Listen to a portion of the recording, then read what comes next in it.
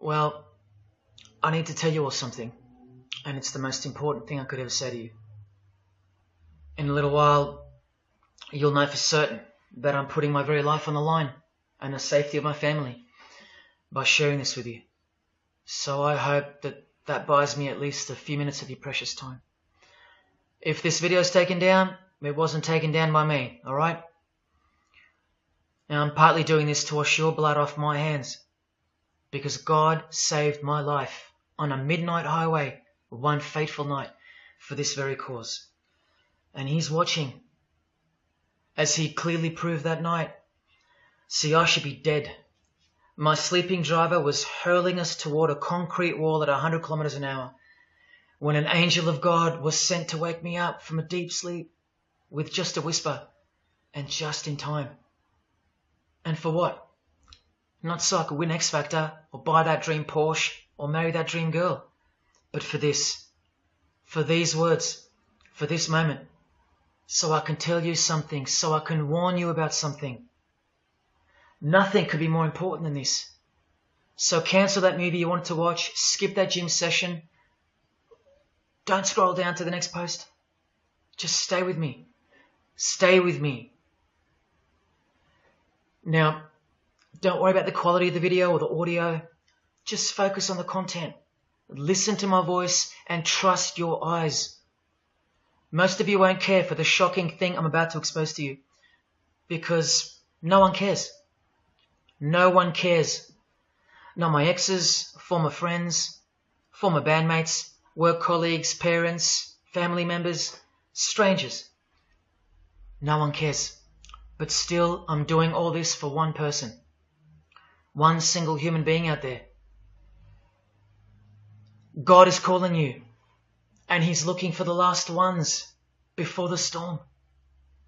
And if you think you know where I'm going with this, please keep watching, because the most important part of this video comes at the end. Now, everything you're about to hear is a fact, and I'll prove it to you. I will leave no room for doubt. And nothing can stop what's coming. So this isn't a call for an uprising, boycott, protest. No. The Titanic is sinking, and it's unstoppable. All I'm going to do is point you to the life raft. And if you want to ignore me, then fine, proceed at your own peril. God knows I've tried. If you want to mock me, then at least share the video. Let others mock me too. Tell your friends. Check this freak out. Anything to help me reach someone who has eyes to see and ears to hear.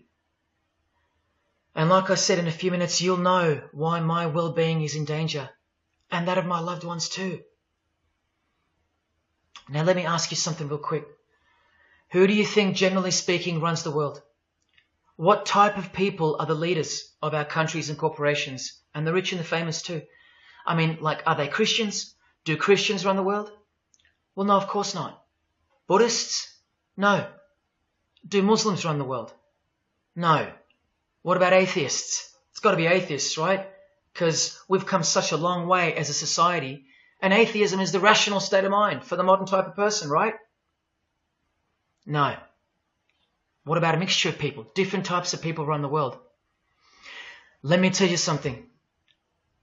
All the leaders from Africa to Europe to the Middle East, Israel, Syria, Iran, all the way to the Americas, all these people, and we'll get to the celebrities in a second, they're not atheists, Buddhists, or Muslims. No. What if I told you that they all belong to the same religion? A secret religion. One that none of them are allowed to talk about. One that you should worry about because it affects you beyond belief in ways that you never imagined. Before I tell you what this worldwide secret religion thinks of you and plans to do to you, let me tell you what this religion is. And how do I know about this religion? Because I used to belong to it. And today I'm renouncing it publicly, breaking my oath of silence, which they imposed upon me and every single other member during ceremonies under the penalty of death. That's why my life is in danger. Every person you're about to see has taken the same oath as I did, over and over, no matter where on earth they're from, including Scott Morrison, your Prime Minister and mine.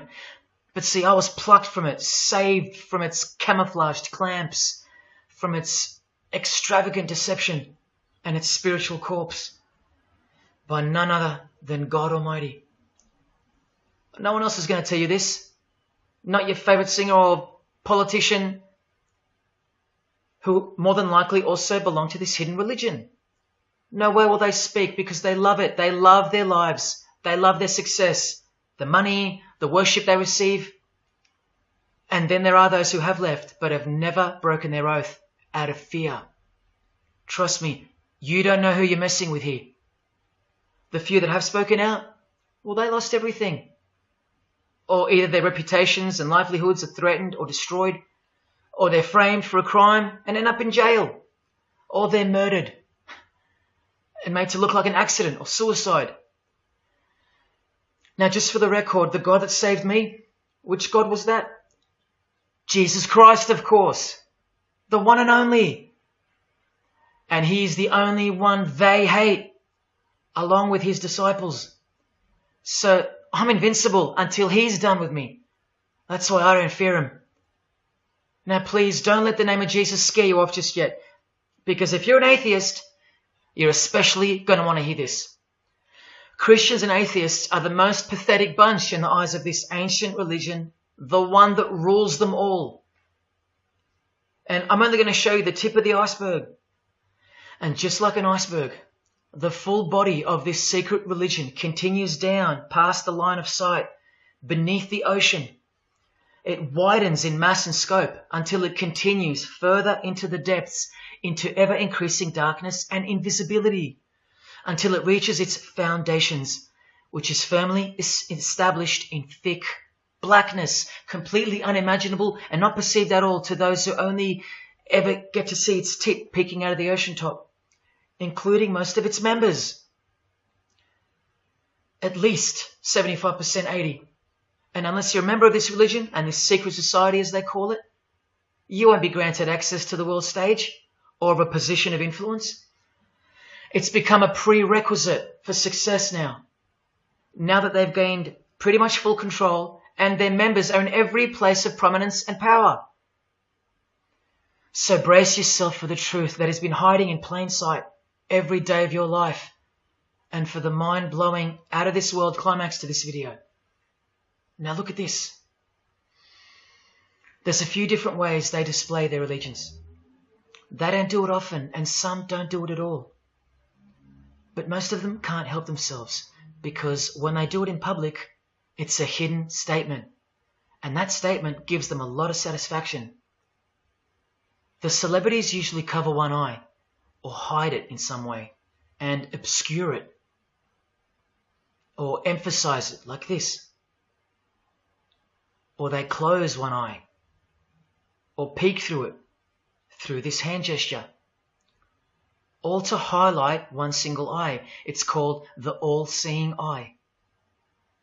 Other times they'll just display a drawn eye somewhere, or a tattoo of it.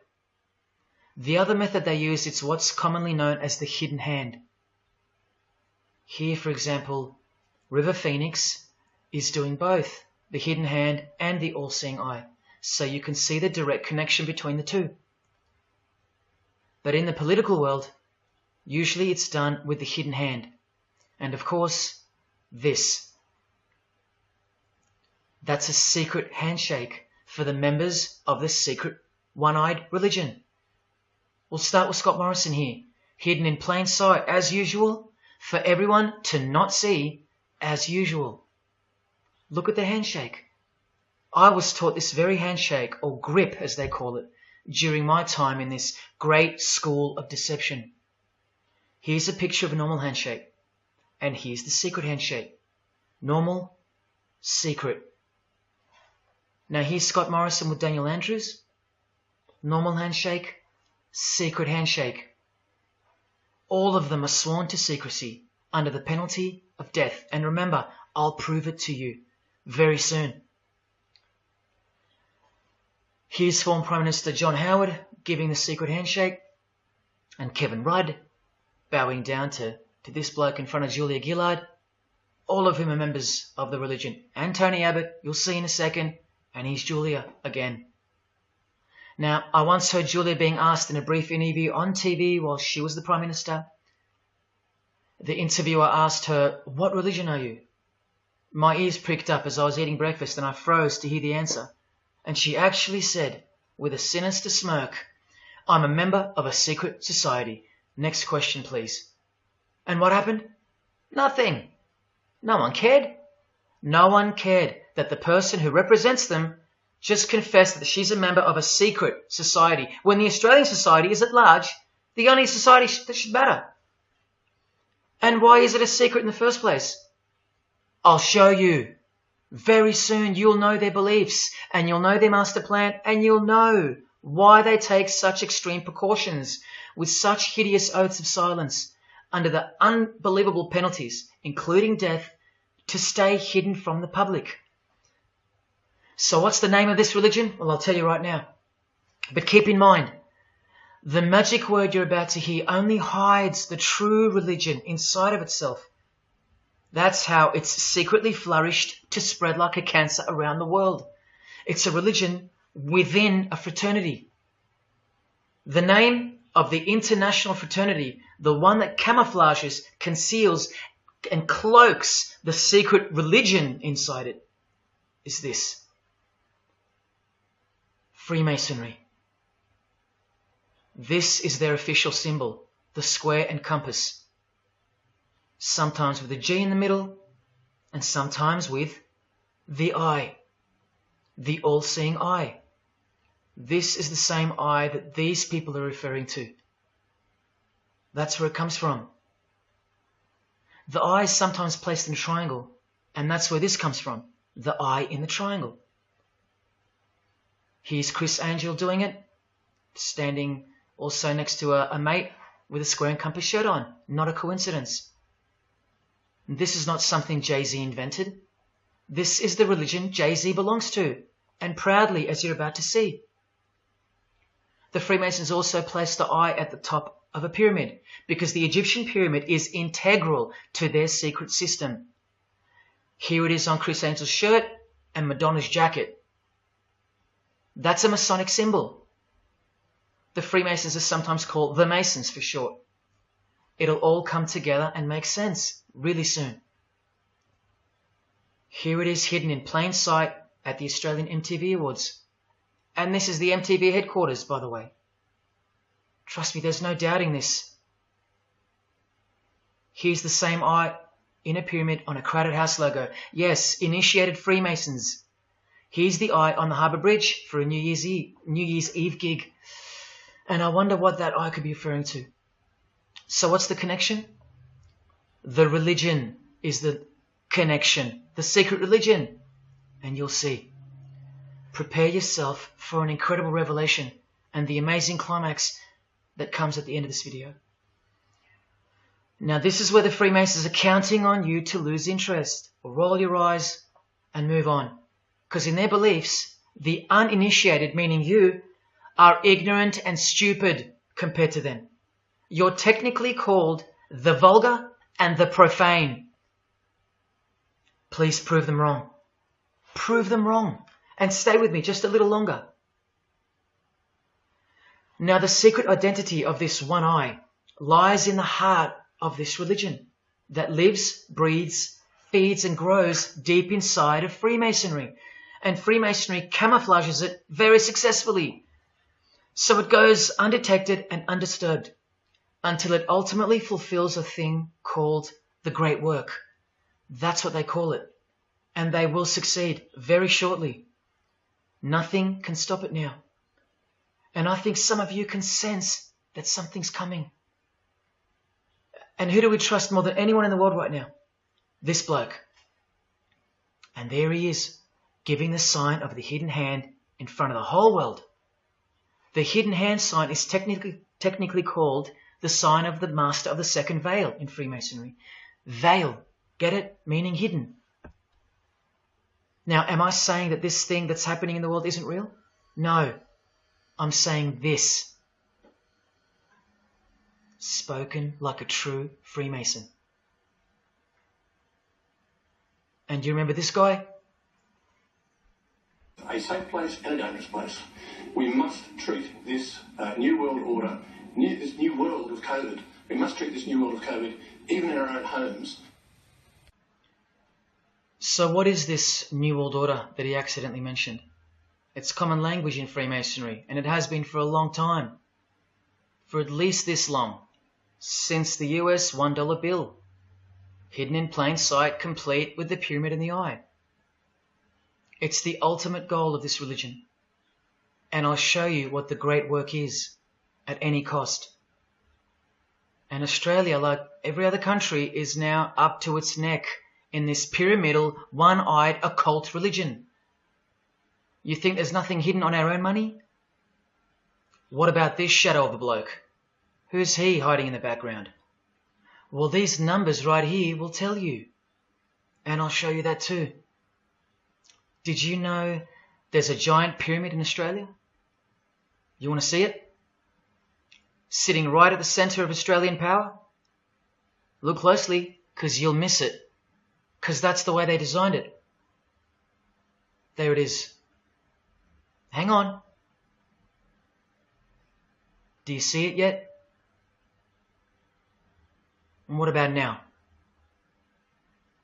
That is the frame of an Egyptian pyramid, which we can now firmly call a Masonic pyramid, complete with a missing capstone. And if you're still in doubt that you're looking at a pyramid, there you go. A perfect to-scale pyramid hiding out of sight inside the giant frame that surrounds it. This is going to be so unbelievable to you that you probably won't believe it. Or if you're that far gone, if you really have lost touch with your own soul, you won't care. And you'll miss the opportunity to have your own eyes open first to the worst news and then to the best news you could ever wish for on this God-forsaken planet in which you're destined to lose everything you have and everything you love until eventually you lose yourself. We have to establish what this religion that's hiding inside of Freemasonry actually is, and we will. And it's shocking, but it's reality. The symbol of the Freemasons itself is not what it seems. It's a squaring compass on the surface, but it conceals something that'll become obvious when I show you. But before we uncloak Freemasonry to see its true nature, its ugly face and its shameful nakedness, because I gave you my word that I'm going to prove it to you. This is the oath they have to take. This is the oath that I took. And your favorite actors and singers, just about all your heroes, just about, even some of your relatives, who probably have no idea what Freemasonry is or was, and why they took such gruesome oaths. So for those who are going to say, my grandfather was a Freemason and he was a great bloke, or don't the Freemasons run that retirement home? Just wait. Because I'm talking to Freemasons here as well. And don't you worry, they're going to come out of the woodworks. But they're all under the oath of secrecy. Don't forget that, no matter who they are. Adele, Neil Finn, Chris Angel, or Scott Morrison. The oath comes first. And here it is. This is taken from an official Masonic publication, not intended for the public. This is Duncan's Ritual of Freemasonry. In brief, I, of my own free will and accord, do hereby promise and swear that I will never reveal any of the secrets, arts, parts, point or points of the Master Mason's degree to any person or persons whomsoever. This I solemnly, sincerely promise and swear, under no less penalty than having my body severed in two, my bowels taken out and burnt to ashes, so no more remembrance be had of so vile and wicked a wretch as I, should I ever violate my Master Mason's obligation. So now you know what they think of me. I'm a vile and wicked wretch for breaking my oath. So how can anyone ever trust a Freemason when he speaks about Freemasonry? Unless you're speaking to a rare breed like me. Never reveal any parts, not even a single point, to anyone. Here's another penalty from another degree, this time from Richardson's Monitor of Freemasonry, a legitimate Masonic publication for instructing and laying out the ritual. binding myself under no less penalty than having my throat cut across, my tongue torn out by the roots, and my body buried in the rough sands of the sea. These are the penalties they swear to. And yes, the lodge has penal authority to execute. This is how they look when they're initiated. They have to remove all their clothing and jewelry, including wedding rings, crucifixes, the most meaningful things to them, no matter what. They have to go, because complete allegiance to the society is required. You're blindfolded at every initiation because you symbolize someone who lives in utter darkness before you receive the light of Freemasonry. And that light will become so obvious to you in a bit. The secret that is being unveiled by incremental degrees to the candidates in the lodge is staring us in the face in daily life. And that truth is pretty scary if all you know and all you have is this world. But they know much more than that. At one point, when the blindfold comes off, this is what you're surrounded by. Blokes dressed like this, holding swords to your face. And that's nothing compared to what comes later. So your own wife or daughter don't qualify for discussion in these matters, unless they too are initiated to the same level as you. So please don't tell me that your grandfather or your neighbour is a Freemason and that there's nothing wrong with Freemasonry. How would you know when they're under oath never to reveal anything to anyone? The whole successful system is constructed by the art of lying to the public and to their own members of lower degrees. And we trust these people? Now here are the illustrations for the signs and handshakes. And you only receive them after the oath has been taken. This is the sign you do upon entering and exiting the ritual room while facing the Grand Master. It stands for throat slit, and it goes like this. A continual reminder of where you are and what awaits you if you have a change of heart or rebellious spirit. And here you have the illustrations of the secret handshakes. Look familiar? And this is the sign of the Master of the Second Veil. See? Purely Masonic.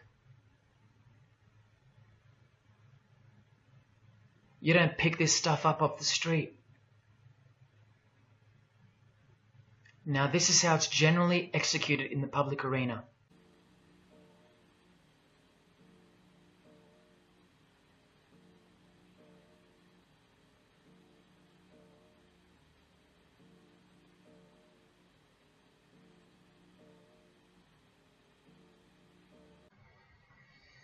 Sneaky, sneaky, huh?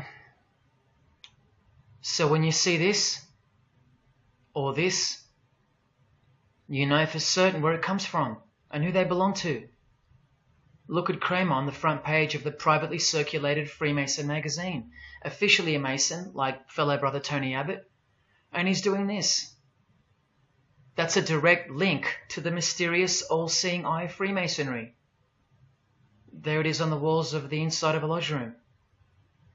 So there's no reason to doubt that those who do this belong to this. This is another sign they do quite prominently. It's the sign of silence. This is from Richardson's Monitor of Freemasonry again, a finger over the lips. Now these signs are slightly morphed over time, so covering the mouth in a variety of ways is the expression of being bound to secrecy and silence. Silence or death, as Little Wayne here is portraying. Here's the oath of a second-degree Freemason on page 21 of Richardson's Monitor of Freemasonry. Binding myself under no less penalty than having my left breast torn open and my heart and vitals taken out, thrown over my left shoulder, should I wilfully transgress any part of this my solemn oath. In this degree, the penalty is to have your whole body dissected, bowels removed and heart cut into pieces and thrown into a field where you are eaten by animals, all to protect the secret religion of the rich, powerful and famous. In the Knights Templar degree, the penalty is to have your head cut off. Listen to this penalty, and this one has happened throughout history more than any other, because it works so well without having to resort to death or the threat of death, and it's easier to execute. Now this applies to all areas of industry. It's done through the ruining of your reputation by fellow Freemasons, pointing him out to the world as an unworthy vagabond, by opposing his interests, making life very hard for you, by deranging his business, by transferring his character wherever he may go, and by exposing him to the contempt of the whole fraternity, the secret society, and the world. Wow. How many people do you think they've threatened, ruined, framed, cheated, and utterly destroyed to protect their secret religion? And in case you think the Masonic Lodge hasn't got the authority over the initiates, especially the ones in the high degrees, this is from the Encyclopedia of Freemasonry. Under mandate, the orders and decrees of the Grand Master or of a Grand Lodge are called mandates, and implicit obedience to them is a Masonic obligation. And in Sickles' Monitor of Freemasonry, you plainly see they have a right to kill. A lodge has a right to exercise penal authority over its members, exercise the penalties. So don't let a Mason tell you, oh no, that's just symbolic, the oath. Their laws are above the law of the land, and the proof are the oaths themselves. Because in normal society, you can't ask someone to accept having their throat slit as a penalty in order to be a member of any club or workplace. Unheard of. But not in Freemasonry, not in the secret society world. I told you, you don't know who you're dealing with and what's coming for us all. Here's what they think of the public. Here in speaking to the candidate, it's stated, but have a care not to defile the sanctuary by a spirit of curiosity, meaning don't try to join us just for fun. And take care not to increase the number of the vulgar and profane, meaning don't invite too many outsiders to join because they're vulgar and they're profane. This is more or less an invitation-only fraternity. Here from the Encyclopedia of Freemasonry again, written for Masons only and written by 33rd degree Masonic legend Albert Mackey, stating the same thing. Masonic definition of profane. One who is ignorant of the sacred rites of Freemasonry. One who is not allowed to enter the temple and behold the mysteries. And here, being uninitiated. That's the world at large. And here, from this old ritual book written by the same legendary author, in the 33rd degree initiation, the Mason drinks wine from a human skull, which has been the cause for a few to leave Masonry, because they wonder, whose skull is this? In the 30th degree, part of the ritual involves stabbing skulls. Illustrated right here. The process of submitting the member further and further involves things like this. See, the candidate who's seeking admission into the next degree to receive more light has to be humiliated and intimidated. This guy here has his foot on the candidate's head. This is what our celebrities and politicians and the most prominent members of our society have done and continue to do. No one is exempt from this. And this is the intimidating and frightening path that you must take that binds you to the secret society before you are revealed the true beliefs of the religion. So can you see the risks I'm taking? You have to stay till the end. Don't let me down. Don't let yourself down or your fellow man. Believe me, it'll be worth it. Now here's one of the 3 greatest Freemasons of all time, who actually helped construct the 33 degrees or rituals of modern Freemasonry, Albert Pike. A hideous man with a deeply complicated mind, and one who will soon help you to see who they really are. This is how important he is to Freemasonry. He's buried here, in the House of the Temple, a Washington Masonic Lodge, just around the corner from the White House. He was called the Grand Commander, Sovereign Pontiff of Universal Freemasonry, a giant of this secret society, the only Confederate general who has his own statue. And who were the Confederates? The dudes that fought for slavery, not against it, defeated by Abraham Lincoln, who was surrounded by these Freemasons, and who was assassinated by this one, John Wilkes Booth, doing the same sign of the master of the second veil. A Freemason assassinated Abraham Lincoln. Undisputable when you have the eyes to see. Now, Albert Pike writes in his colossal work, which some refer to as the Bible of Freemasonry, called Morals and Dogma, and on page 113 he says, "What can there be in common between the vile multitudes and the sublime wisdom?" That's what Freemasons possess, sublime wisdom. That's what their secret is. It's sublime. The secret I'll reveal to you. Now, just quickly, here's Freemason Kanye West.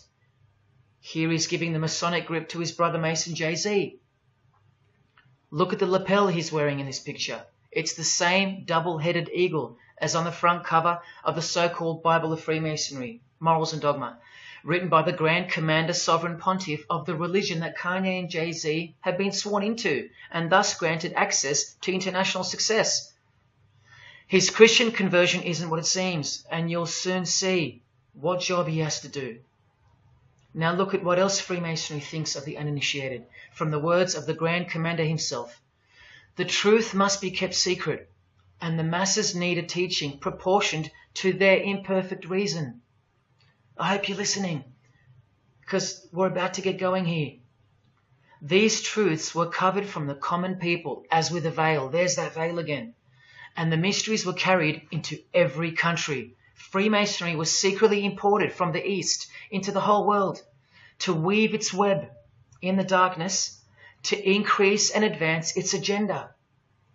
The sages, meaning the enlightened ones, always had an esoteric creed, unknown to the vulgar.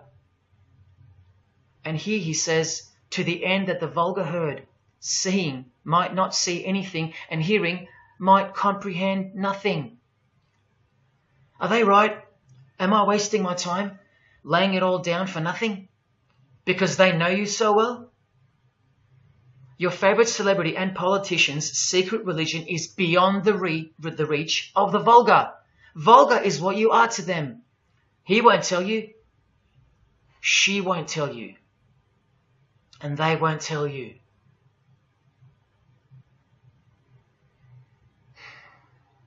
Because the other obscene penalties from the rituals of Freemasonry include having your ear and hand chopped off, or both hands, being hung in your own home, and my personal favourite, having the top of your skull cut off so your brain is cooked in the sun. Now, can you imagine what they're hiding? And then the ritual monitor goes on to illustrate the same secret handshakes and signs. Hidden hand, sign of silence. These people mocking us, sometimes to our face with their symbolism, while we respect them, admire them, and sometimes even love them and idolize them.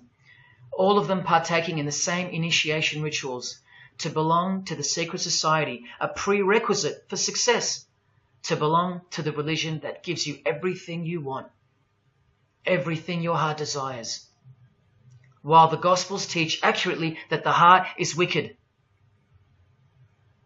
Now here is a practical example of how Freemasonry comes first, even above the title of president. Here's a portrait of George Washington doing the sign of the Master of the Second Veil, and here, Freemason, before and above president. And if you think that's just by chance that they put the word Freemason above president, then here, read this genuine quote from Harry Truman. This should tell you how deep the consequences of Masonic initiation go and what lies deep within. It's Freemasonry above everything else. There's the Queen showing her allegiance over and over. And here's the Queen leaving a very special hospital with a very special nurse. And this was the Queen's father, fully dressed in his Masonic regalia and that God-forsaken apron they wear, which also hides something, just like the square and compass. In fact, what the apron hides is what the square and compass really represents. And it's staring you right in the face. Can you see it yet? Prince Charles, handshake, hidden hand. Prince Harry, Prince William, And here is the Grand Master of English Freemasonry, Prince Edward, also in full gear. What a lovely looking chap. And now he's giving the Masonic grip in front of this stone that was placed there to memorialize his visit to Cape Town Lodge. And what about this guy? Prince Philip, husband of the Queen. Do you remember him saying this? Yeah, and here's the article in case you think he didn't. Initiated member. Do you slowly see what the Masonic mindset is? We are beneath them. And the craziest thing is, if they can turn you into what they think of you, then you deserve what's coming. It's a natural law. It's the law of nature. And I'll soon show you their real Bible, for lack of a better term, which justifies it all, and the one which guides their morals. And it makes a lot of sense, because the power of the deceptive phenomenon of Freemasonry lies in the fact that it contains real truth, intertwined with untruth. Now, this actual book that guides their morals and plans, it isn't written by hand, and it's been around longer than the Bible. So they think it's purer, sublime as they call it. And it's the foundation on which the religion is built upon. And that Bible, so-called, that unwritten Bible, is the key to unlocking its secrets. I'm going to hand you that key. And it's all going to come together like a flood. So they're going to own it all by their own words and actions. And they're going to introduce us to a new system of life, but only after a number of shocking events take place, which I'm so close to telling you about. But first, I have to tell you the name of the secret religion and the identity of the I. Now, for the few of you that think of hospitals and charities and nursing homes when you hear the word Freemason, a word which I soon hope to never speak again after this video, well, it's a front, a cover story, and like everything else in this presentation, I'm going to show you. This too is for the poor Freemasons that are going to have the call to make an appearance in the comments section trying to defend their beloved fraternity. This is 33rd degree Freemason Manly Hall, who was named Freemason of the Century by the Scottish Rite Journal in 1990. And you'd be surprised how many Masons haven't heard of him, because they don't bother entering the Masonic library and searching out the mysteries themselves. These same Masons think they know something, and they parade themselves on websites and social media, calling people like me, oh, he's just an anti-Mason, anti-Mason. Blind fools at best, deceivers at worst. Well, the Freemason of the Century wrote in this book, and in this chapter, Freemasonry is a fraternity within a fraternity, an outer organization, concealing an inner brotherhood of the elect. One visible and the other invisible. The visible society is a splendid camaraderie of free and accepted men and women, enjoined to devote themselves to ethical, educational, fraternal, patriotic and humanitarian causes and concerns like hospitals and charities.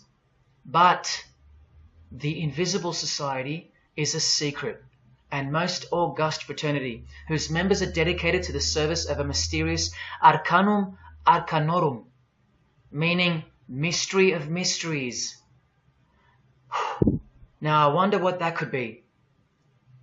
So once again, don't listen to the lost or deceptive Masons that'll come here trying to cheat you from the truth, telling you that I don't know what I'm talking about or calling me an anti-Mason. Because there you just heard it. There's a Masonry for the majority of Masons, and then there's the real thing, the secret religion, which should shock you when it's announced. These same lost or deceptive Masons also love to repeat, like parrots, that Freemasonry is not a religion. Well, what does the Freemason of the Century have to say about that? From this book, he writes, Masonry is essentially a religious order. Not just a little bit religious, but essential.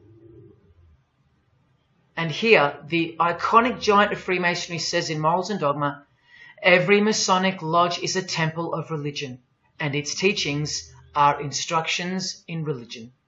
So please, Sit down, Masons, because Freemasonry is a religion.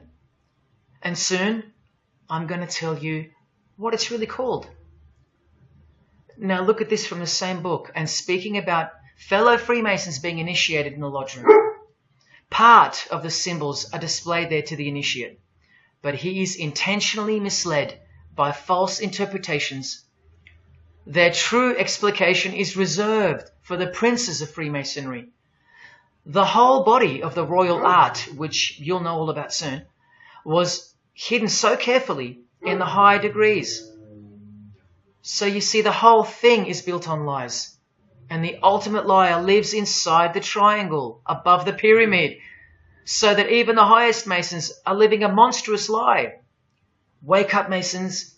Even you are deceived, just as the public is. Unless, of course, you're hungry enough to want to acquire all the power and climb up that pyramid closer to the eye that sees all. In that case, close your mouth, go back to your lodge, and good luck to you. Or, of course, grow some kahunas and be honest. But then you can't, right? Because you'd be breaking your oath. Sad.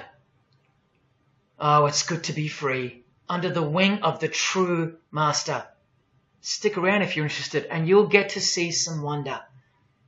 When I pull that cloak called Freemasonry right off, and those that are still here watching will get to see the true colours of the nakedness and the horror of the Masonic Lodge, and the religion that rules them all. Another thing that Masons will repeatedly say is that this has nothing to do with Freemasonry, and it's just a conspiracy theory. Well, the 33rd degree Freemason of the century also wrote this book about 100 years ago, The Secret Destiny of America. And look at the front cover. And I'll tell you why America is so important for the ultimate goal of the secret society. It's disturbing, but it's also essential in understanding the near future and what's going to take place.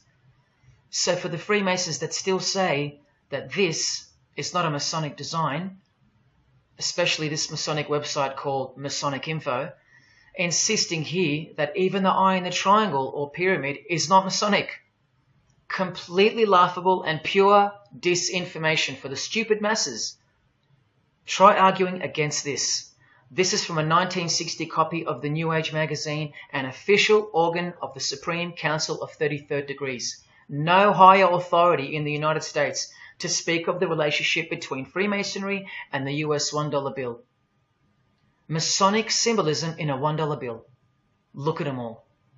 13 leaves, 13 bars, 13 feathers, so on and so forth. And of course, this, the Masonic all-seeing eye, located in the pyramid. So, you think this is a conspiracy theory or just a plain conspiracy?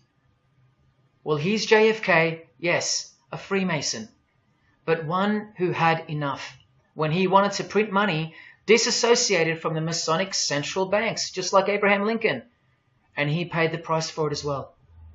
Listen to the speech we never hear about in school. More proof that they control the education system here and everywhere. Please, just have a quick listen to this. Ladies and gentlemen, the very word secrecy is repugnant in a free and open society, and we are, as a people, inherently and historically opposed to secret societies, to secret oaths, and to secret proceedings. For we are opposed around the world by a monolithic and ruthless conspiracy that relies primarily on covert means. I am asking your help in the tremendous task of informing and alerting the American people.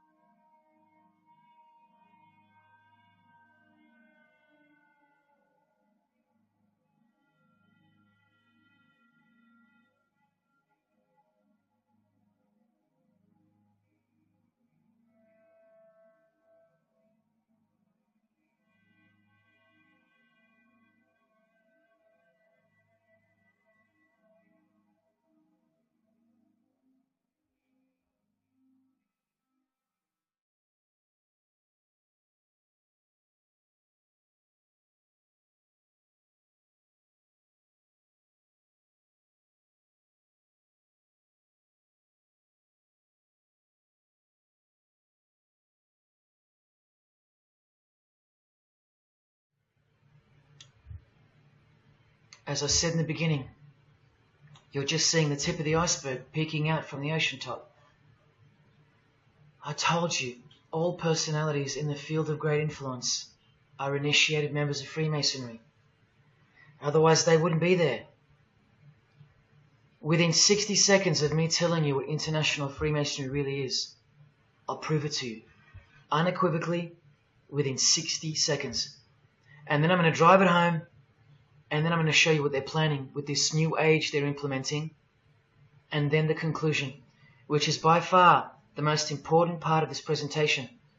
So when you hear me tell you the truth in just a moment, don't switch off in disbelief because you can't believe that your favorite idol or whoever could possibly be involved, like you know them or something.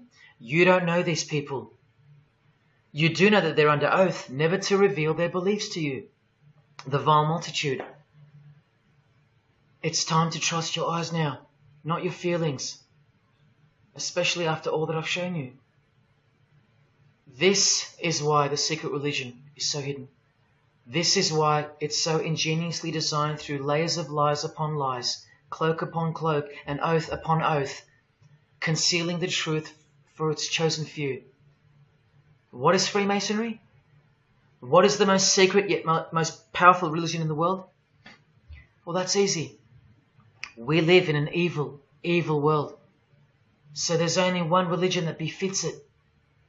Freemasonry is Satanism in disguise. Now start the clock. From Morals and Dogma, prepared for the Supreme Council for 33rd degree. That's the highest degree in Freemasonry, and written by the undisputed heavyweight champion of modern Freemasonry, Albert Pike. On page 321, he boldly states, Lucifer, the light bearer. Strange and mysterious name to give to the spirit of darkness. Lucifer, son of the morning. Is it he who bears the light? Doubt it not. Did you hear that? Lucifer is God, and do not doubt it. Come on now, stay with me. Here from the Encyclopedia of Freemasonry, written by 33rd degree Freemason, a beloved member of the craft, Albert Mackey. He tells us whose name represents the good principle in Freemasonry's secret worldview.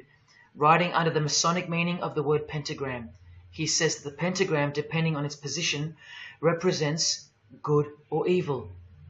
See how he puts the positive aspect in the first position? Good first, evil second. Good or evil, light or darkness, victory or death, initiation or profanation, Lucifer or Vesper. Lucifer is good. Lucifer is light. Lucifer is victory. And Lucifer is true initiation. See, if you're not initiated, you're profane. If you haven't figured out that God is Lucifer, you're vulgar and profane. You're stupid, in their own words. That's the beginning of their big secret. God is the devil, and we're already in hell right now. Now from the Freemason of the Century, Manly Hall, and this will make it 3 out of 3 legends of Freemasonry stating the same thing. In The Lost Keys of Freemasonry on page 76, when the Mason learns that the key to the warrior on the block is the proper application of the dynamo of living power, he has learned the mystery of his craft. The seething, surging energies of Lucifer are in his hands. Do you see? The world's hidden religion, with its universal one-eye symbolism, who was revealed slowly and by degrees only to its dedicated members, is Satanism, or Luciferianism as they prefer to call it. Now all the oaths make sense, don't they? Now all the rituals make sense. Now all the penalties make sense. And their secret signs and symbols and handshakes all make sense. While the bulk of Freemasons make the external image of the fraternity and know nothing of who rules over them and who or what they're protecting. But which craft do you think the Freemason of the Century is talking about here? Which craft? Which craft? Which craft? witchcraft. You need to slowly wake up now. Witchcraft is the royal art of Freemasonry, jealously guarded and reserved for the few. I'll show you clear as day that this is in fact true. This is the symbol of Satanism. And this is the symbol of the lodge of female Freemasonry called the Order of the Eastern Star. Look at that. Satanism, Freemasonry.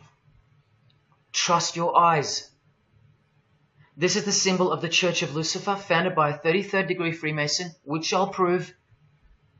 Look at the Masonic square and compass in the design. The Church of Satan and Lucifer, two sides of the same coin, nurtured and brought to an organized international level of power and influence by Freemasonry, in secret, and all done right under our noses. And if you think that your politicians or religious leaders or favorite idols can't be a part of this, you have to try and snap out of it, or suspend your everyday beliefs just for a moment, and I will clearly show you how it's not only possible, but it's actual. Please, I feel like it's now or never. If you don't get a glimpse of this now, then when? Who else is going to tell you this? When will you next be confronted with this? This is reality. And as much as you thought that ordinary people came into positions of power through hard work or concern for society or family connections, combined with brains and talent, that's not the case. That's the fantasy. This is the reality. They all go through Freemasonry. You think that Sam Worthington was so talented that he was picked over all those American actors to star in Avatar? Of course not. He was a Freemason. And so was the director, James Cameron, of the highest caliber. You have to remember that to them, Lucifer is good. Lucifer is the liberator. Jesus is the suppressor. Lucifer is pure love. Jesus is impure love. Lucifer left heaven for you. Jesus was crucified because he was a false Messiah. The world has always been deceptive, and we have been magnificently deceived. Here is an incredible example. Pay attention. This should blow your mind. Charles Darwin, the father of atheism and rationalism, was an initiated Freemason, doing the hidden hand of Freemasonry in this picture, and the vow of silence in this one. This would have remained unknown to us because no one's going to teach us this. But now we have the tools to see his beliefs, not through his words, but through his signs and symbols. I told you they can't help but to show off their religions, because they think we're stupid, vile, and ignorant. And I've proven that to you as well. So once again, are you going to prove them right by switching off and ignoring this? Well, unfortunately, more than 90% of you will. What I'm giving you here is priceless knowledge, because no amount of money or success can substitute its importance. And I'm risking everything but my own salvation to share it with you. If only for the few of you. Think about what you've just seen here with Charles Darwin, because I don't know if you got it. You cannot be accepted as a candidate of Freemasonry unless you believe in a supreme being, as exemplified here with Phil Collins, speculated by some to be an atheist, but this seems impossible because, being a Freemason, he has to believe in a higher power, or more accurately, supreme being, and I can personally vouch for that. And look here in the Masonic Oath itself. The candidate says, "I will not aid or be present at the initiation of an atheist, a madman, or a fool." Freemasonry believes that to be an atheist is to be the equivalent of a madman. And they're right.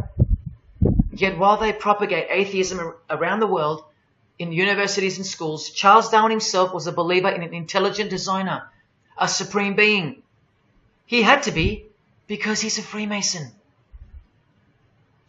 And that intelligent designer that gave birth to us is named Lucifer in the highest degrees of Freemasonry. See? Never tell. He lied to you, because that's what Freemasons do. The whole thing is a giant lie that was carefully constructed by mutilating the truth, because mutilated truths make the most successful lies. This is the secret to their success, a lying tongue and a lying spirit from the 1st degree to the 33rd degree, to each other and to us. I've proven that as well. And what did Jesus, how did he describe their God? The father of lies. How accurate. The one who comes to cheat, kill and destroy. How accurate again when I tell you their plans. Look here, Charles Darwin is noted as an influential figure by the Satanic Temple. And proof for them, apart from the intelligent design that is all around us, that Lucifer is real and that he's the god of this realm, is the power of witchcraft or magic. Magic works because there's a hierarchy or a pyramidal power structure in the spirit realm, a realm devoid of any love for you. And these spirits can be conjured up and summoned by the practitioners of the royal art of Freemasonry. They ask for something in return, however. Listen to Bob Dylan, a Freemason. Hidden hand, one-eye symbolism. Out here doing these songs, you're still on tour. I do, but I don't take it for granted. Why do you still do it? Why are you still out here? Well, it goes back to the destiny thing. I made a bargain with it, a long time ago, and I'm holding up my hand. What was your bargain? To get where I am now. Should I ask who you made the bargain with? with the chief commander. On this earth? And this earth, and then in a world we can't see. How does one communicate with Bob Dylan's chief commander, Lucifer? By the jealously guarded royal art of Freemasonry, witchcraft. This is from the Encyclopedia of American Religions. Secrecy is bolstered by a system of initiations and degrees, the Freemasonic system. The material which is kept secret is the magical knowledge of the group. This knowledge may consist of rituals and powerful magical formulas. Do you think J.K. Rowling isn't a Luciferian? In this article, J.K. Rowling reveals the inspiration behind the Deathly Hallows symbol. And what is it? The Masonic squaring compass, with the one eye that all the celebrities mimic. That's the inspiration. They're all members of the secret society. If you think that doesn't prove anything, here she is with her new tattoo. It says Solve Coagula. Also a song title by fellow Freemason Marilyn Manson. And where does it come from? Here, the Baphomet. The image of Lucifer as conceptualized by another Freemason, Eliphas Levi, in his book, The Doctrine of Transcendental Magic. This horrid thing, with breasts, a penis, and a goat's head with 2 horns, has these words written on its arms, Solve Coagula. The impact of the meaning of these 2 words should disturb you to soberness when I tell you about them. Because apart from other things, they involve the process in which the new system will be implemented at unbelievable cost to you and I. Here's a statue of the Baphomet at the temple, Satanic Temple, complete with 2 little kids admiring it. That's J.K. Rowling's religion, Satanism. The secret religion for the highly evolved and the highly successful. Welcome to the real world. The same Masonic author writes in The Doctrine of Transcendental Magic, in the ceremonies practiced at reception by all secret societies, there are found indications of a doctrine which is everywhere carefully concealed, and that is witchcraft. And in his History of Magic, he tells us it is the royal art.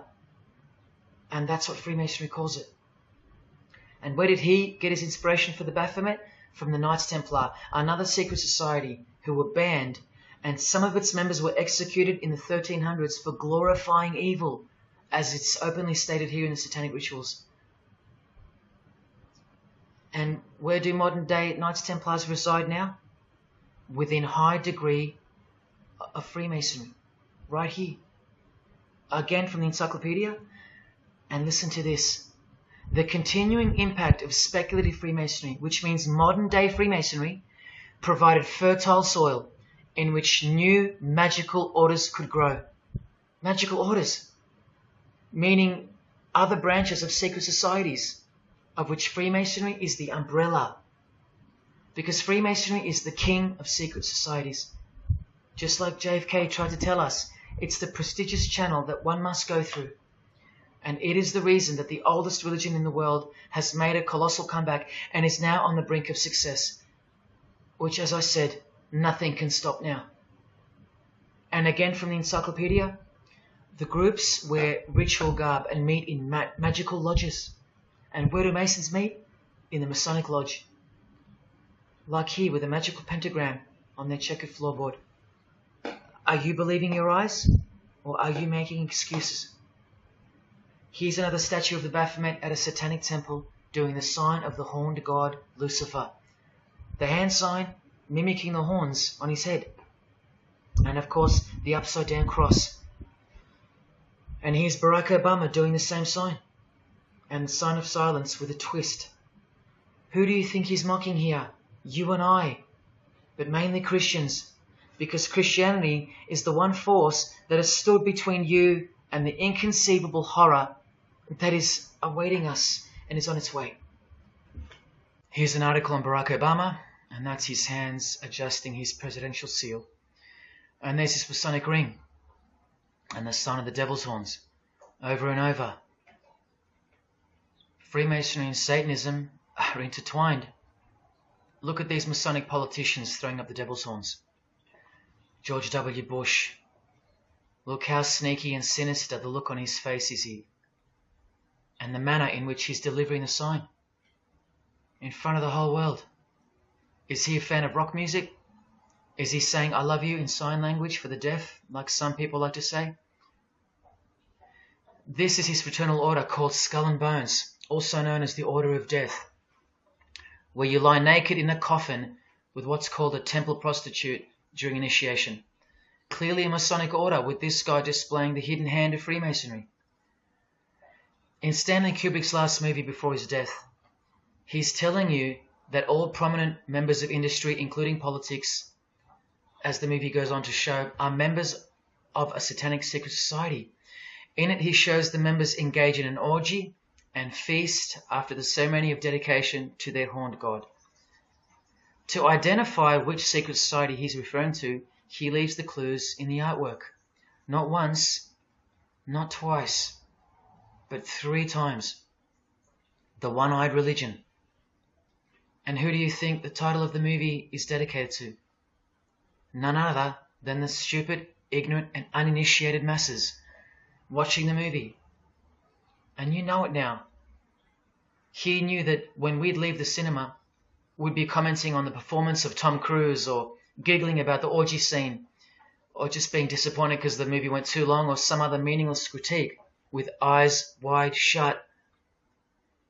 Look at the cover of his other movie, A Clockwork Orange. The eye on top of the pyramid. And on his shirt, the word devil in Italian. Let me take it up a notch, in case this isn't registering. Listen to the founder of the Satanic Church, Anton LaVey, tell us in his book, The Satanic Rituals, which is a companion to the Satanic Bible, Masonic orders have contained the most influential men in many governments, and virtually every occult order has many Masonic roots. This is back in 1972 he said this. Now 40 years later it should read all governments, not many. And why is the founder of the Church of Satan talking about Freemasonry, the most respectable and charitable fraternity in the world, that no one seems to talk about and that we never hear about in school? This is why. Because the Satanic Ritual is a blend of Gnostic, Kabbalistic, Hermetic, and Masonic elements. That's crazy because Freemasonry is a blend of Gnostic, Kabbalistic, and Hermetic elements too. Any Masonic writer will confirm that. But how can that be? Because Freemasonry is Satanism in disguise. On page 106, every rite of the Black Order employed Masonic principles. Every rite of these Black Orders, one of which was called Freunden von Lucifer, which translates to Friends of Lucifer. And guess what? There are numerous manifestations of Satanism in Masonic ritual, including the goat, the coffin, and the death's head. Please awaken, O sleeper, and let the glorious light of the truth dawn upon your sleepy eyes. How did Freemasonry get away with this? Just like Jesus, the greatest enemy of theirs, said they would, by dressing the wolves as sheep. A satanic underground carefully cloaked in Christian trappings. That's how Freemasonry got away with it. We can't find out about it because they run the media and the education system clearly. John F. Kennedy was brutally assassinated after he attempted to inform us that we are opposed around the world by a monolithic conspiracy. Did he know that Lucifer was the god of Freemasonry? I don't know. The Grand Master of my lodge, who was the mayor of the city, was a 32nd degree Freemason. That's one short of the top, one short of the true beginning of the secret religion, and he had no idea what Freemasonry really was. After 42 years in the lodge, they never invited him into the 33rd degree initiation because he couldn't see past the Christian trappings, as they were designed to do exactly that, trap the Christian, or trap anyone else who was too sensitive to behold the truth. Thus, Freemasonry could halt their progress at any time without suspicion, because it's a rare thing to reach the 33rd degree, and every Freemason knows that. So that there are no rude awakenings that take place with those that aren't ready to embrace Lucifer as the true god of Freemasonry and the world. This is an ingenious system, birthed by what must have been demonic inspiration. Anton LaVey says that this ingenious system I speak of serves as a rudimentary screening process for organized Satanism. Exactly right. It's a filtering process, as I've said earlier. An international filtering process from which men and women are picked and permitted to enter the world stage. And I'm saying all this for those who naively think that politics and magic ritual do not mix. That's the founder of the Satanic Church. He admits that. Admissions that were never heeded because no one cares. How else did the Freemasons pull the wool over our eyes? The companion to the Satanic Bible tells us that as well. By filling the world with fools. And who's the biggest fool in the eyes of Freemasonry? An atheist. From the Encyclopedia of Freemasonry. One who does not believe in the existence of God. Such a state of mind can only arise from the ignorance of stupidity. All this time, you're laughing at Christians, and the Freemasons are laughing at you. Here's Brad Pitt, wearing his Masonic ring and covering his eye. Now here's a genuine quote from Brad Pitt, the Freemason. In short, I could really try on something different for myself. That was Satanism. It's working out really well. I made a pact. That's why. You don't believe him? Bob Dylan does. And the hand sign they all do. Allow me to show you what it symbolizes. And now that you know what you know, it should make sense to you. It stands for 666. Yes, indeed. Satan's number, foretold by Jesus Christ. Now just hang on, let me prove it to you. Here it is for all to see on this shirt design, worn by Guns N' Roses guitarist Slash. See the I in the middle of the 6? Repeated 3 times. That's 666. In this one, the design in the shirt is clearly demonstrated by the person wearing it.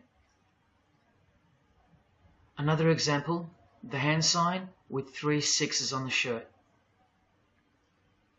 Here's a movie poster, the hand sign and the 6 on his lapel. Connect the dots. Here's Don Cheadle, the hand sign, and here he covers one eye with the dice. What's the number on the dice that he holds toward the camera? 6. There's literally 3 6s that manifest in the hand sign itself, like this. That's why they do it. Here's Drake with the most obvious example, holding up the hand sign with the all-seeing eye of Lucifer on his bicep. And here, blatantly connecting the 6 to the hand sign on the artwork to one of his songs. The hand sign over one eye, obviously signifying a 6. This is proof. The number is mystical and it's grounded in reality, and it's related to sex rituals within witchcraft. You'll see, I'll show you. But if that's not enough, there. Drake is clearly intending that hand sign to be a way of communicating the number 666. A hater of Christianity and Jesus Christ. But I wonder why. He has everything he desires. Christians aren't suppressing him. He doesn't hate Buddha or Muhammad. None of them do. No. Jesus is who they hate. But they protect Freemasonry by communicating its presence in their lives, not by word, but by symbols and signs. Disciples of Lucifer. While you don't believe it, they take it very seriously, and they mock you by displaying it in your face. They know the truth. The chief commander, the one at the top of the pyramid, is Satan, the god of this world, just like Jesus told you who he is. Britney Spears doing the 666 over the eye, and look at this. The devil's horns while she wears the seal of the US $1 bill, designed by Freemasons. You know why now. You just have to stop denying it. Freemasonry is Satanism in disguise. This is how they tell you. Let's go to Britney's close friend, whom she tongue-kissed in front of the world, sexualized as these people are, and for all the girls out there to be inspired and corrupted by. Madonna, wearing the same Masonic design as Britney. 666 hand sign, the one eye symbolism, and the vow of silence. The vow of silence with her fellow practitioner of witchcraft. The Masonic eye in the triangle behind her, and now the upside down cross of Christ on her outfit. A member of the secret society who hates Jesus with a passion, as you can see here with Lucifer, the god of Freemasonry, giving her oral sex. Deep despisers of Christianity. Are you wondering why yet? The sign of the devil's horns here, meaningfully placed and done with precise intent, like with all of them. And here teaching her poor children to follow in her footsteps. Truly only God knows how many young people she's perverted in her career, all orchestrated by Freemasonry. Here's the founder of the Church of Satan again, Anton LaVey, showing the horn sign. The horned god of the witches, as illustrated by Una Woodruff in her book Witches. And here, with a member of the Agora sect of Hinduism partaking in a ritual of the oldest religion of the world. She's drinking blood here from what? A human skull. Sound familiar? That's right. That's what all the high-level Freemasons do, except they use wine, until they themselves are invited into the secret religion. It's ritualistically done to gain magical abilities, not a myth. And look at her hand sign. It's also known as the El Diablo. Do you still think this hand sign is a joke, or it's misunderstood or misrepresented by people like me? Look at the cover of Anton's other book called Satan Speaks. Look at the eye. He has one eye emphasized. Can you see? What about the image of Lucifer in the Satanic Temple? Look at the right eye. It's darkened. You ready for this? From the Bible. And this passage is thousands of years old. Woe to the worthless shepherd. His right arm shall be completely withered, and his right eye shall be utterly darkened. Where do you think this hatred for Jesus comes from? Do you think it's because we've outgrown it? Or because it speaks the truth? Who do you think this worthless shepherd with one eye darkened is? And who said, I am the good shepherd? Who said that? Jesus Christ is the good shepherd, not the worthless shepherd with one eye. You think this is all just a coincidence? Just hang tight a little longer and you will see some wonder. Here's Anton LaVey with Freemason Marilyn Manson, and here's Marilyn covering his eye. In case you forgot that this is the eye of Freemasonry, the international religion they all belong to. Here he is giving the sign of the master of the second veil, the hidden hand of Freemasonry, along with his Masonic ring. You know how many presidents and journalists and common men have tried to expose Freemasonry? Or get it shut down, get it banned? Well, those days are long gone. Marilyn Manson, the Freemason who tears the Bible into pieces on stage during his performances, he captured the fundamental purpose of Freemasonry's existence very well when he said in an interview with Spin magazine in 1996, "Hopefully I'll be remembered as the person who brought an end to Christianity," echoing the dreams of grandeur, just like his spiritual father. Now Kesha, one-eye symbolism of Freemasonry, the eye in the triangle, and the sign of silence. So she's a member. And behold, an inverted cross in her music video, inverted cross on her outfit, and a satanic pentagram on this outfit, just like the symbol of female Freemasonry. You think none of these Freemasons look like witches? Really? And none of these witches in the making? Remember, 90% of them don't know what they're serving, or what they're doing there, or why they're taking oaths of such silence and such penalty. Avril Lavigne does, showing her allegiance with the one-eye symbolism, participating in lesbianism in a video, influencing the masses, subtly stealing her innocence. And what's on her helmet? One eye.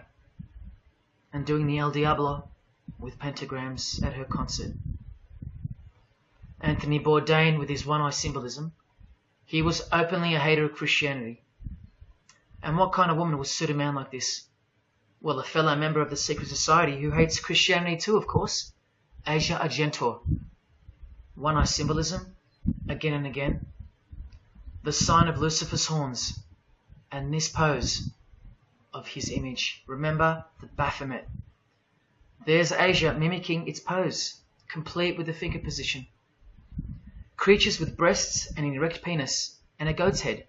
You know, things you find normal now, thanks to international Freemasonry, normalizing evil and filth through multiple levels of and avenues of propaganda and influence, including television, movies, music videos, schools, education, through legislation, through passing of laws to protect the evil nature, and of course through your favorite idols. Chris Hemsworth, just your everyday good Aussie bloke? I'm afraid not. One-eye symbolism and the sign of silence, both of which mean he's taken all the disgusting oaths of Freemasonry under the penalty of death, thus catapulting him over the competition, never to promote Christian values or Jesus Christ again. The 666 hand sign, and now, see how the hand symbol makes sense? Amber Heard, who was married to this Freemason, who's best friends with this Freemason. I told you they only date, marry and associate with their secret society. Here with the 666 over one eye, and this tweet. I think it's a tweet, I don't know. Look at the one eye closed, darkened if you will, and identifying its meaning with the devil's hand symbol. Of course, she camouflages the whole thing with her misdirecting words for the dumb masses. But we can see through that now, right? Oh, look, it's Elon Musk replying. He's a fan of Amber Heard. Or is there more to it? Good sign, he says. The sign of the devil's horns. The fertility god. The sex god. That's what he's referring to. Why on earth would he point that out? You know why. But to be sure, let's go to his wife or girlfriend, Grimes. One eye. And whose eye is it? You know that too now. The God of this world, who hates Jesus Christ just like she does. 2 inverted crosses of Christ and the pentagram. And what about Elon's mother? Of course, all members of the secret society. Most of us who never even knew it existed. Blink 182, initiated member with some of his secret brothers from the lodge. Vow of silence. Sign of the devil. Cyndi Lauper, all-seeing eye. Vow of silence. the sign of the god of this world. Christian Bale, who thanked Satan at an award show, doing the sign of the master of the second veil, the hidden hand of Freemasonry. Ashley Tisdale, all-seeing eye, social media post, and hanging out with her boyfriend, who proudly wears the satanic cross.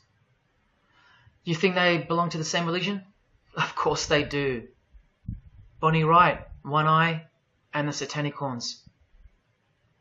John Cleese, I include him here because he's a well-known hater and mocker of Jesus Christ and Christianity. He got rich off it, and he's a proud Freemason, showing his allegiance. Motley Crue, Nikki Sixx, Tommy Lee, Vince Neil holding a cross upside down, and their album cover. Secretly Freemasons under oath while promoting Satanism in the open, doing their job and influencing the masses to hate Jesus and Christianity and to live a life of sin through seduction of their music. Secret Society member Jimi Hendrix hiding one eye and telling you about the secret powers of music. Nirvana, Kurt, bass player Chris, Dave Grohl, Dave and Jack Black making the sign of the pentagram, a geometric tool used in the magical curriculum, and Dave wearing his upside down cross. Hard to listen to all those beautiful songs he's written now. Courtney Love and her daughter glorifying the symbol of Satan, and Nirvana discovering something on a road trip while covering some numbers up. Proud Satanists, all secret Freemasons. Here's Quentin Tarantino. Now that we know what we know, can you see through this picture to reach its true meaning? The all-seeing eye, whose identity is revealed by the hand gesture, which is 666, with the vow of silence and throwing up the devil's horns, which I hope you can finally see means something. Share. Can this get any more obvious now? The sign of the vow of silence being made with the sign of the devil, telling you that the secret which isn't to be spoken of is Lucifer, right there in front of you. Speaking through signs and symbols, like Confucius said, signs and symbols rule the world, not words nor laws. Cardi B, I just want you to see a few connections between the one-eye symbolism, the 666 hand sign, and the horned God symbol. Eddie Izzard, all-seeing eye, hidden hand, and mimicking the horns of the Masonic God. Oh, but men love the darkness rather than light, as the scriptures put it so solemnly. Look at how precise that statement is. With high-ranking Freemasons loving the darkness so much that they define the darkness itself as light. Watch. In MasonicWorld.com, an article by Worshipful Master John Alexander, who has journeyed from the lower degrees to the high and sublime degrees. This is the religion of our leaders and celebrities, so listen. He writes, every ritual from the high and sublime degrees that I have ever read contains the statement, I beg you to observe that the light of a Master Mason is darkness visible. I put it to you, brethren, that this is the most accurate description of Masonic light that you will ever find. Think about what you just heard, because this is what they learn. Masonic light is darkness. And this is before they enter the real religion of Freemasonry, Satanism. That's why in the high degrees the ritual states to the candidate, I beg of you to observe, meaning to ponder, to contemplate what they mean by the statement. My 32nd degree Grand Master, he never understood. And they don't push you, remember? It's all a screening process to weed out the weaklings who can't handle the truth. The truth that this is how the all-seeing eye sees things. Evil is good and good is evil. Look at what he says immediately afterwards. In keeping with our normal Masonic practice of burying our important truths deeply, the ritual sets out to immediately disguise this truth. Usually people bury their lies, but Masons bury their truths. Because their truth is that God is the devil and that we are in hell. So everything has to be flipped on its head in order for things to make sense in this place where lust creates life, where might is right, where compassion is weakness, and of course, in order to succeed. Look here, with another Freemason of the highest degree, Helena Blavatsky. She writes in her book, The Secret Doctrine. Doctrine means belief. So the book is called The Secret Belief. The Secret Belief of Freemasonry.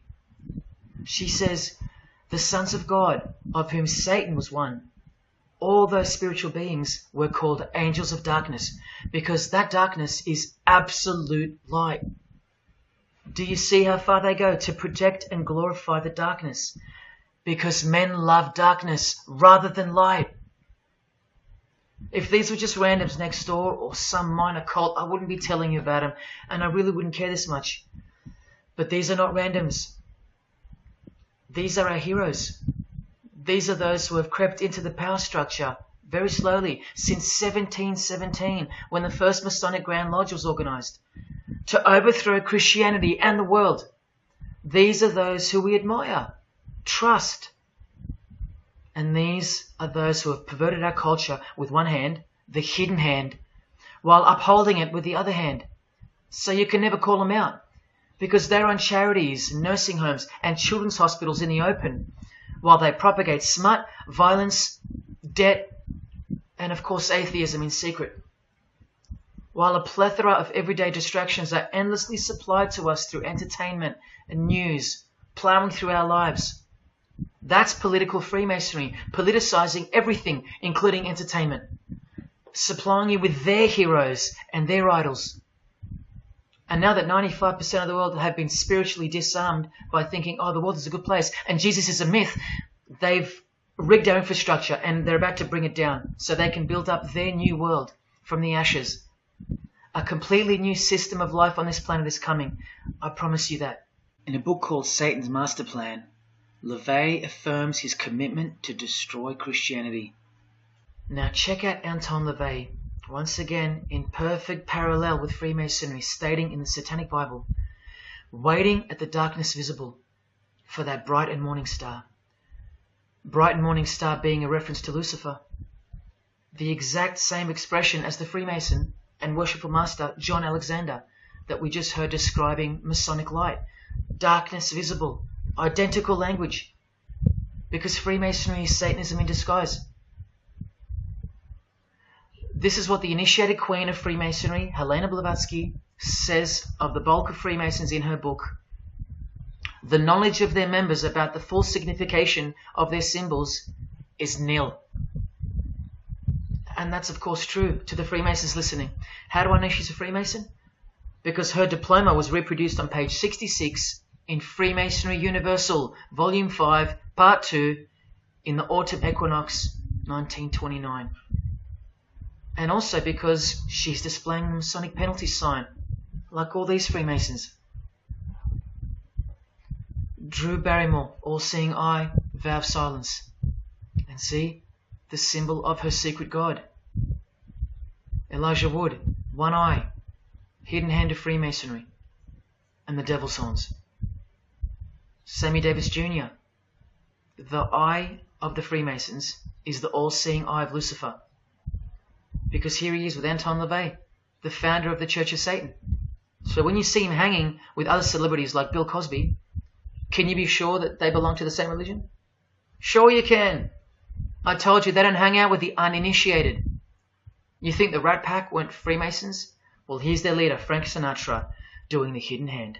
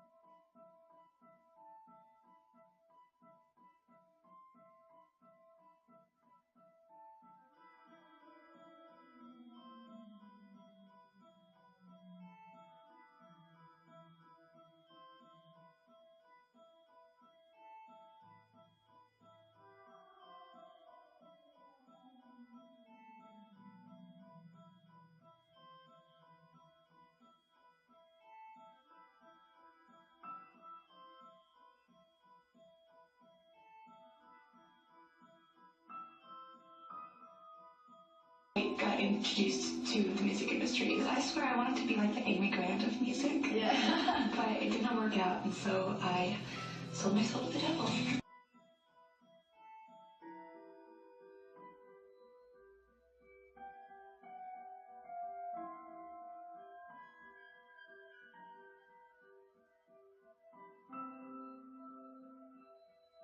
On that, how do you consider maybe doing more acting? I only had a few lines. It was fantastic, but I can't really tell you anything else. But it was. Sure you can. I know I can't. It's very secretive. It's a very secret society.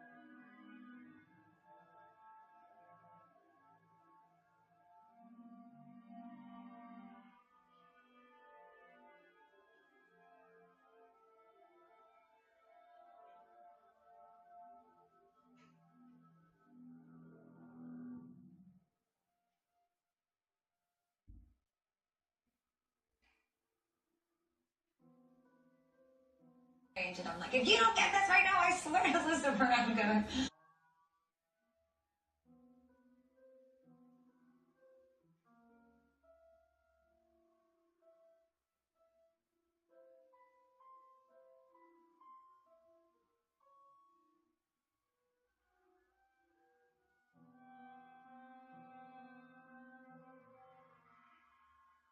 poker facing with your sexuality. When I was making love to my old boyfriend, I used to think about women sometimes. Oh, good Lord. I'm sure he was delighted when you told him. Oh, good Lord. I'm sure he was delighted.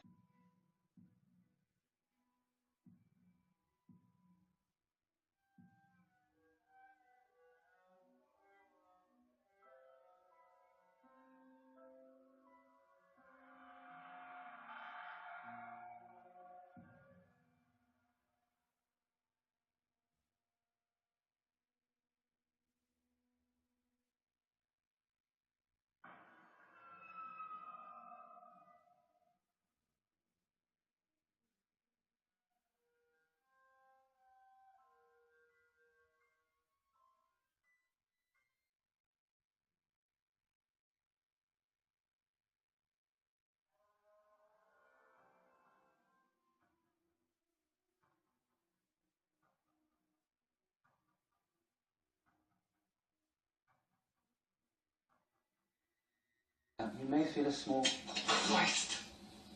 prick. Christ. Prick.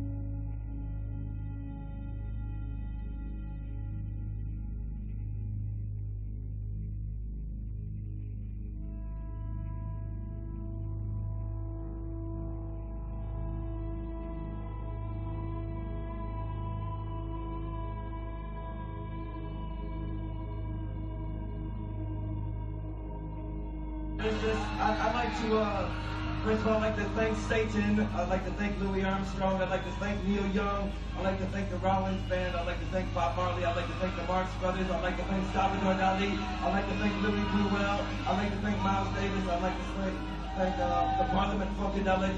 And I'd like to thank you, too.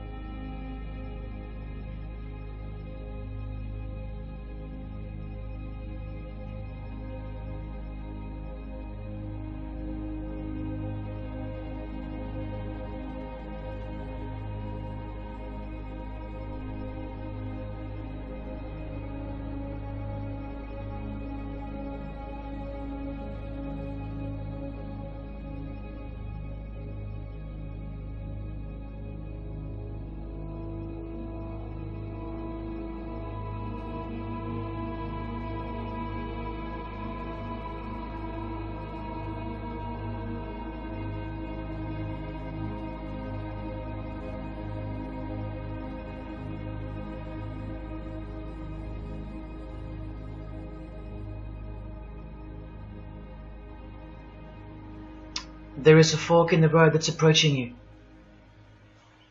And you can stay on the path which curves to the left by denying the existence of Satanism in the fullness that you've been shown. Or you can surrender to the truth and take the right-hand path. Now, where that road could lead is the sweetest risk you'll ever take. Are you still pretending that this one-eye religion of Freemasonry isn't Luciferianism? See, this here is the biggest obstacle you'll ever face. The very thing that could lead you to the prize is the very thing that will keep you from it. The reality of international Satanism. In the shadow of Christianity, Satanism has always been there. With every church that sprung up, so did its invisible enemy, the Satanic Church, growing out of sight and out of mind from this to this.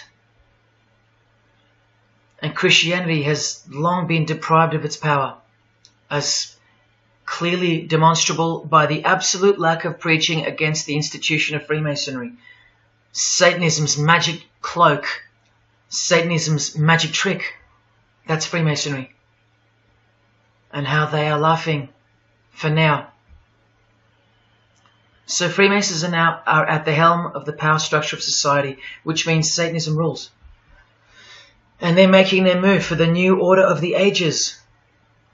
Are you that besotted by this evil world that you'll even deny the existence of secret societies?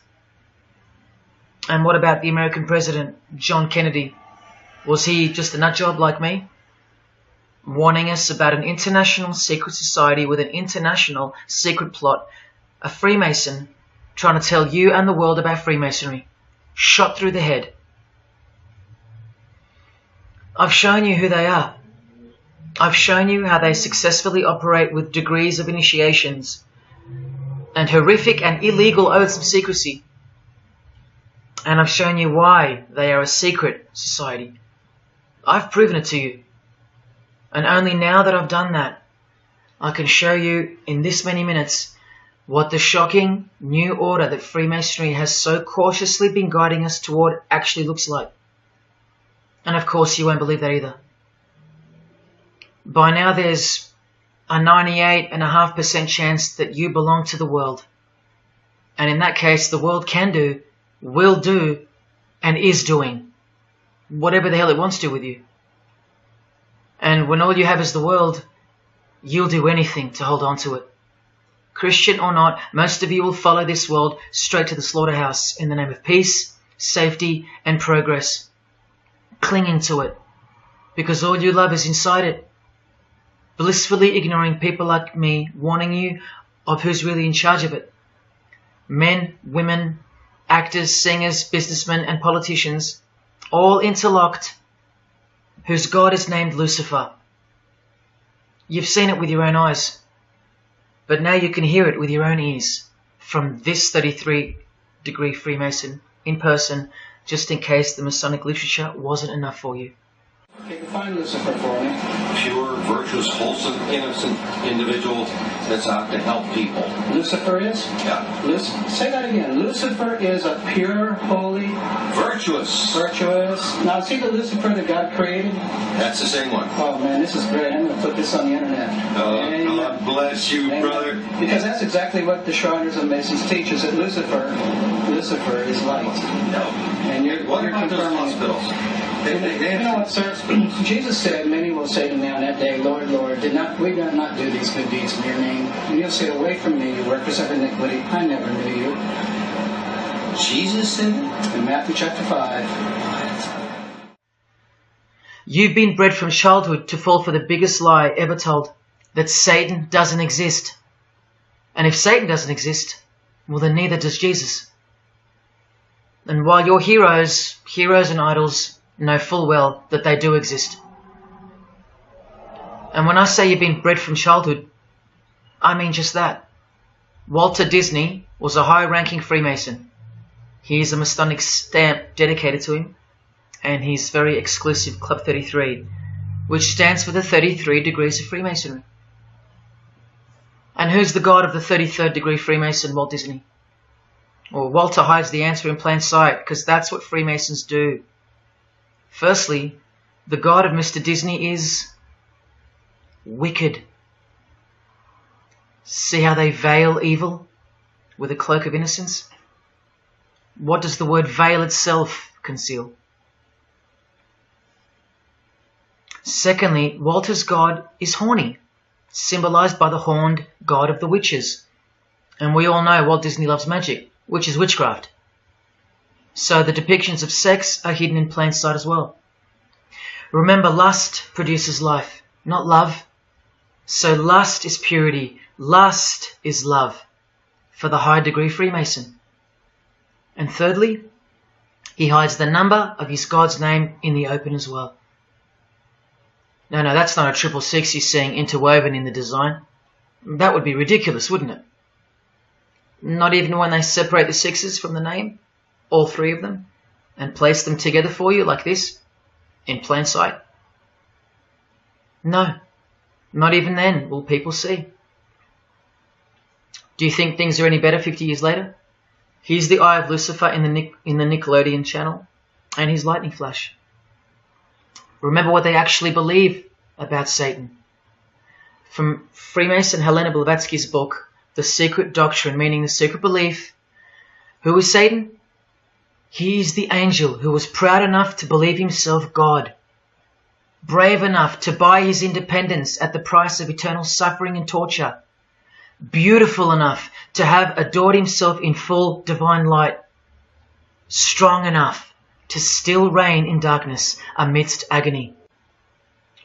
Helena Blavatsky is suggested as recommended reading by the Encyclopedia of Freemasonry right here. And the Grand Pontiff of Universal Freemasonry, speaking of Lucifer, Satan and the Devil on page 407, writes that to the initiate, the devil is the instrument of liberty or free will. That's who Lucifer is to them, okay? To show you how little you know of who you're dealing with and the extent of this religion's influence and power, not to mention their plans, let me jump ahead for a minute. Watch this. This is Lucius Trust. The Lucius Trust is a non-for-profit service organization incorporated in the United States in 1922, and their objective from Lucius Trust website, dedicated to the establishment of a new and better way of life for everyone in the world based on the fulfillment of the divine plan for humanity. The divine plan.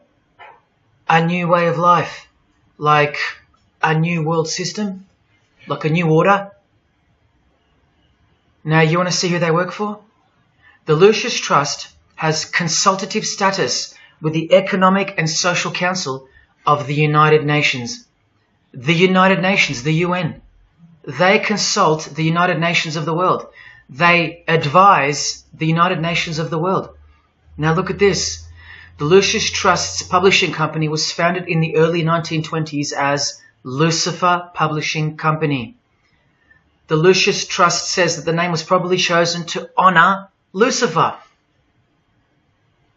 What on earth does a modern day consultant to the most powerful and progressive force engaged in uniting all nations under one banner, the UN, have to do with the fallen angel of the Holy Bible?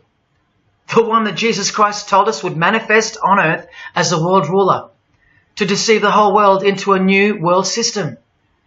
Yes, that angel. Why on earth would they honor that angel? Well, that's easy.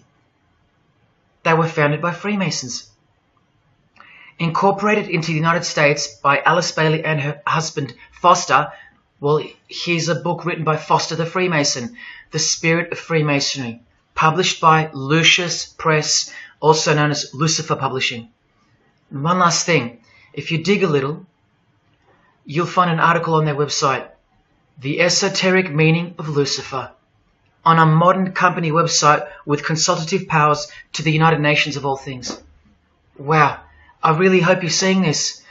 In the article it states that the Baileys had enormous respect for H.P. Blavatsky, who stated in her renowned occult book, The Secret Doctrine, on page 245, in the chapter called Holy Satan. It is Satan who is the God of our planet and the only God.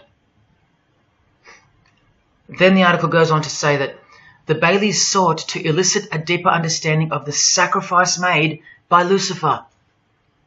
Everything has been reversed. Evil is good, Jesus is the enemy, and Lucifer sacrificed himself for you, not Jesus Christ, the one who washed the feet of his disciples and the only one they fear.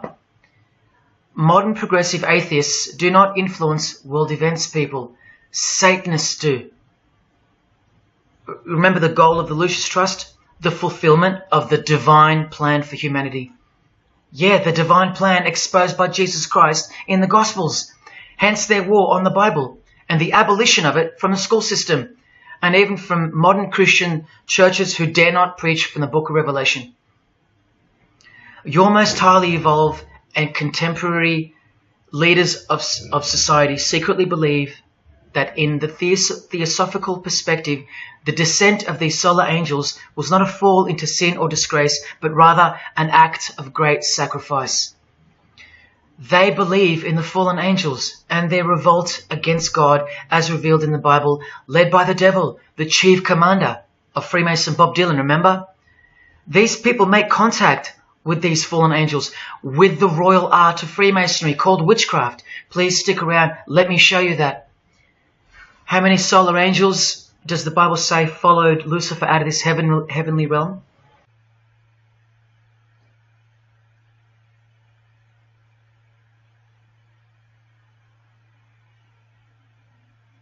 A third of the angels makes 33%. Does that number sound familiar yet? 33 degrees of Freemasonry. Just a coincidence?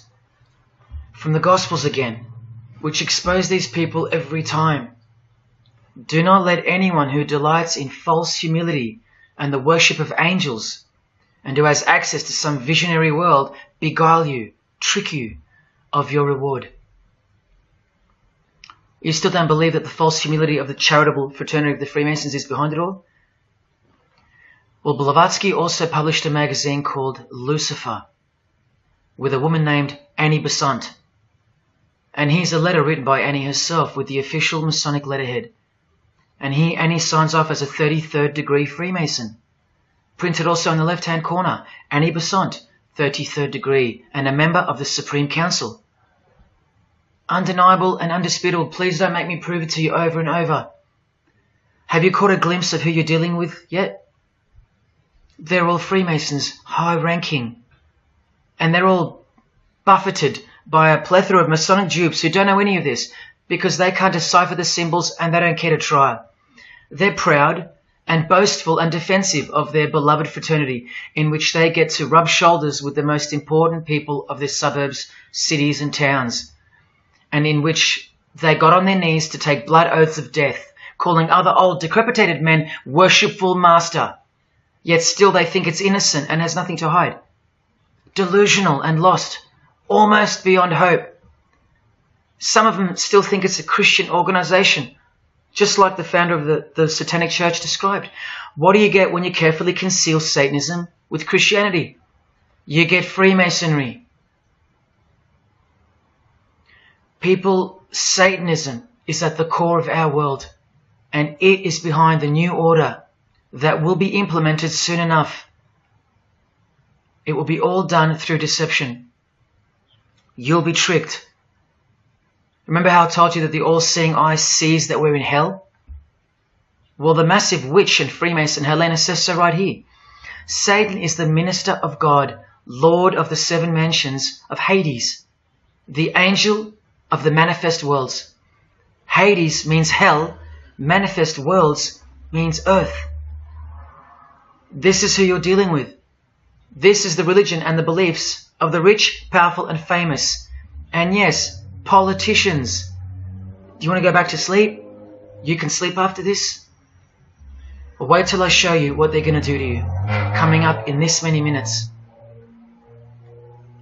For those who simply refuse to believe that Bono or Scott Morrison or Prince can be Luciferians because they all go to church, let me show you another Masonic ritual they do. And this is before Satanism or Luciferianism is revealed to the candidate. And then you tell me if Bono or Scott are capable of secretly believing in Lucifer. It all starts here with the Masonic apron. Different kinds signifying different grades. Have you guessed what it's hiding yet? The genitals. Pretty obvious. Like everything else they hide, once you can see. The genitals are the true working tools of a Mason. Freemasonry is foundationally a sex cult, like Satanism, because it all starts with sex, doesn't it? Life itself starts with sex. So the mystical force of the true God of Freemasonry hides in the hidden part of the human body.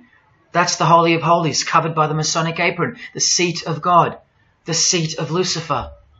See here with Satanist King Diamond's artwork? The eye is attached to the horn god, but look at where the eye starts, from the waist down. That's where the apron of a Mason begins.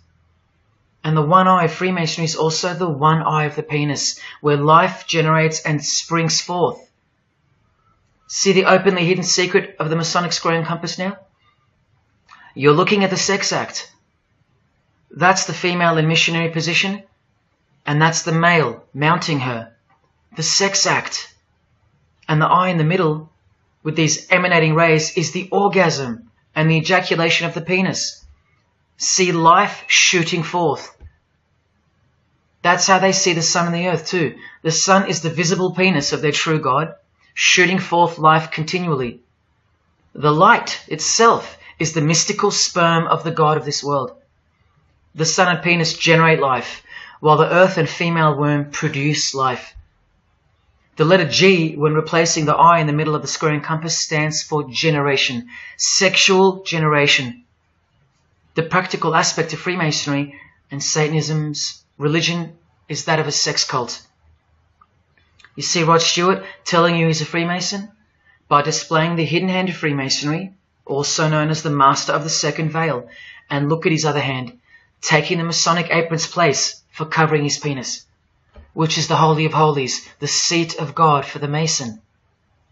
And from the Grand Pontiff of Freemasonry, Albert Pike, hence the significancy of the phallus, the penis, or of its inoffensive substitute, the obelisk. Straight from the horse's mouth, the erect penis graces us, or should I say disgraces us, with its presence in every country in the world, marking its territory. The Masonic obelisk in our face, everywhere, making its bold statement, yelling, screaming in silence. This is another reason why we're considered the ignorant and stupid masses. Another example of hidden in plain sight. And here's an erect penis on the front page of the female Freemasonry magazine, The Eastern Star. I once stood in front of this obelisk in Sydney, and I must have asked 30 people what they thought it was. Not a single one of them knew. To the Freemasons of the higher degrees, the whole universe is in fact one giant and continuous sex act. This is the structure of Freemasonry. You can take this path to the top or this path. And way up here, you have the Order of the Mystic Shrine. The Mystic Shrine is what's found behind the Masonic apron, because that's where life comes from. That's the Mystic Shrine. You have to be a 32nd degree Freemason to be asked to join the Order of the Mystic Shrine. And then, once you're inside, you can be invited to join this order, the Royal Order of Jesters. See, Freemasonry is like Russian dolls, and Satanism is at its center. Look at some of the pins and lapel designs for the Order of the Jesters. You can only join them unless you're at least a 32nd degree Freemason. Sex and debauchery. Erections. The adoration of the phallus. Masturbation. Devils. Demons. Fallen angels. This one here, mocking holiness, reference to the anus, and sodomy, anything to mock the Bible. This disgusting one has King Momus sitting on a female's face, and hidden in plain sight is the square and the compass, for those who have eyes to see. Bestiality, yes indeed.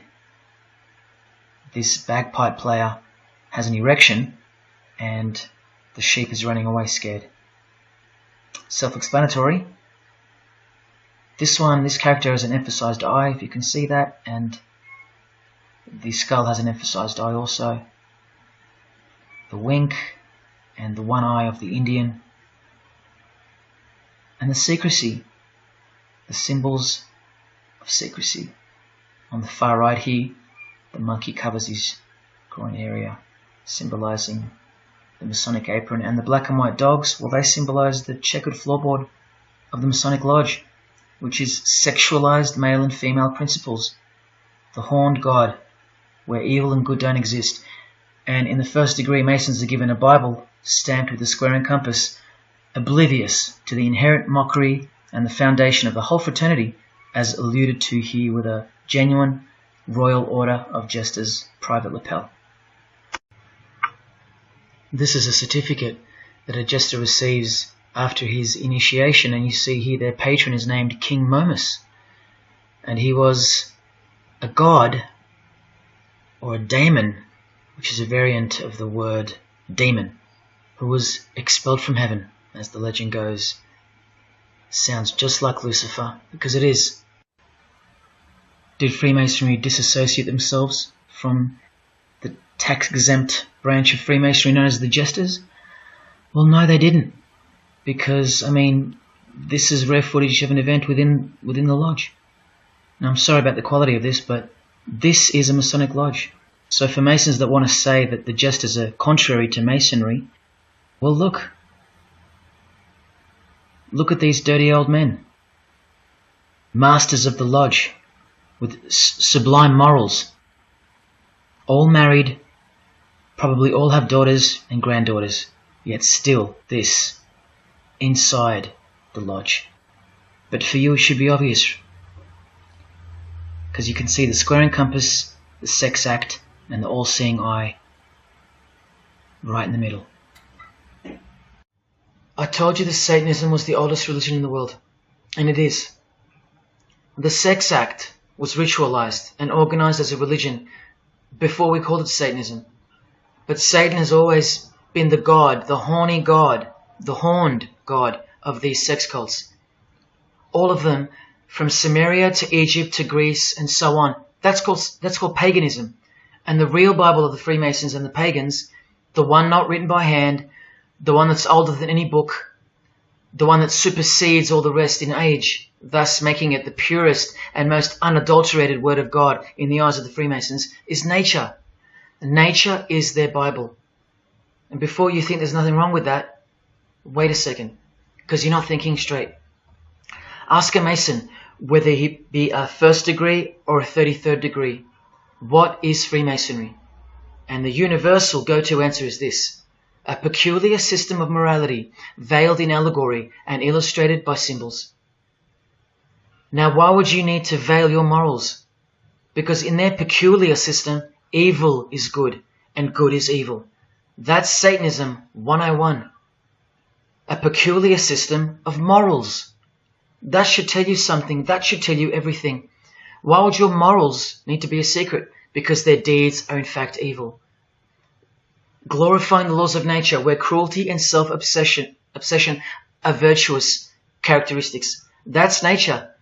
Nature is as cruel as she is kind. The checkered floorboard, where everything is legal. It's Christianity that lives in reverse. The first shall be last. Love your enemies. The meek shall inherit the earth.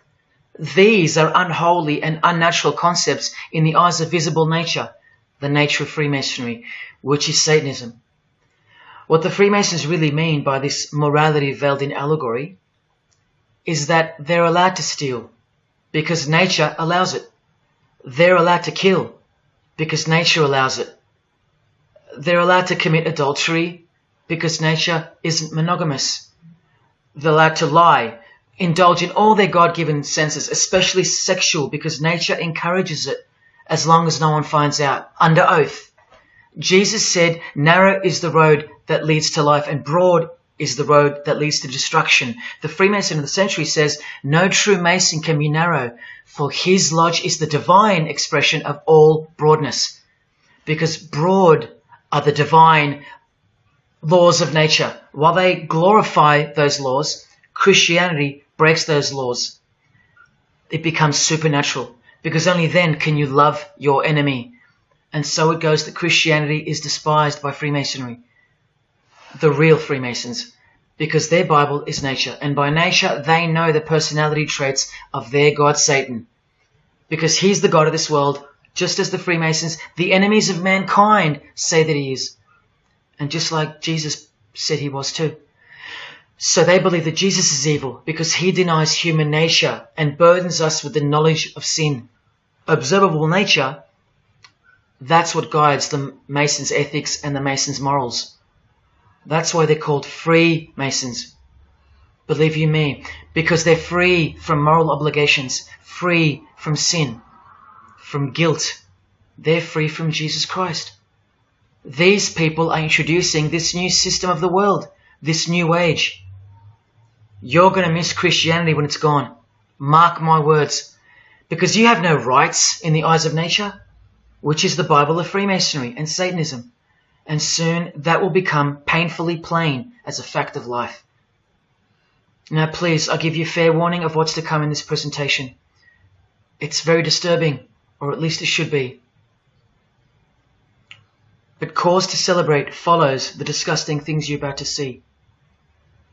This is precisely where my own life and well-being come into danger. So let me say this right now. If you hear of my sudden death, or of my possession of 0.5 kilogram of cocaine or child porn, or my overdose or my suicide, remember this video. And if something so unfortunate should happen to me, may it serve as a catapult to you and as a remembrance of the conclusion to this presentation, which is this many minutes away. Do I really think they're going to make me pay for this video, for breaking my oaths? Well, seeing as people are so far gone, lost in the illusion that secret societies have constructed around you and inside you, and seeing as they can simply pull this video down, close my account and whatnot, no, I don't think they'll come after me. But if they do, let me say this to the Grand Lodge that orders my demise right now. Jesus wins.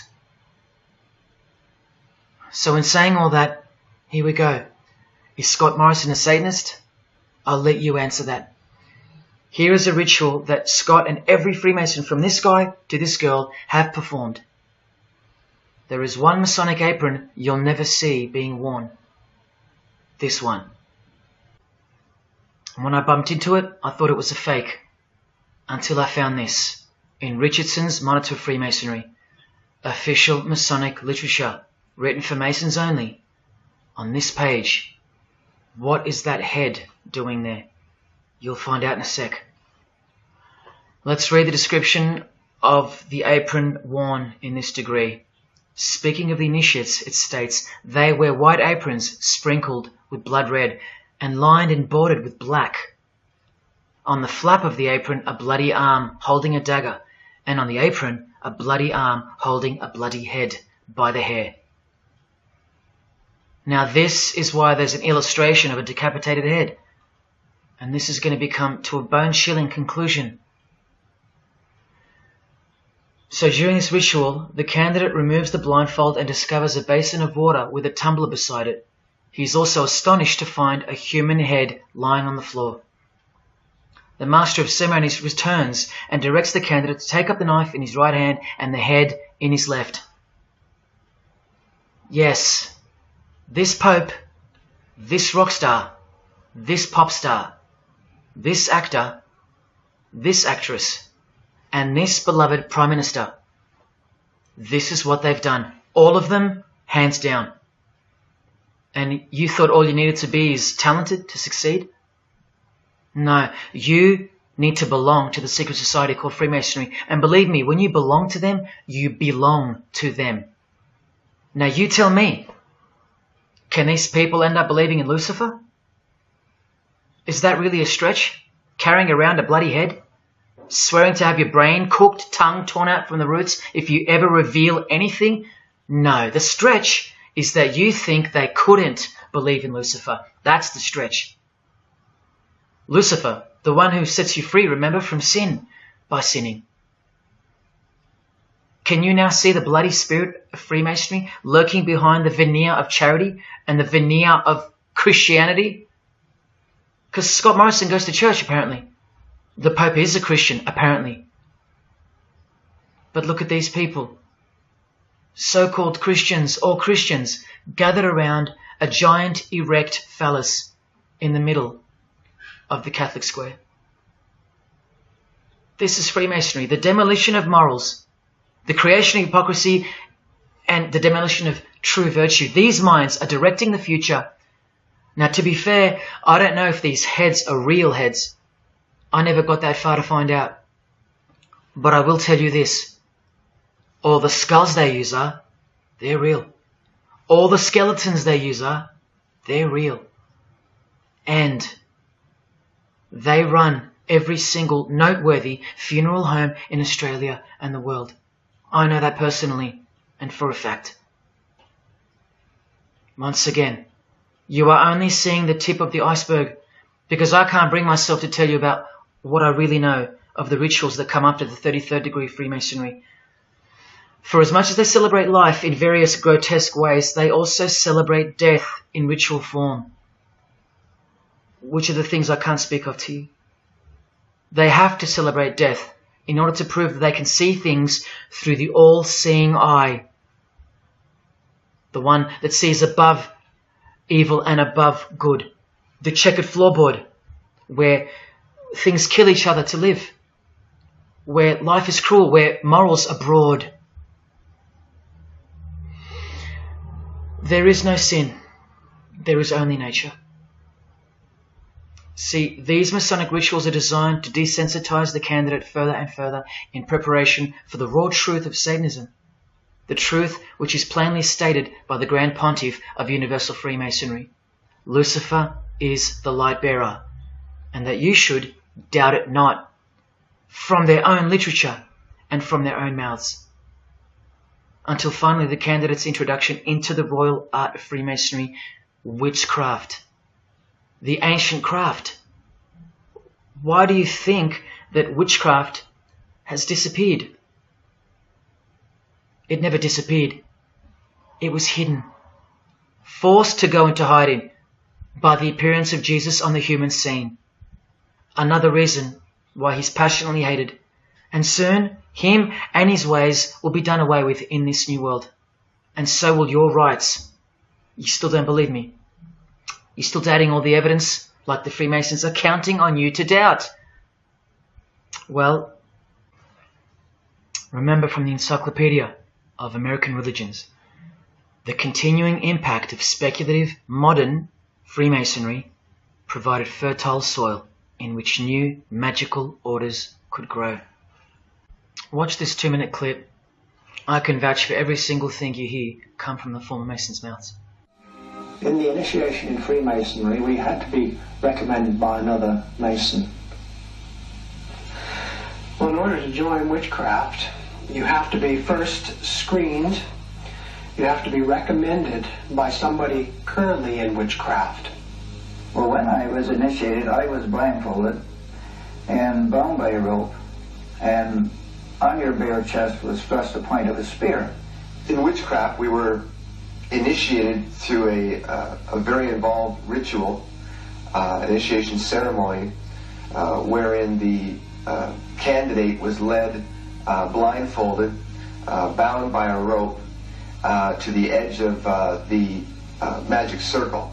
And the rope is around your neck and you're leaned forward. And up front, at the eastern end of the building, is a person who's a worshipful master. And you kneel down before him as if he were a god. You were met by the high priest or high priestess at that time, usually with a sword to your chest. When I went to enter the lodge, a sharp object was put to my left breast. And I was warned that should I reveal any of the secrets of Freemasonry, to know what to expect. When you're presented before the high priest, a sword is held against your chest, and you actually take a blood oath, promising to remain faithful to the secrets of witchcraft. Well, when you are in the room, this blindfold is taken away from you, And this is a time when they say that you're coming from darkness into light. During the initiation ceremony, the initiate is led by the lieutenant of the high priest and is challenged at the edge of the circle by someone saying, "Who goes there?" And the answer is, "One from the world of darkness." In Masonry, the prayers are ended with "So mote it be."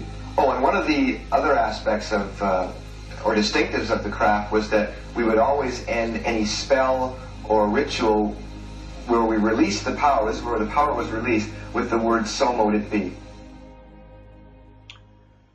By now this should sound like a stupid question, but why do you think that the initiation ceremonies into witchcraft are almost identical to that of Freemasonry? I'm not even going to answer that. Come on, people, wake up with me. Here's Kylie Minogue, a Freemason, okay? Hidden hand of Freemasonry and the one-eye symbolism of the god of her religion. Now here she is giving the vow of silence, but what the masses fail to see is what's written on the book she's holding. Witchcraft. The royal art of Freemasonry. This is what her vow of silence is referring to in the picture. Yes, Kylie Minogue is a witch. And if you're still that deluded by the magic wand that is television, entertainment, movies, media and whatnot, then you'll no doubt fail to use the incredible eyes that God gave you, from which to see the real world with, the evil world, where Satanists are at the helm. The ban on witchcraft was only officially lifted in England in the 50s, after more than 1500 years. So that tells you who's in control now. And when I give you a glimpse into witchcraft in a minute, you'll see why it's evil. And why it should be anything but legal. Even when using it for so-called good. Because the well they draw from is poisoned. But thanks to propaganda, the craft of the witch has been absorbed into the realm of fantasy. Justin Timberlake here is also referring to magic in this cover art, with the all-seeing eye looking through the number of their god. Magic. Magic is a much smoother and more acceptable word than witchcraft, that other word. That word still retains its ferociousness, its true character, but that word has been sterilized. That word isn't real to you anymore. You can't feel it for what it really is. Or if you do, your mind has isolated it, confined it to some small groups of unimportance scattered here and there over this diverse world. And so it's nothing to be feared or concerned about. But that's the furthest thing from the truth. Now some witches want to say that witchcraft isn't Satanism. That's either more delusion or misdirection, as confirmed here by Anton LaVey in the Companion to the Satanic Bible, when speaking of the followers of the Witchcraft Not Satanism school. He writes very accurately that they cannot afford to admit to an affinity with anything that bears the name Satan. He knows where the power of witchcraft comes from. Now, does that mean that Justin Timberlake is a Satanist because of his symbolism and the use of his word alluding to witchcraft in his artwork? Well, yes, actually, that's correct. He is. Here's a quote from one of his songs. You want to see who else is in good company with these famous idols? Suzanne Atkins. Same sign, same religion, Satanism. Do they all have to admit it in the English language for you to believe me? Or can the symbols they use finally be enough for you? Look at what another legendary Freemason, Arthur E. Waite, states. Out of evil comes good. And the confusion of tongues gave rise to the ancient practice of Masons conversing without the use of speech. Out of evil comes good, so it's good to do evil. That's what he's saying.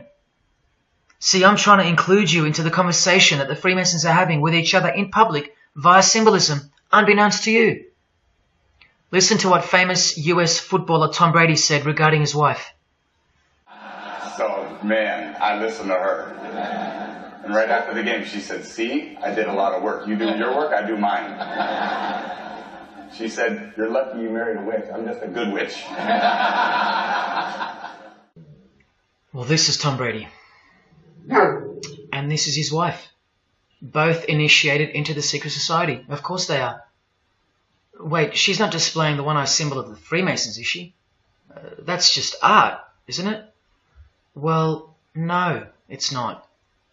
She's a witch, and her husband just told you she was. Here's Steve Miller's front cover to the famous song Abracadabra. And he covers his eye, because he's a member of the one-eyed religion. And abracadabra is a legitimate word used in witchcraft. Here it is in the 100-year-old Encyclopedia of Freemasonry. Why would the word abracadabra be in the Encyclopedia of Freemasonry, the fraternity that runs charities, hospitals, nursing homes, and that secretly supply us with popes, presidents, prime ministers, kings and queens, and the bulk of our entertainers? Why? You know, I really think it's time to show you what the Satanists dressed as Freemasons are going to do to you and the world to finally establish their new world, their utopia. And this is going to be the segue into that. This is my last practical example of Freemasonry's satanic roots. And then I'll close this presentation with the most shocking thing you'll see or hear. You probably won't care, but to the precious few who remain, I will send you off with the greatest and most beautiful shock of all.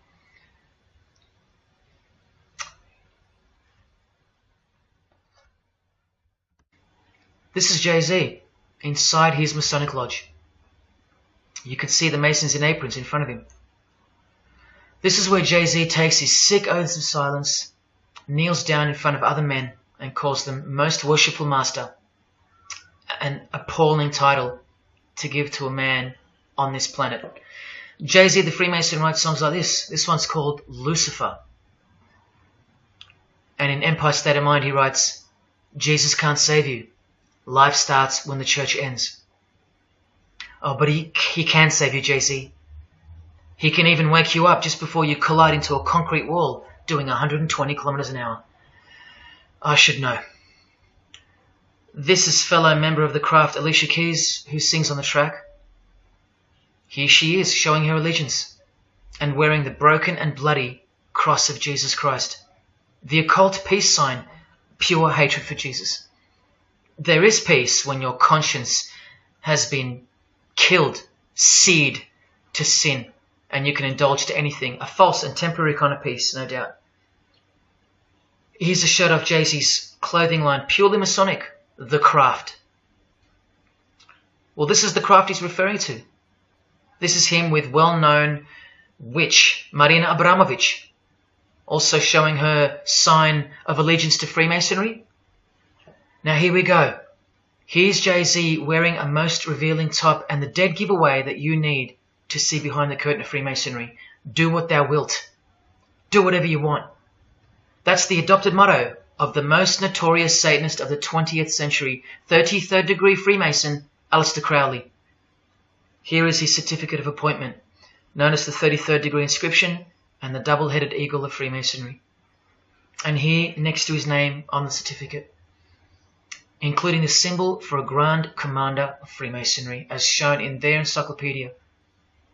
But to really confirm that he's a Freemason, here he is doing the Masonic sign of the Master of the Second Veil. Now here's a legitimate letter from Aleister. Again, the addition of his inscription of the 33rd degree, and he signs off with a symbol of the past Commander of Freemasonry. What does he write beside it? Baphomet. This Baphomet. Now listen to this man to get a clearer picture of the truth behind the secret religion of the stars and the leaders of the world. Aleister is the founder of a Luciferian church called the Ordo Templi Orientis, and he named himself the Beast 666, straight from the Bible, depicting the number of wickedness in human form. In his what's called Liber's writings, he says, "With my hawk's head, I peck at the eyes of Jesus as he hangs upon the cross." Do you see the hatred? You think they don't hate you too? Keep watching. And from the equinox, with the all-seeing eye of Freemasonry, this illustration. What does it mean? The writer himself explains. The picture is symbolic of the new eon, the new age. From the blasted stump of dogma hangs the hag with dyed and bloody hair, Christianity. There's a massive glimpse into the New World Order that's coming. Keep watching.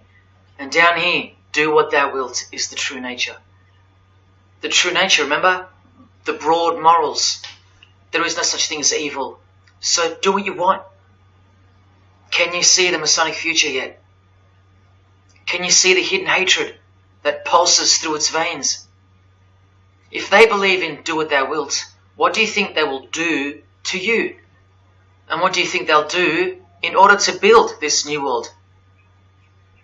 This is from a commentary on his book of the law. The Beast 666 adviseth that all children should be accustomed from infancy to witness every type of sexual act.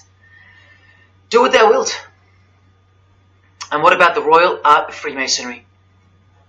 Magic is the highest, most absolute, and most divine knowledge of natural philosophy. What a statement. The highest, most absolute and divine.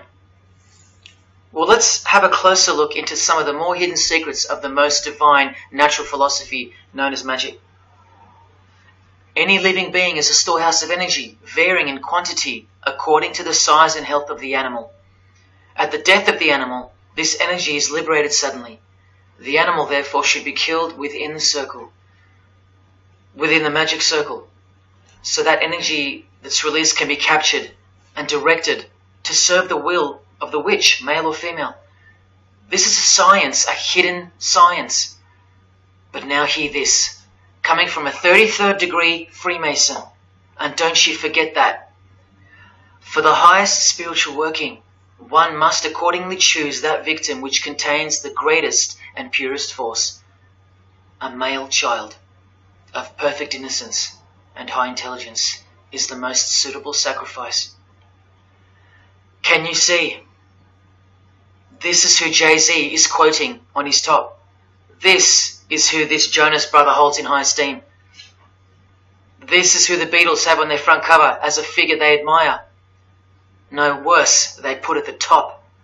This is the same picture of the front cover in a mirrored form, and after some kaleidoscoping, you'll find this. Fellow Freemason Aleister Crowley sits at the top, and down the bottom there even appears the phallus with the testicles, and up here the vesica Pisces, also known as the vagina. Does this picture make more sense now? All Freemasons, yes indeed. And by the way, that's where Jay-Z got his symbol from Satanism, as portrayed here by Satanist and Freemason Aleister Crowley and by Satanic Church founder Anton LaVey. Does anyone still think that Freemasonry isn't Satanism in disguise? Let's finally take a peek into the royal art of Freemasonry. And this is the briefest way I can show you from the complete book of Magic and Witchcraft.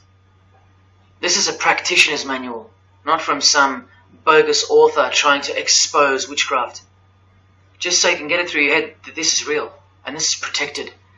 The writer or compiler of this God-forsaken book warns the reader that the recipes may seem disgusting, that the knowledge revealed has been forbidden, and has caused suffering and death to witches and the victims of witches. You don't think witchcraft was a serious menace in times past and present? Come with me, and I'll show you how bad this menace actually gets, as the world's most powerful and secret religion moves ever closer to fulfilling its biblical destiny, and it will. Close your eyes or not, it will fulfill its destiny. Firstly, let's connect this sick art straight to modern Freemasonry with the word abracadabra, both written in triangular form, from the Manual of Witchcraft and from the Encyclopedia of the Secret Society that your Prime Minister belongs to. And just like high-ranking Freemasons, male and female witches also drink out of a human skull. But here the practitioner drinks wine, in which they first dissolve or boil the brains or heart of an animal, before consuming it all from the human skull.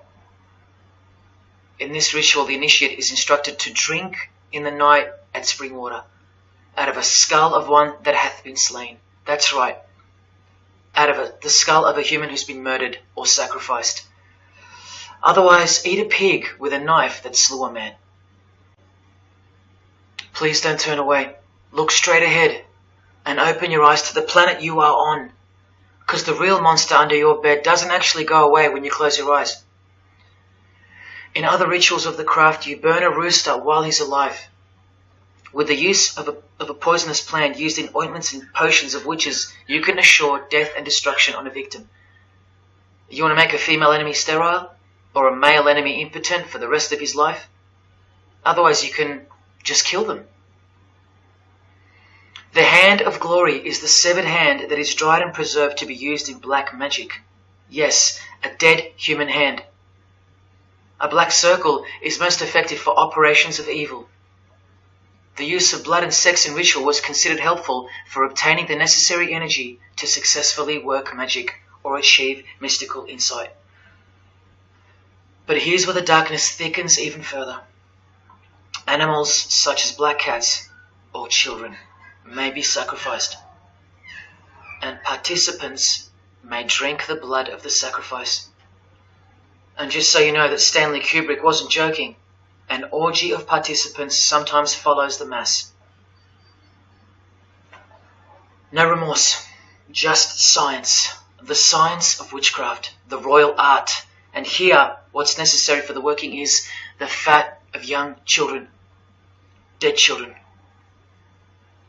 How many children do you think go missing in Australia every year? That's how many. And what about the world? Is it 1 million? Well, according to the International Centre for Missing and Exploited Children, it's 8 million children per year. Do you think that the highest, most absolute, and most divine knowledge of natural philosophy has anything to do with that? Any chance of an international secret system that is bolstered by initiations and degrees, and bound under the most brutal penalties that the human mind can ever devise? Do you think that has any involvement? Any chance of that? Am I saying that this Freemason has sacrificed children? No, I never said that. But did he ever even remotely mention the secret societies? Did he ever try to warn you? Educate you? No, he was under oath. Am I saying that these Freemasons have sacrificed children? No, I never said that either. But have they ever warned you about the secret society that believes that Lucifer is the savior? The society functioning right under your nose, that secret society?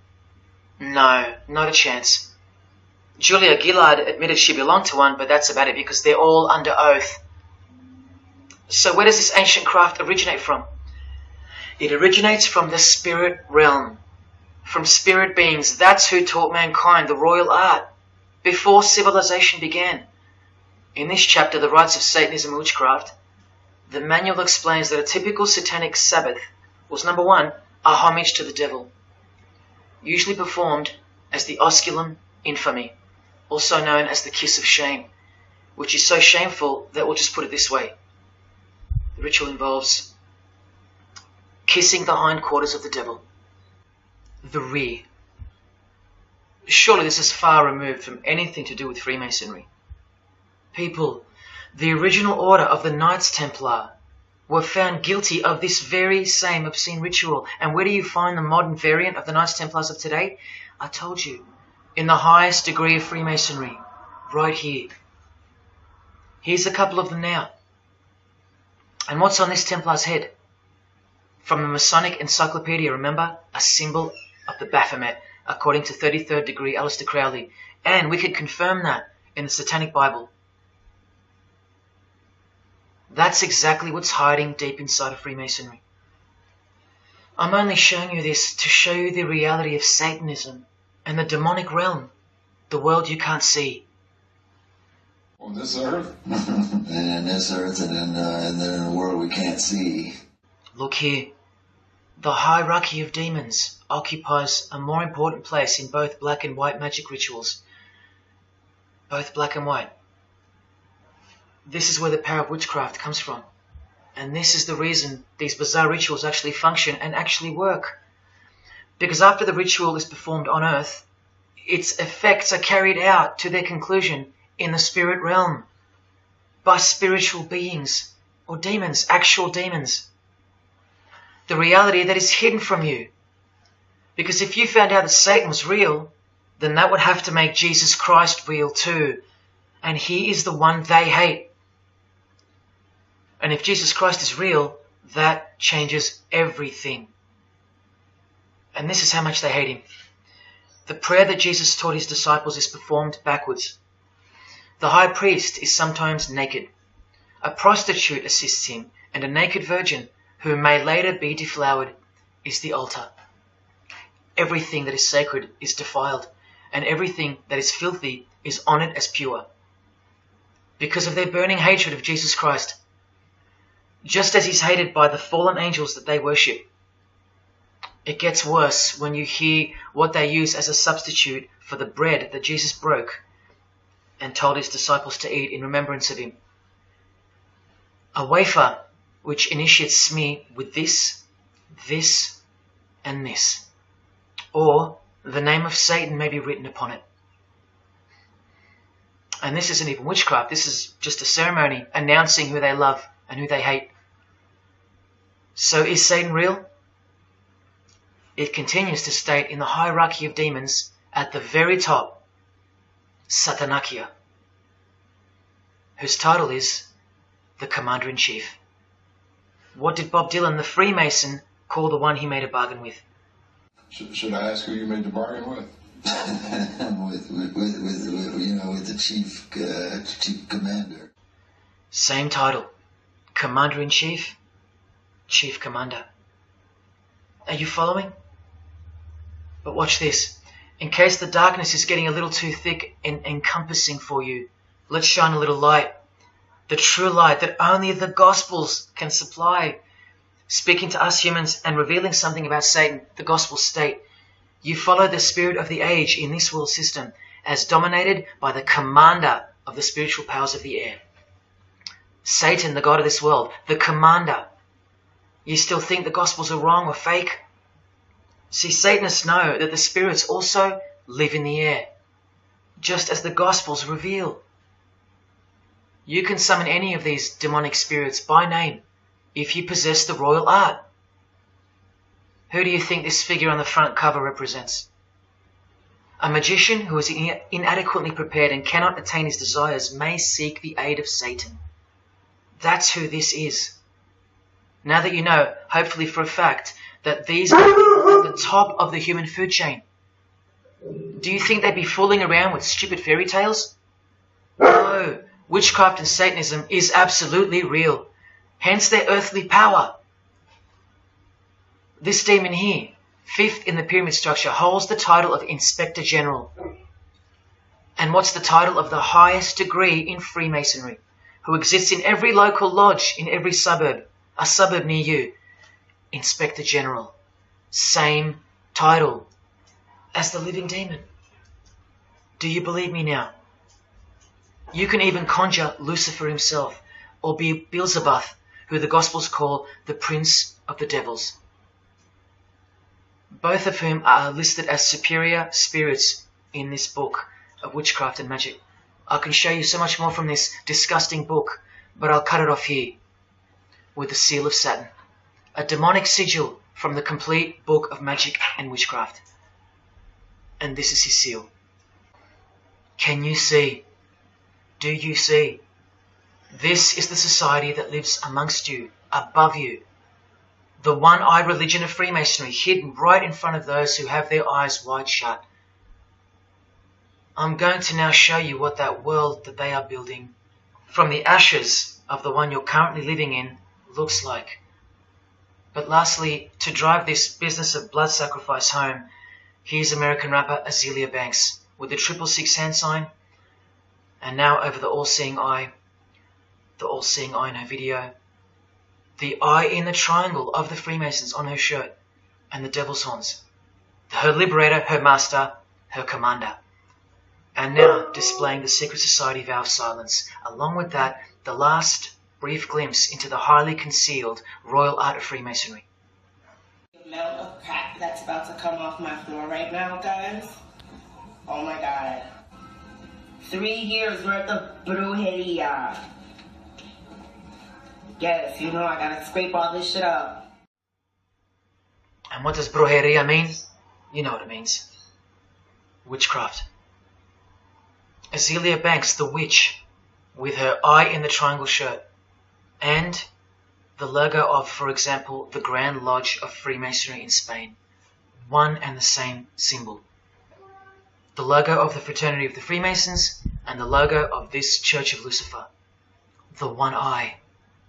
One and the same symbol. Freemasonry has deceived you.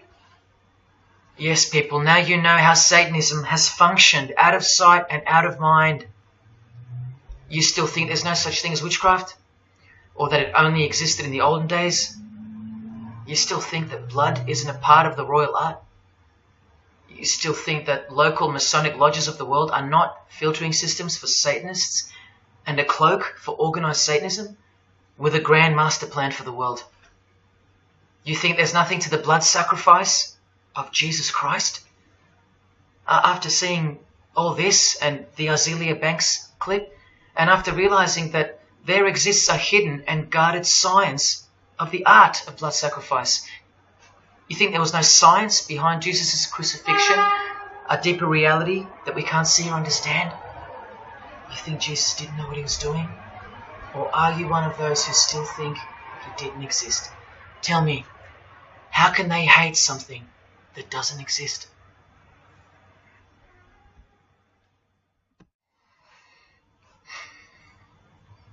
If only you could hear from some other Freemasons who have the courage to break their oaths. But you won't. You won't. This is probably it. But I once heard from a Freemason, an honest one, in about 2016, after I posted this picture on Facebook. He knew. He knew the truth. Just like you do now, or just like you should. And he wrote to me. And he said, by the time we are done, every church will be a brothel. Well, in case you think that that's impossible, this is a fashion show that was held in a church, a real church, and it was organized by high-ranking Freemasons, who you will see now to be Satanists. Designed to be a heart-wrenching mockery and a colossal sign of the times, this event. Just so you know, it's a Masonic production.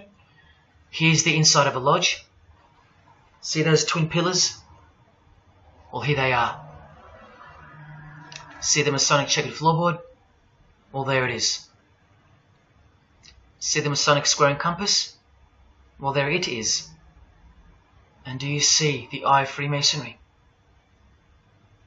Yeah, there they are. The lower square in the square and compass has been disfigured so that as to not make it too obvious. But now that we've established that, here is the spirit of Freemasonry, as displayed through just a few of the models. This one wears the horns of the Baphomet, the horns of Satan, with his all-seeing eye in the background. More horns. This model wears the all-seeing eye, as does this one. And this disgusting thing with another huge all-seeing eye of Lucifer in the background. Then there's this, with a satanic pentagram on her face. And finally, this male model in a skirt with two satanic inverted crosses of Jesus Christ on his top in a church. Oh, the morbid victory of the Freemasons. Unstoppable. For now. When people like Lady Gaga cover one eye while wearing an inverted cross, and you don't see the connection of the one eye symbolism to Satanism, then your observational skills have been compromised. In the span of 2 days, I saw these ads in my local shopping centre. And that alone tells me that the satanic age is here, manifesting all around us, seemingly invisible, while you look straight ahead through the symbols. Just like the initiation process of the secret societies themselves, society at large must be incrementally introduced and seduced into further depravity and self-love. And haven't we been slowly but surely perverted over time, degree by degree, until we think that men dressing as women is beautiful and healthy, anal sex is a form of expressing love, and the sick world of pornography is considered as liberating for women and men, and protected by free speech. In California, babies are allowed to be aborted after birth because it's a woman's choice. And that's not considered murder. A world where we should applaud young children like Desmond is amazing, cross-dressing while he dances for gay men at a gay bar on a podium because he's paving the way for the kids of the future.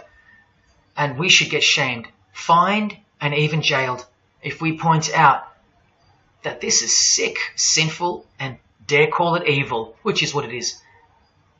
What spirit is behind Desmond is amazing? Oh yeah, an evil spirit, no doubt about it. You think Freemasonry and their peculiar morals aren't behind the decline of Christian morality and morality worldwide? It's all by design. The Masonic war on Jesus and the Christian social structure, generally undetected by human perceptions, and still people will write to me and comment on how absurd what I've said is. A cloud over the eyes of their heart. Well, I tell you this, there is no bigger axe that has ever been grinded than the one Freemasonry grinds. Because the appearance of Jesus Christ pretty much destroyed their religion, drove it underground, and they will have their revenge. Soon you're going to see it. We've all been initiated into the lowest levels of materialistic Satanism under the banner of secular humanism.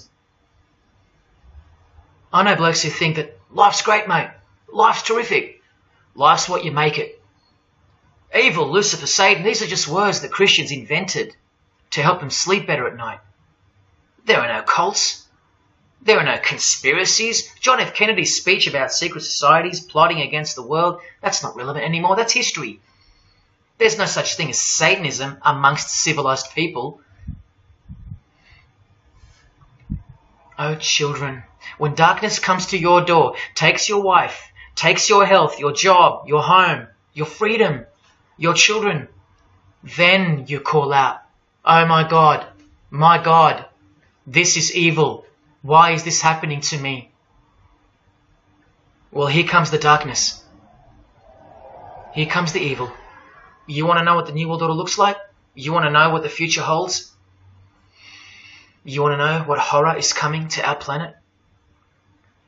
As Jesus told us, for then there will be great distress, unequaled from the beginning of the world until now, and never to be equaled again. Ladies and gentlemen, welcome to the Masonic New World Order. These are the mysterious Georgia Guidestones, also known as the American Stonehenge.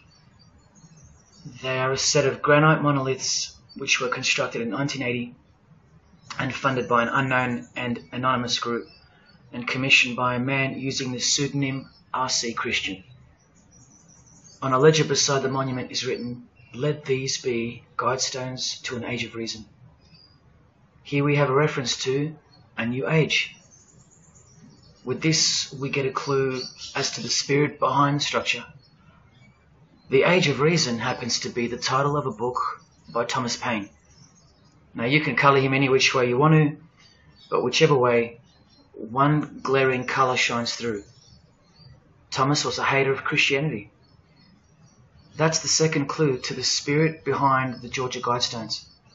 The third is the fact that the Guidestones feature as what could be seen as a replacement to the Ten Commandments of the Christian God with the new Ten Commandments of the New Age.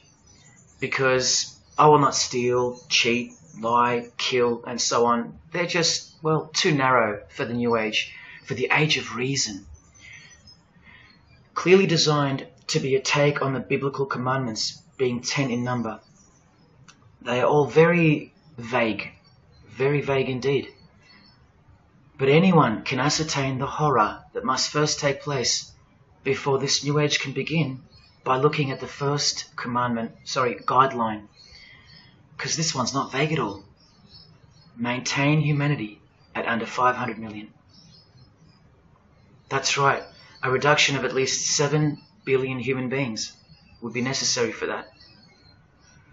This thing cost the equivalent of $500,000 US to build, and the street it's located on is named after it, so that tells you how much reach its creators had. Its presence alone is a disgrace and a declaration of execution to most living people alive today. But let's go on to the fourth clue as to the spirit behind these monuments. the monuments outlining the Age of Reason. The name R.C. Christian, the so-called person who commissioned the building of these giant slabs, anyone who's versed in secret societies or is a high-ranking member themselves would instantly recognize the pseudonym as a reference to the secret society known as the Rosicrucians, which is just another secret society branch that exists under the umbrella of Freemasonry, which is an extension of all secret societies of the past and is now the mother of all of them. In this Masonic website, Worshipful Master Win Westcott urges the Freemasons to consider their status as Rosicrucians. The RC stands for Rosenkreuz. Christian Rosenkreuz is the mythical founder of the Rosicrucian order. And as impossible as it is for me to prove that Thomas Paine himself, the writer of Age of Reason, was a Freemason, he did also write this book, The Origin of Freemasonry. That is the spirit behind the Georgia Guidestones, the satanic spirit, and a straight off the bat view of this approaching new age. I told you, the whole system is about to change, and it's not going into the future, it's actually going back into the past. The old religion, that's what's taking everything over. And you'll walk straight into it, blind as a bat, thinking these people want to help you. They will appear as your saviors, forgetting or never being told in the first place that all this time there have been two societies in the world. The visible one, which is the one we're in, and the invisible one. Remember that the invisible one considers you profane, vile, and vulgar. Why on earth would they want to keep you around? In a book I can't mention written by them, people are referred to as useless eaters. We've become excess inventory, redundant, and past our use-by date in their eyes. Think about this. According to a prediction by information technology and research advisory firm Gartner, 1/3 of jobs will be replaced by software, robots, and smart machines by 2025. That's 4 years away. Google engineering director Ray Kurzweil anticipates that robots will have reached human-level intelligence by 2029. And by 2050, 80% of all jobs will be eliminated by automation. What on earth are you and your family good for then? What do you think the secret society will do to the vile multitude then? The utopia is coming, but it ain't your utopia. You still think that by the measure of the minds of international Satanism, you should be kept around? This excess baggage that the bulk of society has become? No, no, no. The new age is dawning. And generally speaking, you're not invited. It'll just look like you are. Remember that Charles Darwin, the Freemason, is listed as an influential figure in the Satanic Church. So mass murder and mass death are natural and necessary themes in the name of evolution, an artificially induced evolution into this. Here's the same image in real life in Eilat, Israel, seemingly unrelated to the seal on the US dollar bill, right? But standing in glory with a Masonic square and compass, telling you exactly who owns this pyramidal symbol, complete with the one eye on top. Same symbol, same designers, worshipping the same God. You should be getting goosebumps by now. Is this a conspiracy led by international Freemasonry?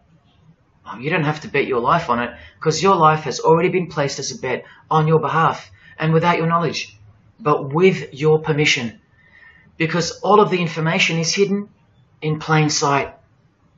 In your face is where it's hidden. You're going to lose this battle unless you've been hidden in Jesus Christ, the only one who warned you that the new age is a trap and that it is the climax to this epic drama being played out on planet Earth. Now hang on, brace yourself, because I ain't going to let you down.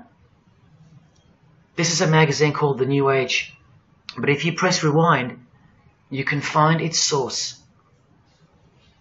Supreme Council of 33 Degree, Freemasonry. This one stretches way back to 1922. See the twin pillars of Freemasonry? Look, this is 19th century Freemason and New Age pioneer Helena Blavatsky on the cover of this edition. She's the one who wrote that darkness is absolute light, and that Satan is the god of our planet, and that we are in hell. But do you think the readers of these magazines are told that? No. Darkness is sold as light. Satan is disguised, and it's him in the details. This Masonic New Age magazine was the precursor to all magazines and trends, promoting the great deception of self-love and spirituality. Meanwhile, you're feeding off the plate that Luciferians serve you. Look at how the Satanic Bible in 1966 reveals the reality behind the curtain. Evidence of a new Satanic age. A new age. The new Satanic age. All rigged and all propelled by Freemasonry. Satanism's magic cloak. After all, and I think you should have guessed by now that Anton Szandor LaVey, the founder of the Satanic Church, the one who vowed to help destroy Christianity, is himself a Freemason. I can't prove it to you, but I know it, because of not only his obvious fondness of the fraternity of the Freemasons and the mention of it in his Satanic Bible, and its vital role in the Satanic takeover, but also because of the symbols, specifically this one, generally called the Devil's Claw or the Lion's Paw. Freemason James de Rothschild displaying the Devil's Claw or the Lion's Paw. X-Factor's L.A. Reid showing the Devil's Horns next to fellow Freemason Avril Lavigne. The Secret Society sign for the Devil's Number, and displaying the Devil's Claw over and over. The better example is with New Age guru Annie Besant, co-writer of Lucifer magazine and 33rd degree Freemason, also showing the Lion's Paw here and here. But the best example I have is with Aerosmith. Guitarist Joe Perry clearly displaying the sign of the Master of the Second Veil of the Freemasons, and right next to him, Steven Tyler, doing the Lion's Paw. Clearly both Freemasons, secretly showing their allegiance with symbols. And here's Anton LaVey displaying the same Masonic symbol. Yes, a Freemason founded the Satanic Church. Now that we know who's really behind the so-called New Age, listen to some of the confessions of the New Agers in their literature, once you scrape past all the talk of spirituality and love and rainbows. New Age author, feminist and hater of Christianity, Barbara G. Walker writes in The Woman's Encyclopedia of Myths and Secrets, a 666, 666, was the magic number of the triple Aphrodite. She further compliments the number when she calls it the miraculous number 666. Speaking of the New Age to come, PhD Christopher Hyatt writes in Undoing Yourself, as we moved closer and closer to the well-planned for and long-awaited invocation of the Prime Minister unto the very King of Hell, the Grand Vicar of Lord Lucifer. Yes, the very well-planned for and very long-awaited indeed. Do you see what's coming? Mr. Hyde also enlightens us in the fact that opposites do not exist apart from the mind. Evil and good are all in your head. That's why you should brace yourself, because these are the minds creating the New World System. He confirms this. The New Age will require new men, men of high consciousness and fortitude. All of our present dogma models will crumble. He means the Christian and the Christian social structure will crumble. In the introduction to the book, another PhD, Robert Anton Wilson, tells you what the New Age really thinks of the Christian social structure, which you have more or less enjoyed your whole life, Christian or not. Christianity and democracy have been among the worst disasters to ever befall the human race. I told you, atheists, you're going to miss Christianity when it's gone. Here's a picture of Robert with the Masonic eye in the triangle on the wall behind him. Remember where the term New Age came from. So once again, do you think that the new system, the New Age, is going to be democratic, a system that respects you or gives a damn about what you think once it's in place? Let me answer it this way. Christopher Hyatt quotes from one of his literary heroes and famed philosopher Friedrich Nietzsche, who said, "What is more harmful than any vice? active sympathy for the ill-constituted and weak Christianity. So to be a Christian and to actively have sympathy for the weak, that's the worst vice. That's backward and evil. So the answer is no. This is what I'm warning you about. And look, Frederick's work has exerted a profound influence on modern history. That's from Wikipedia. You know what else Frederick said? You probably won't find this on Wikipedia. The domestic animal, the herd animal, the sick animal man. That's the Christian. And what book of Friedrich Nietzsche were these quotes pulled from? The Antichrist. Nietzsche also wrote Beyond Good and Evil. That's how the all-seeing eye sees things, remember? So does Christopher Hyatt mention mass murder and depopulation in his book? Sure, here you go. Those who would survive can do so only by grasping the vision of what lies ahead. The new wave that will carry them into an interesting future. Yeah, where the vicar of Lucifer is God and Prime Minister. He openly admits the identity of this man. This Antichrist that most of you still think is a fairy tale figure from a fairy tale book. Jesus calls him the man of sin whose number is 666. The actual Antichrist, beloved of the secret societies. Yes, people, the New Age is satanic, actually and literally. On the front cover of this book, in which Christopher was co-writer, you can clearly see the eye in the triangle of the Freemasons above the Baphomet. Christopher admits in another book that both satanic cults and Christian fundamentalists are closer to seeing the truth than most normal people. Yes, indeed, how true that is. In Coming World Changes, Harriet and Homer Curtis speak of a prophecy they received from a mysterious spirit titled King of the World. Now, I wonder who that could be. Think not that any country in this broad world can escape. And they also speak of the long-expected great teacher, the king of the new one-world government. The victors will remain as the seed of the new race to people the new land, for the new sixth great race. This is the race that Luciferian Lady Gaga referred to. All part of the plan. In Threshold to Tomorrow, New Age author Ruth Montgomery writes on page 206 that only those open to the reality of one world will be around to enjoy it. Sounds like another vague suggestion for mass murder. Vera Elder Stanley's book title implies much the same thing. Initiation of the world. That's right. It's coming. You think Vera hasn't been initiated into the secret one-eyed religion? What else has she authored? How about the finding of the third eye, the all-seeing eye? New Age author John Randolph Price writes in The Planetary Commission, in question and answer form, how do you define the Antichrist? The answer is pretty amazing. Any individual or group who denies the divinity of man as exemplified by Jesus Christ, the highest self of each individual, which Jesus Christ never exemplified because he is God. If you deny that mere men and women are divine gods, you are unfit for the glorious New Age kingdom. And you are the definition of Antichrist. In Practical Spirituality, he prepares his readers for a population drop of 2.5 billion people before the New Age era can begin. On page 32 of New Age author Barbara Marx Hubbard's book, Happy Birthday Planet Earth, she states that people will either change or die. That's the choice, she says.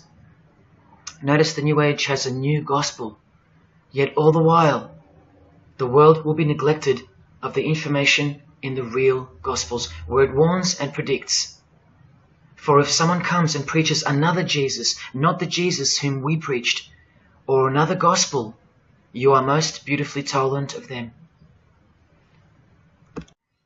In the Book of Knowledge, The Keys of Enoch, the writer has a quote-unquote direct experience with two spirits, Enoch and Metatron, and they share with the writer spiritually scientific teachings regarding the new system of things soon to be fully manifest. The reason this work is considered extra special amongst its readers is because it was the first book to point out the alignment between the Great Pyramid and the constellation of Orion. The first book ever.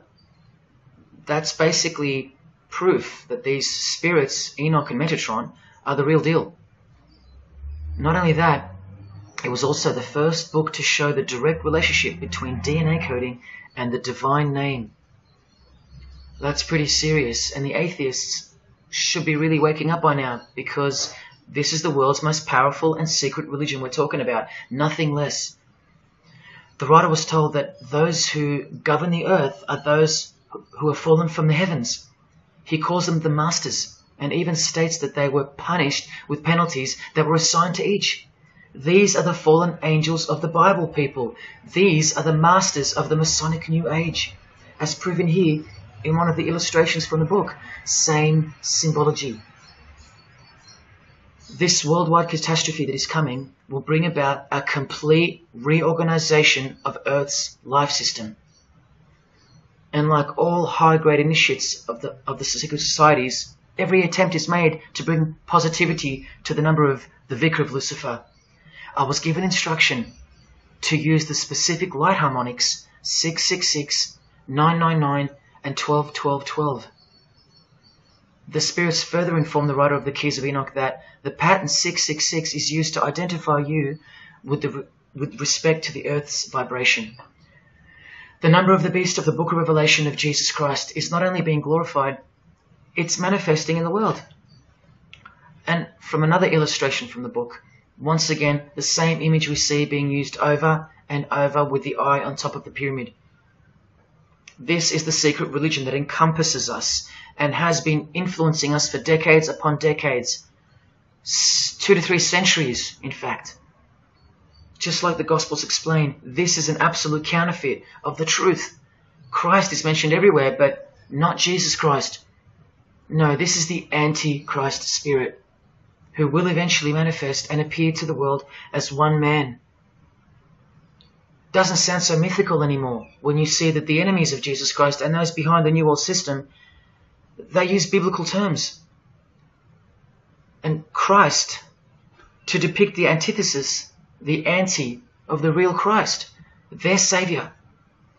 And these spirits from the world we can't see are the ones who taught mankind the sick art of witchcraft. Look at who supplies this book online, sacredmagic.com. You know what magic really is and what it really entails now. So once again, you can see the connection, the relationship. If you still think that this phrase, New World Order, is a conspiracy theory, you're suffering from a medical condition. On the Lucius Trust website, the consultants to the European Union, you find the statement that the New World servers are occupied with the task of inaugurating the New World Order. In the same article, this shocking admission is made. 2/3 of humanity will stand upon the path at the close of this age, and with that, 1/3 will die, or to put it surreptitiously, will be held over for later unfoldment. That's the Lucius Trust, the word Lucius being the replacement for the word Lucifer, who works hand in hand with the EU, the European Union, stating that 2.5 billion human beings are planned to be killed off, all predicted by Jesus, and only Jesus. And if you still think I'm joking or misleading you about what these people are and what they plan to do, here's a book written by the founder of the Lucius Trust, the Freemason Alice Bailey, Education in the New Age, where she, well, educates you about mass population reduction. When a form proves inadequate or too diseased or too crippled for the expression of that purpose, it is, from the point of view of the hierarchy, no disaster when that form has to go.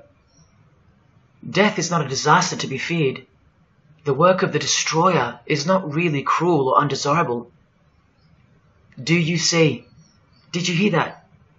Through the all-seeing eye of Lucifer, the destroyer, for the purpose of the new world, death and mass murder isn't evil, it's good.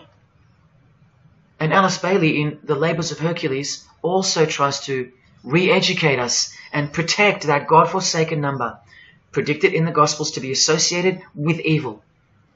The number of the physical plane activity is called the number of the beast.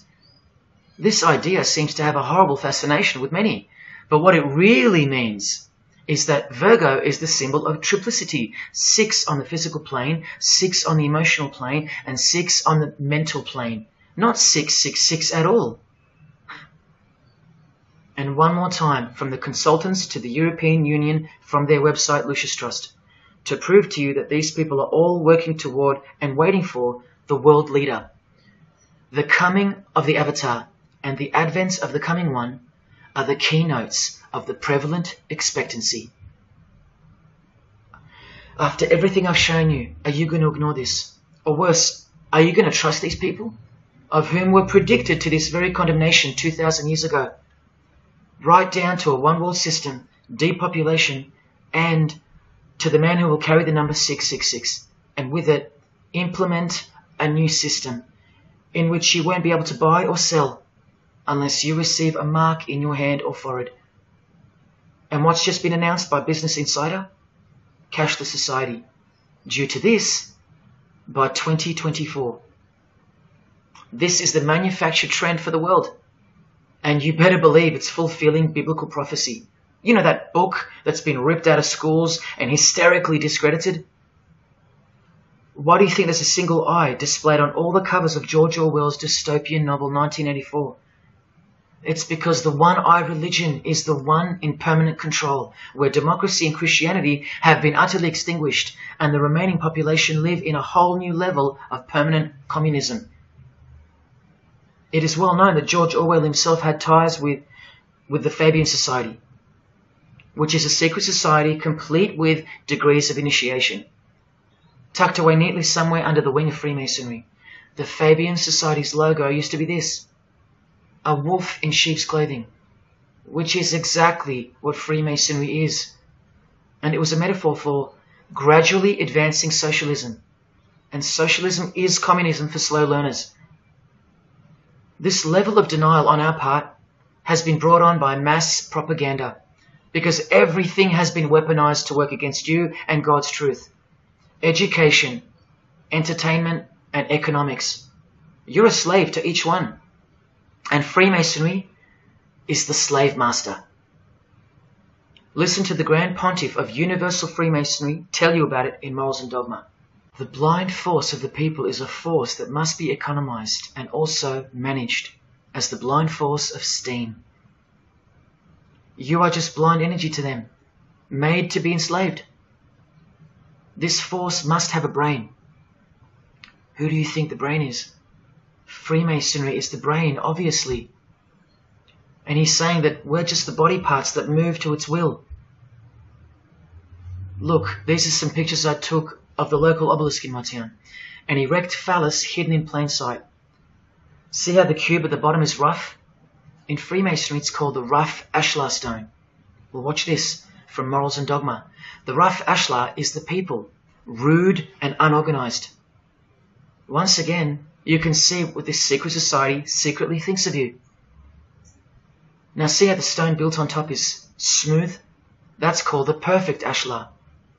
The perfect ashlar is the state, the rulers. Yeah, the one-eye sex cult of Freemasonry, which hides its master, Satanism. Now, where is this brain taking us? Remember, this guy is the general who fought against the United States forces to uphold the institution of slavery. And the Grand Pontiff of Universal Freemasonry, who calls you the vulgar herd and the ignorant multitude, and admits that, yes, unbelievably so, Lucifer is the light bearer. This is the highest authority in Freemasonry, the secret religion of all our leaders and idols. Believe it. Now listen to this. The papacy and rival monarchies, all that will become the heritage of the temple, meaning the temple of Freemasonry. The world will soon come to us for its sovereigns and pontiffs.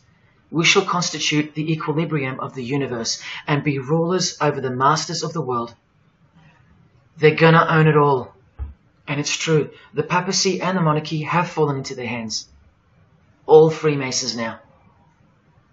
This is a 150-year-old book, so you can see how far ahead they plan, while we stay ignorant.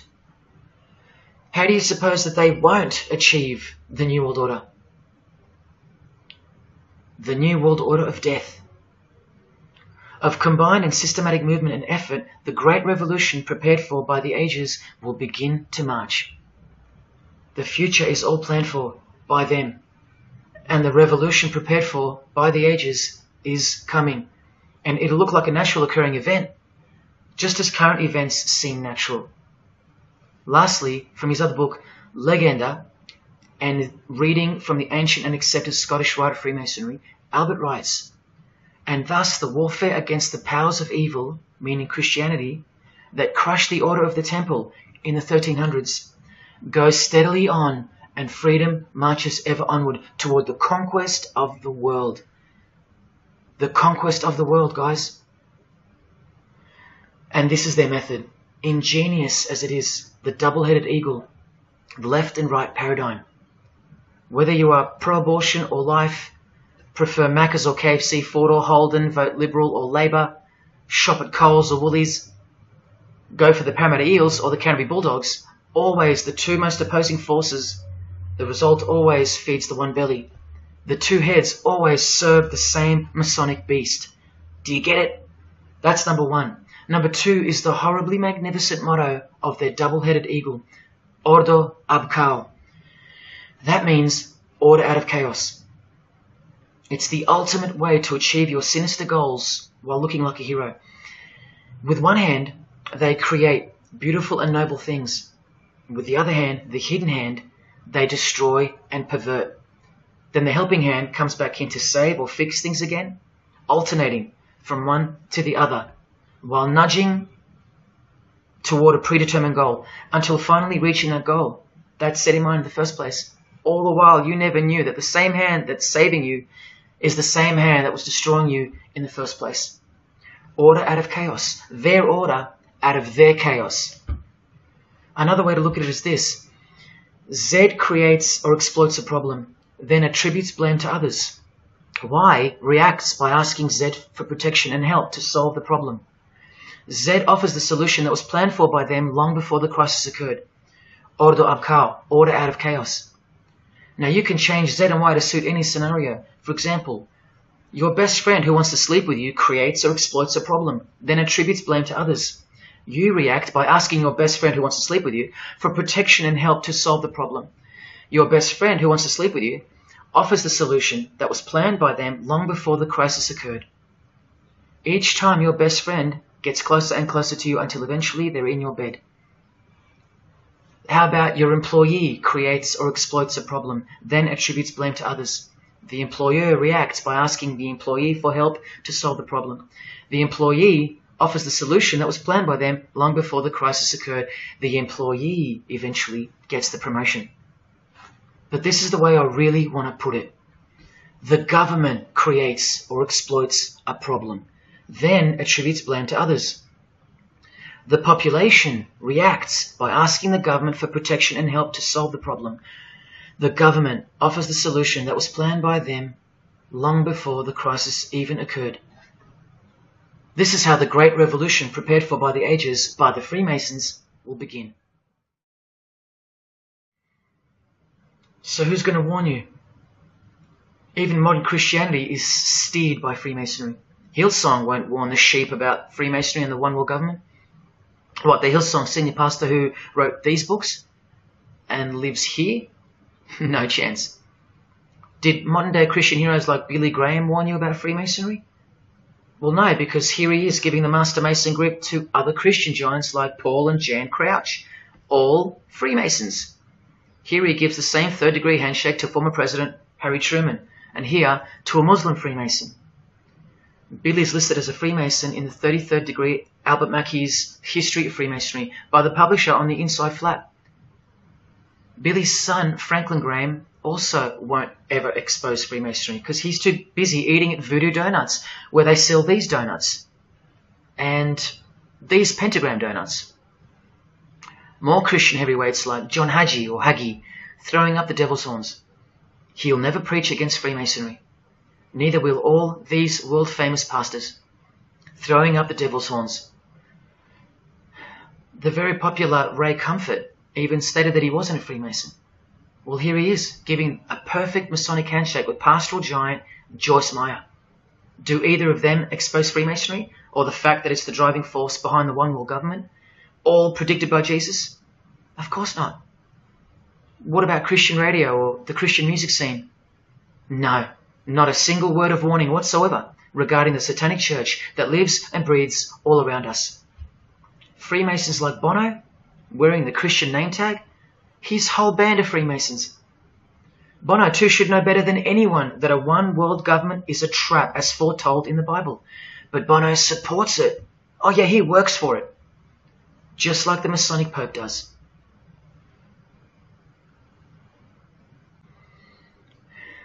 Even if by some freak chance they didn't know any better. No disciple of Jesus can bend their knee to another man in the Masonic Lodge, calling him master and swear to keep secrets. Look what they call each other from the Encyclopedia of Freemasonry.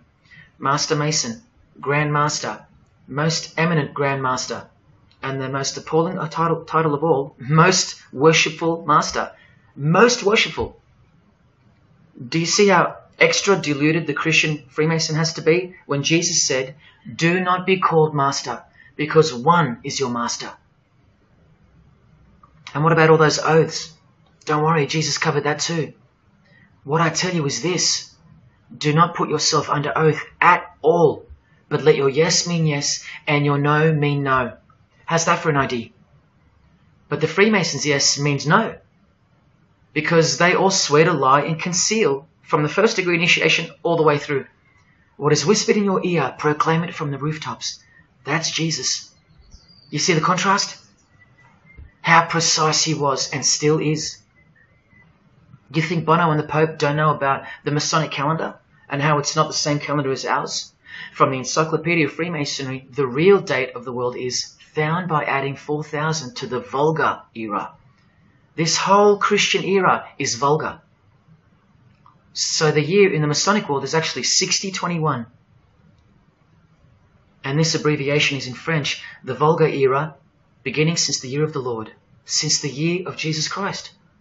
That's how they feel about the current age, which is coming to a mind-blowing end by design. Now, do you think Freemasons aren't capable of mass murder? Well, Joseph Stalin murdered approximately 20 million people, and he was a Freemason, displaying the sign of the master of the second veil of Freemasonry. Vladimir Lenin was the leader of the Bolshevik Party, and he paved the way for the mass murder of 60 million people, mostly Christians, and he was a proud Freemason. And ladies and gentlemen, this is Adolf Hitler, a Freemason, clearly giving the grip of a Master Mason. And here he sits next to his military leader, Hermann Göring, who is also displaying his allegiance to Freemasonry with a hidden hand. He even displays the Masonic triangle, just like fellow Masonic brother Jay-Z. The mind of Hitler surrounds you now. It just hasn't pounced yet. The mind of Hitler isn't isolated to some portion of the world anymore. It now encompasses you. Hitler is everywhere. Far more clever than you can imagine. Evolved and sleeping in your bed. It's easy to say that's impossible. Once upon a time, 70 million Germans adored him. Once upon a time, Hitler was named Man of the Year by Time magazine.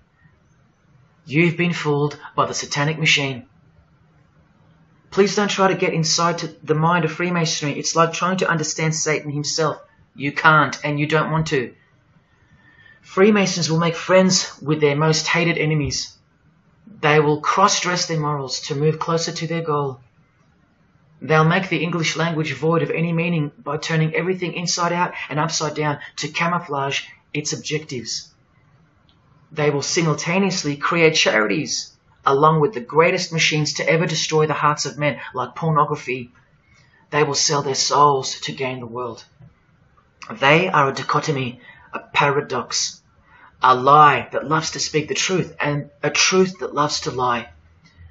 They are a snake eating their own tail, consuming what they produce. Freemasonry is hell dressed as heaven, death dressed as life. Its God is an angel of darkness dressed as an angel of light, and 90% of its membership is a shield, lost in its symbolism. Freemasonry has become the ally and the opposition. Who are the biggest voices on so-called climate change in recent years? Which is more order out of chaos?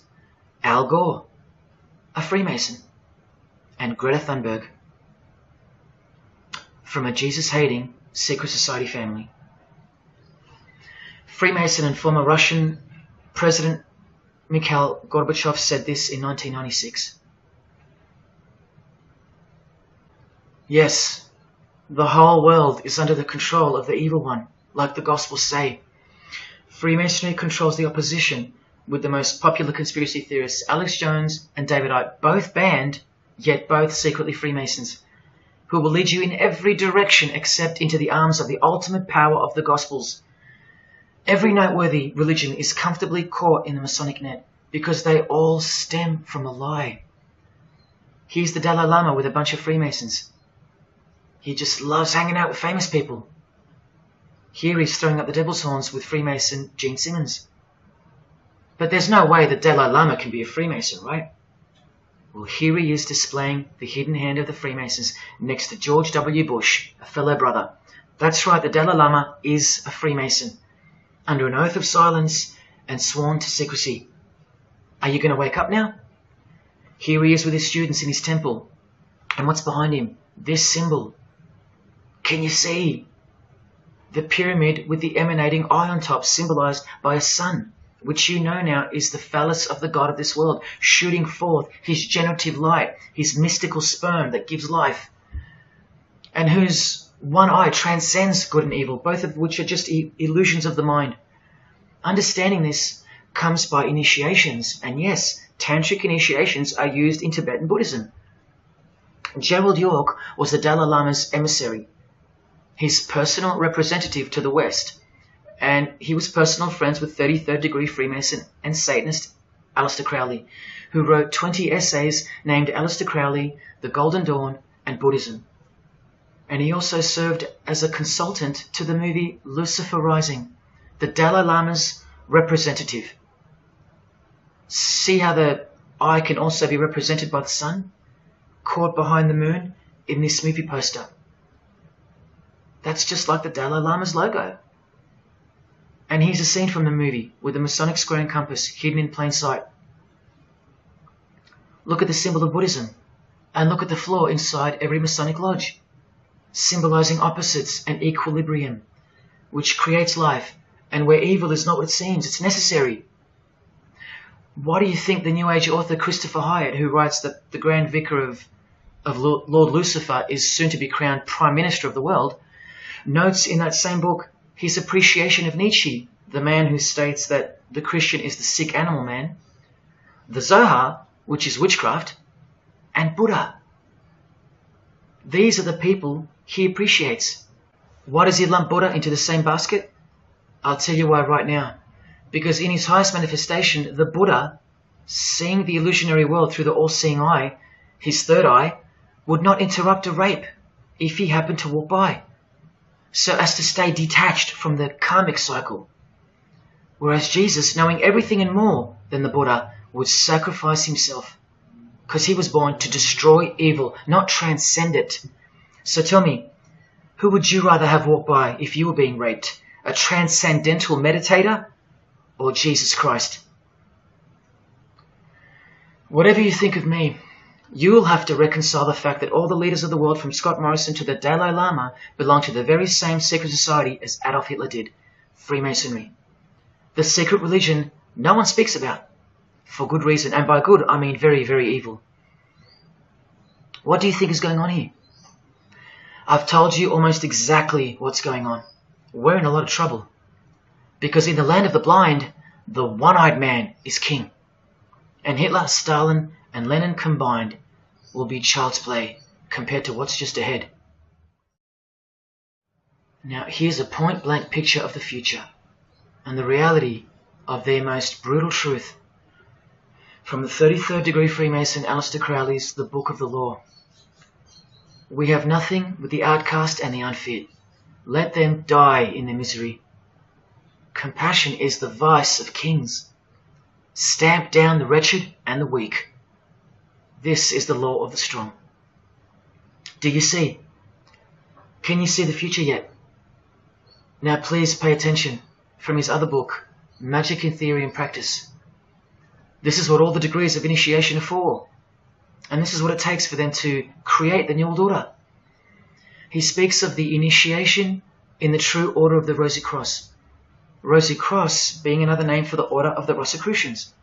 Remember the guys that built this? Now this is a 33rd degree Freemason speaking. It is extremely desirable that he should have attained an absolute degree of moral emancipation. That is purity of spirit and perfect understanding. I've shown you this over and over. Because the world is full of evil, they mimic the morals of nature, because they are the true morals of the true God of this world. That's purity to them. That's true honesty and perfect understanding. Evil is good. That's the moral emancipation he's speaking of. Now watch this and brace yourself, because this is the future. There is a magical operation of maximum importance, the initiation of a new eon. When it becomes necessary to utter a word, the whole planet must be bathed in blood. This bloody sacrifice is the critical point of the world ceremony of the proclamation of Horus, the crowned and conquering child, as Lord of the Eon. I've shown you that secret societies participate in the science of blood rituals. Well, this is what it climaxes into. A massive blood ritual in the name of the new Eon, the new age, which revolves around a divine plan not of this world, as confessed by all of them. You are not who you think you are. You are not where you think you are. Do you see it? Can you fathom? And what blood means in this world? So much more than what you may have known before now.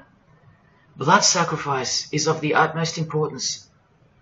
It's what the beings in the other realm require, desire. We can't fully understand it. But do you see how the blood sacrifice of Jesus Christ takes on a whole new meaning now? A very real meaning. And guess what? Because of it, the good guy really does win in the end. You either fall under the blood of the world or under the blood of him. There is no middle ground.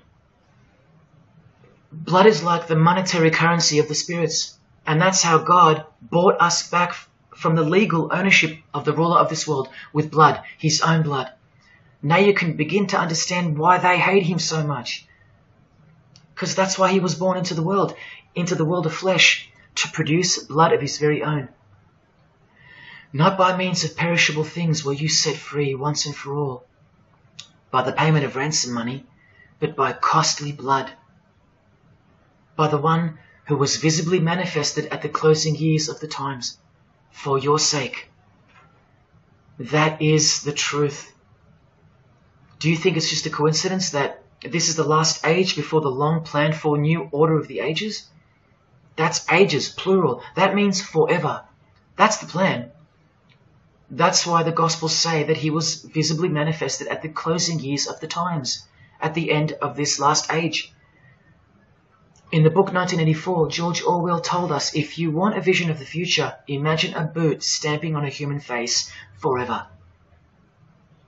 I've shown you that this so-called New Age is in actuality a new satanic age. And it's not really new at all. It's very old indeed, it's ancient. But like I said, its progress was derailed by the appearance of Jesus on the human scene. Now I'll prove to you that the New Age is an old religion. Novus Ordo Seclorum is part of a quotation taken from the Roman pagan philosopher Virgil's fourth eclogue, which was borrowed by him from the Sibylline records, which were ancient prophecies delivered by an oracle through witchcraft or divination. That's where the phrase Novus Ordo Seclorum comes from.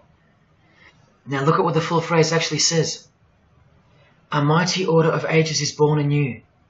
Both the prophetic virgin and Saturnian kingdoms now return. Now a new progeny is led down from the lofty heavens. Favour, chaste Lucina, the boy soon to be born, in whom the Iron Age shall come to an end, and the Golden One shall arise in the whole earth. We've just been told that the New Age is a Saturnian kingdom, which returns, so it's been here before. Next we see that a new progeny, meaning a new seed, a new race, there's that race again, is coming to earth. And that a boy will be born, who will bring the Iron Age, which is the age we're currently in, to an end.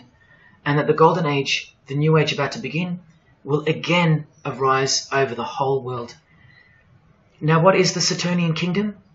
Well, for starters, this is a band called Saturnian Mist.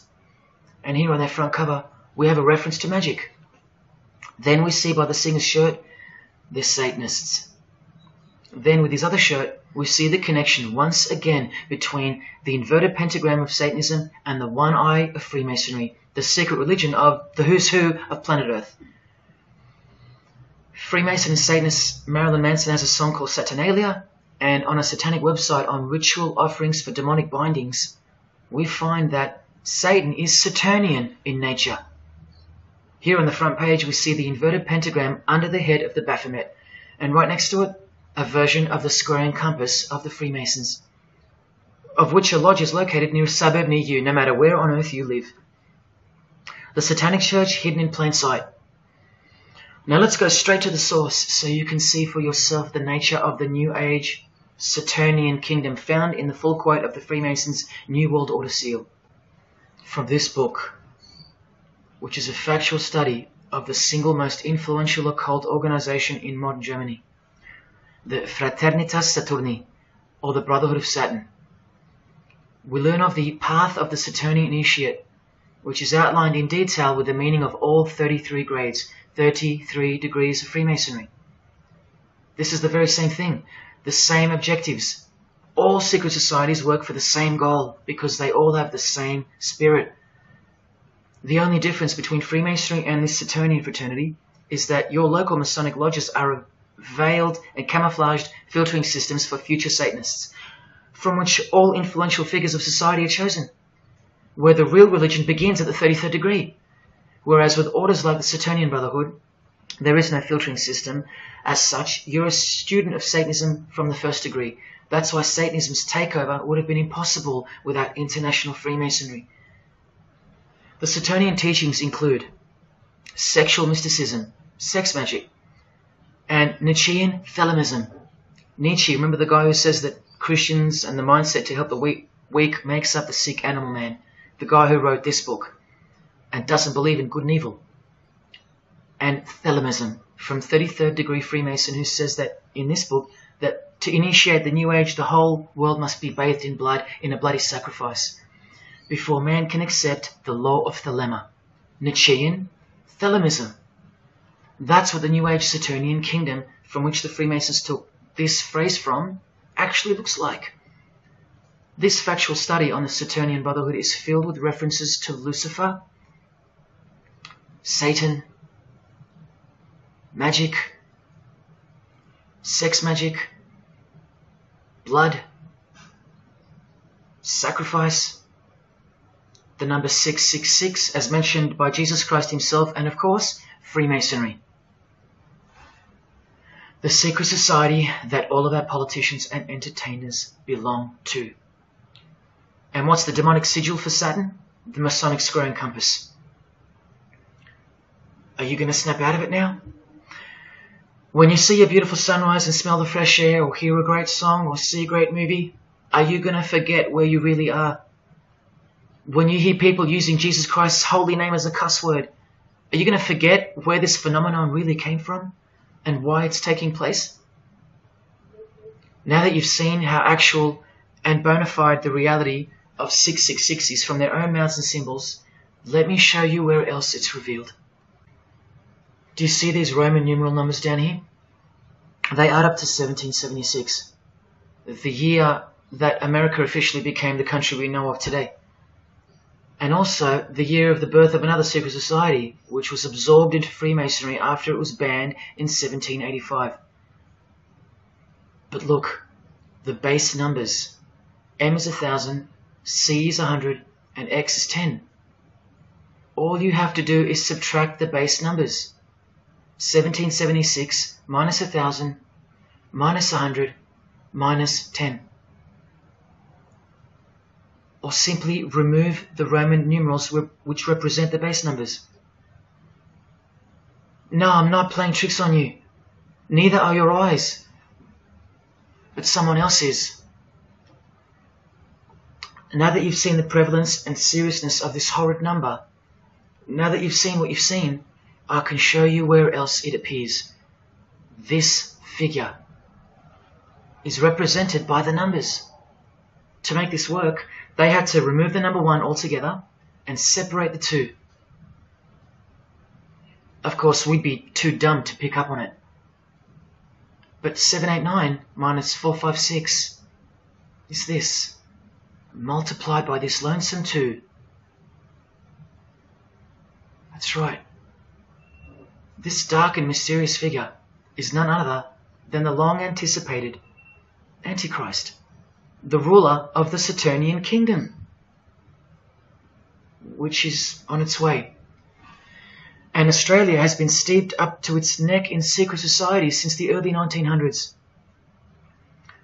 World Economic Forum logo, with this slash through the O's, is of course representative of the number of the ruler of the New Age, 666. The barcode is the primitive version of the worldwide system that Jesus predicted would revolve around the number of the beast. And as you can see, the base of every single barcode in all the world is 666.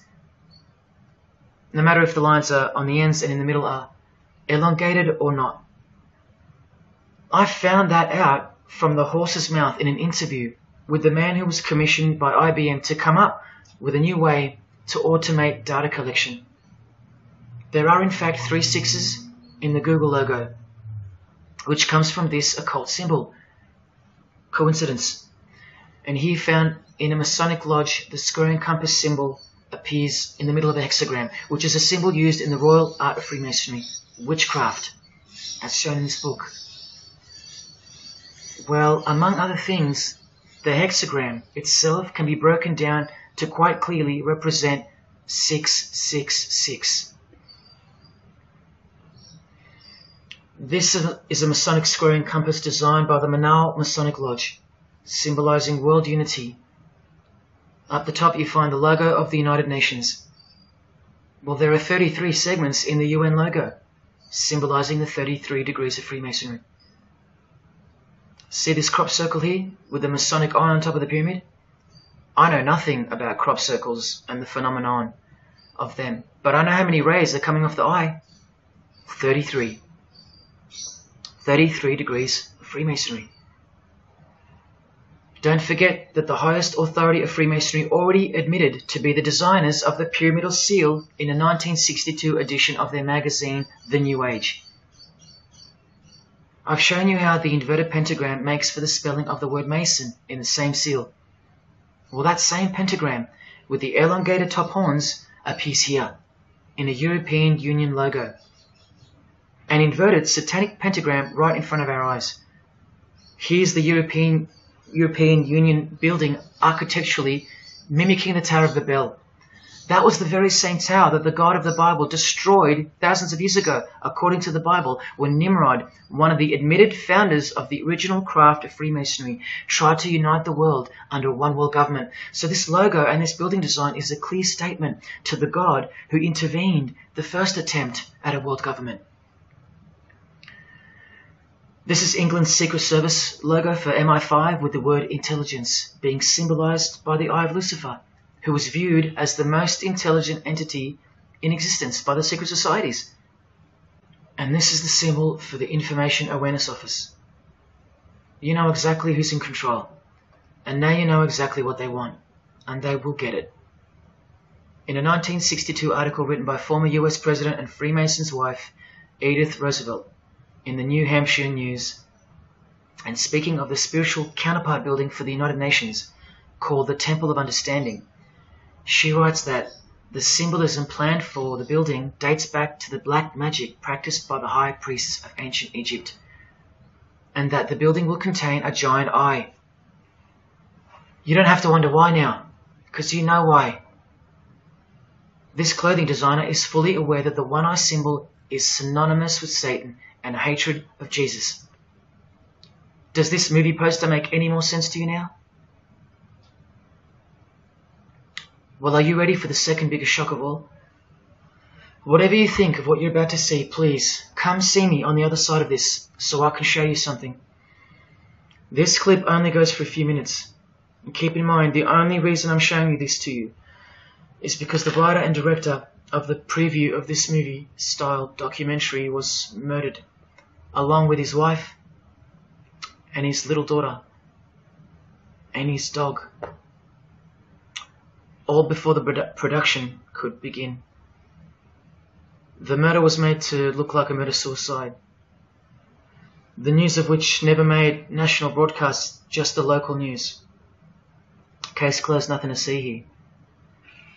You have to ask yourself why. After so many movies with a dystopian, World War, totalitarian type theme, why was this movie so dangerous and strictly unacceptable for public viewing that a whole family would be murdered? Well, this movie was going to tell us about America's secret destiny. And one other thing which you'll see on the other side of this clip, an amazing thing. As titled by Manly P. Hall over 100 years ago, what's the secret destiny of America? Well, it's this.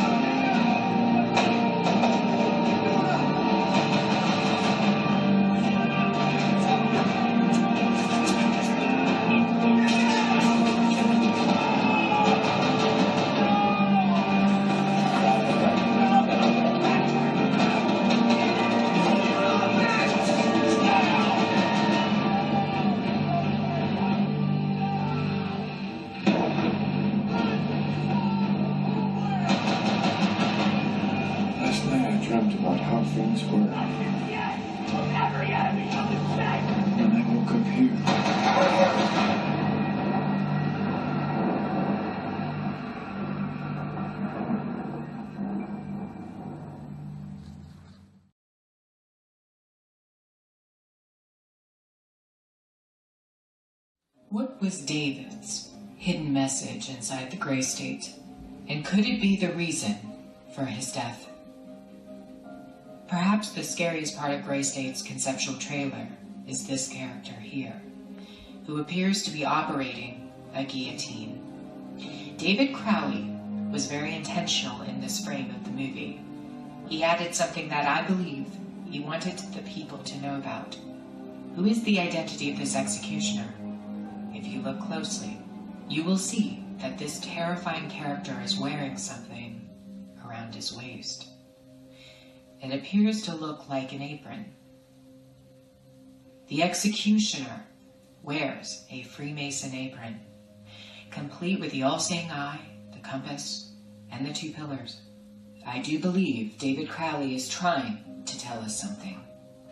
He is telling us that the organization behind the French and American revolutions, the organization behind the Italian Revolution of 1830, the organization that outlined a plan to overtake the Vatican in a document called the Alta Vendita, the organization behind the Trail of Tears and the deaths of thousands of Native Americans under Freemason Grand Master Andrew Jackson, the organization behind the Ku Klux Klan in the United States post-Civil War and its rebirth in 1915, the organization behind Hiroshima and Nagasaki during 33rd degree Freemason Harry Truman's presidency. These are men with a radical revolutionary agenda throughout the entire world because they worship and follow a radical revolutionary deity. The first to have led a revolt against the Most High Lord.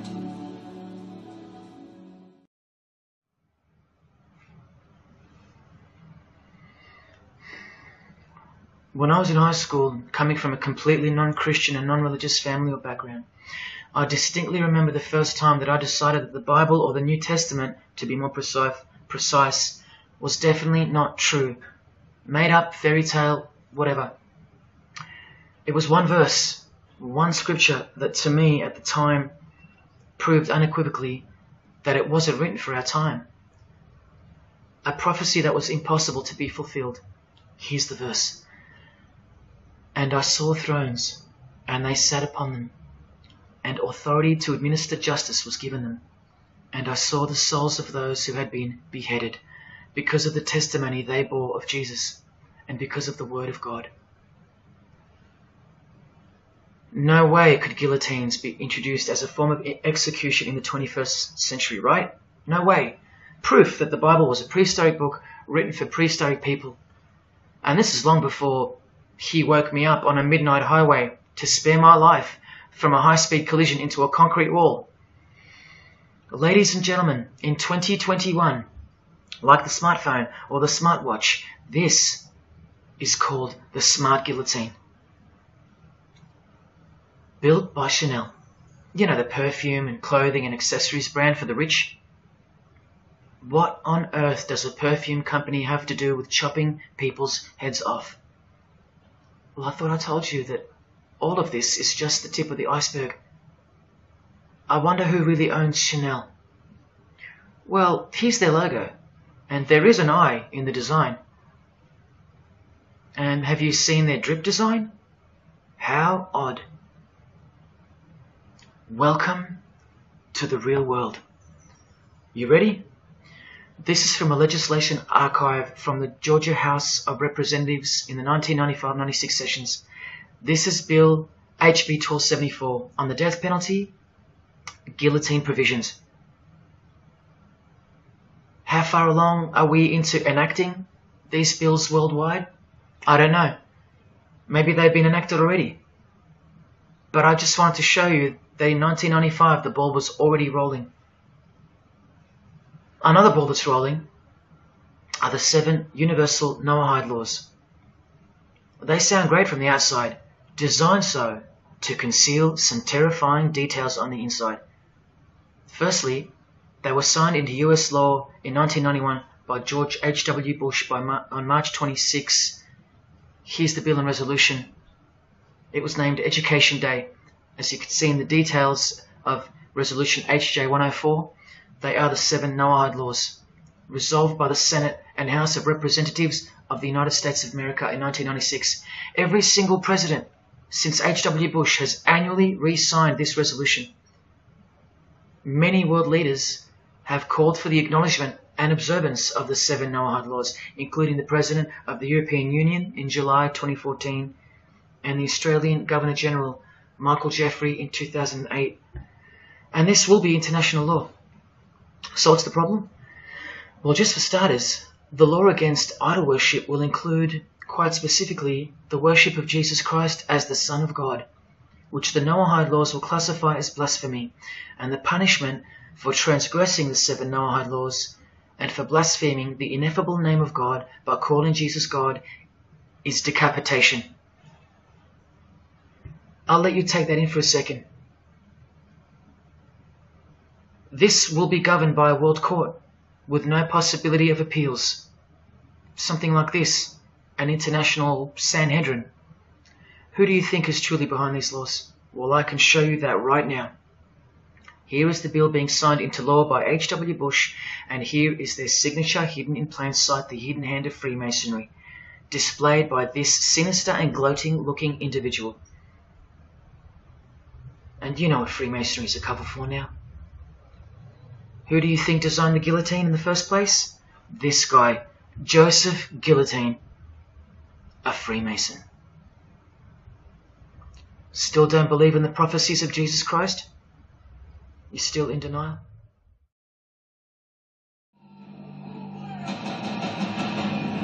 Last night I dreamt about how things were.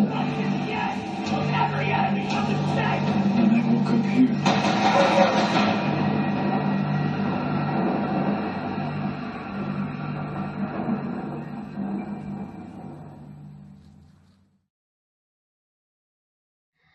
Well, that's why the director was murdered. And his wife, daughter, and dog.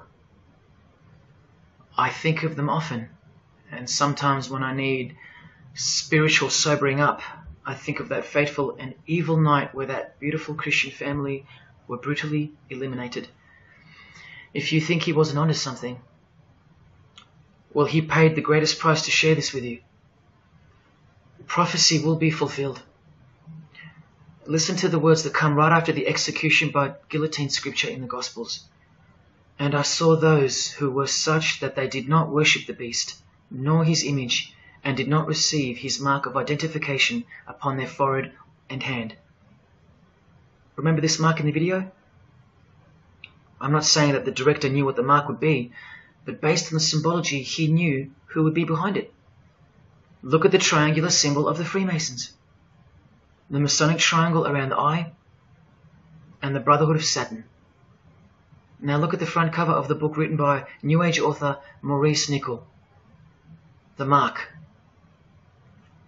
Same symbol. Identical to the symbol used by J.K. Rowling, who said its design was inspired by the Freemasons. Who has this tattoo, which represents the Baphomet. Well, Solve Coagula is the process in which they will bring this New World system to life. It's identical to the Masonic motto of order out of chaos. Solve means dissolve or destroy, and coagula means to bring the elements back together into a new and higher form, a new and higher system. Jesus described it as the beast system, and one way or another, we will be marked as a form of identification in order to participate. But first, chaos must ensue. A deep Masonic truth, which is mostly true anyway, is that destruction precedes construction. It's like having to destroy a tree in order to create a table. The same principle applies to creating the New Age. That's why I know that the process which involves the creation of a new system must involve the destruction of this one. Now, this is the last referenced work I'm going to use to show you who will be the head of that system, that one world government. A book by David Spangler, considered as one of the founding fathers of the modern New Age. He also has an intimate relationship with the United Nations, as shown in 1975 document which was uploaded to the UN archives in 2006.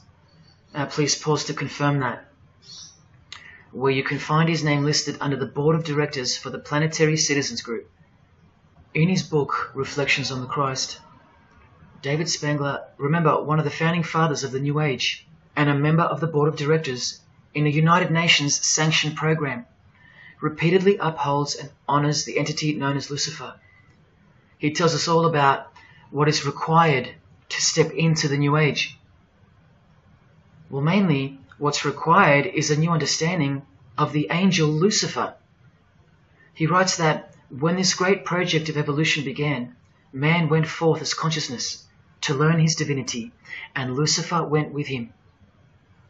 It is important to see that Lucifer, described as an angel, a being, a great and mighty planetary consciousness.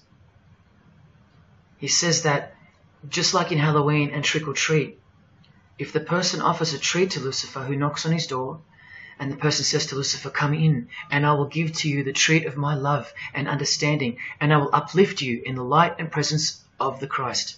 Christ meaning my outflow. Then Lucifer becomes that being who carries the ultimate treat, the light of wisdom. Lucifer represents experience. Lucifer is literally the angel of experience. The Luciferic element becomes the true revealer of light, the angel of light. The light that reveals to us the path to the Christ comes from Lucifer. The Christ that he refers to obviously is the Antichrist spirit, who will eventually manifest on earth as one man. But for some odd reason on page 60 he feels compelled to clarify that he was only joking once when he said maybe to enter the New Age we all need to take a Luciferic initiation. Well, that's definitely no joke. That's right, Lucifer is the savior of the secret societies. The solar system was the manifestation of the consciousness of a very great being known as the solar logos. And if we go back to the secret society of the Brotherhood of Saturn, we read that mankind will be able to take a measure of egocentric power from the solar logos. In this way, Lucifer is the savior of humankind.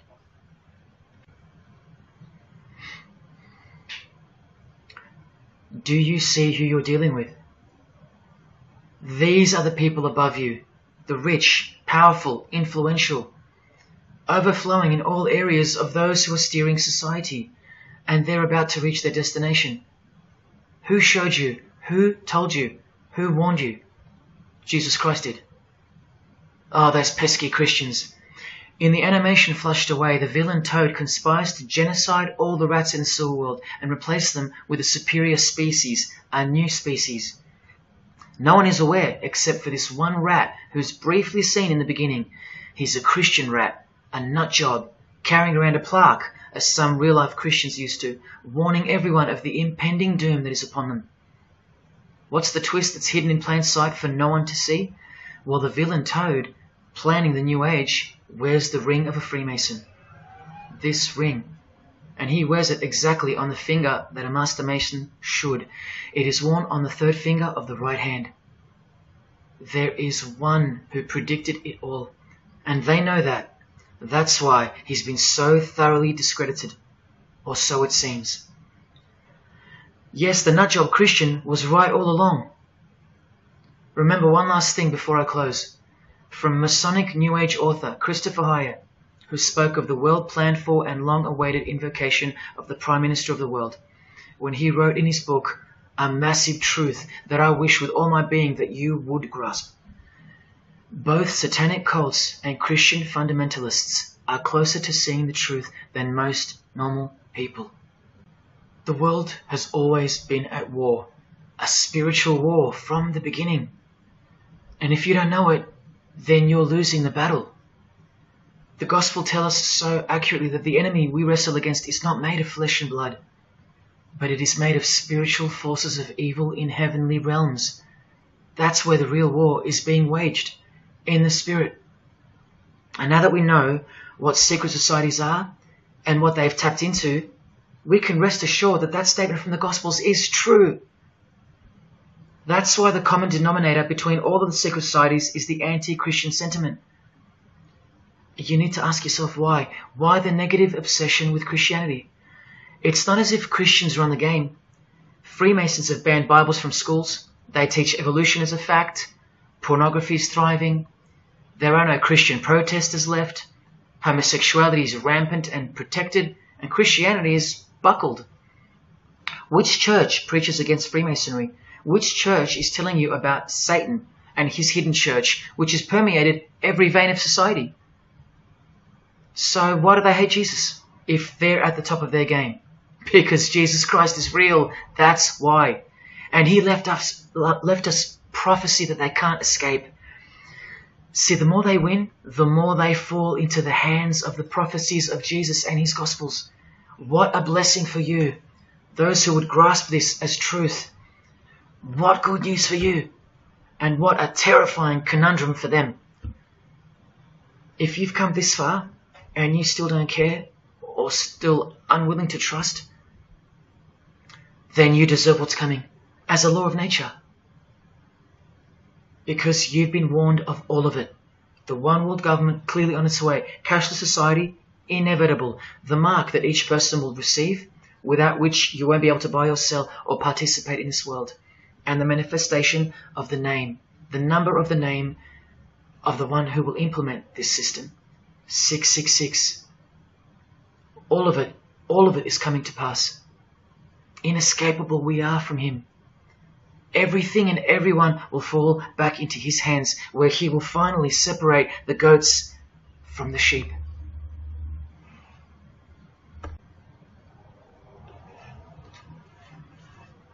Now watch the Bible destroy Freemasonry like no other book in 2 minutes. Regarding their lodges and obelisks, their heart is faithless. Now they must bear their guilt.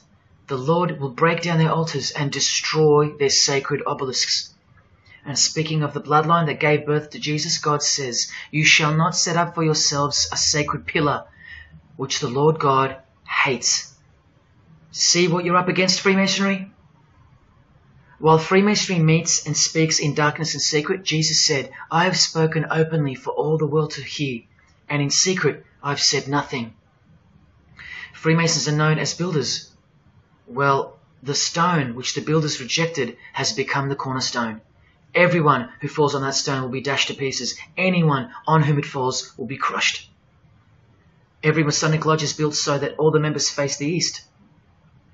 Who are these men with their backs toward the temple, facing the east and worshipping the sun? It is detestable. Freemasonry does evil in secret with their hidden hand, but they blow a trumpet over the hand that does good. But Jesus says, when you give to the needy, do not let your left hand know what your right is doing. Your good deed must be in secret, and your Father who sees what is done in secret will reward you.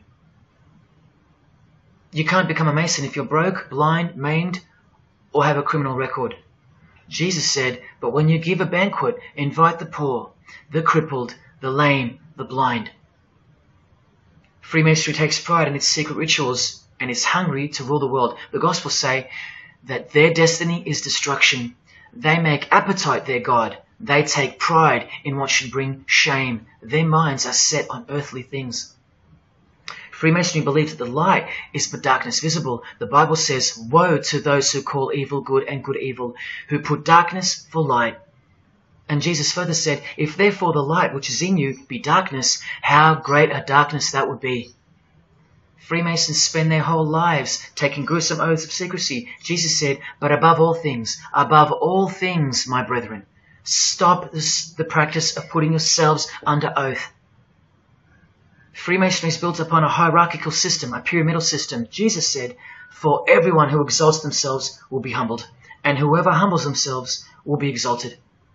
We could go on and on, but we're going to end on this one. Exclusively written for the practices in the lodge room of political Freemasonry. A troublemaker and a villain who goes about with a corrupt mouth, who winks with his eye, signals with his feet, and teaches with his fingers, who plots evil with deceit in his heart. He always stirs up conflict. Therefore, the disaster will overtake him. He will suddenly be destroyed. That is Freemasonry through and through. And apart from the man in the mirror, prior to your baptism of the Holy Spirit, Freemasonry is the villain. They do go about with a corrupt mouth as they are sworn to secrecy. They do proverbially wink with the eye, making the one eye. They most certainly signal with their feet and teach with their hands and fingers. In the lodge, I can vouch. And they do plot evil, stir up conflict, in order to further their goal of the New Age and the New World Order, the greatest conflict being up ahead. But thank God Almighty above, the verse also tells us that disaster will overtake them, and they will be destroyed. One frightful and glorious day, you can count on that. Because the only thing you can count on in this world, more than death, more than taxes, is the Son of God.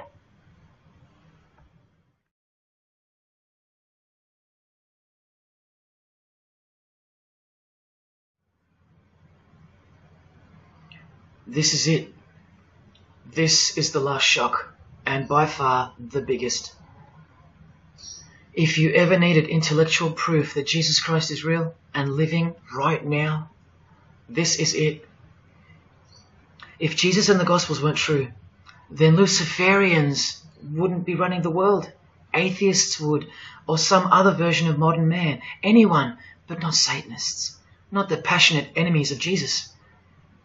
If Jesus wasn't real, then so-called Satanists would be scattered here and there over the world in little local covens by silly teenagers rebelling against society and living in their own la-la land with their own little make-believe devils, being make-believe rebels. But no, people who believe that Lucifer is God run the world from top to bottom.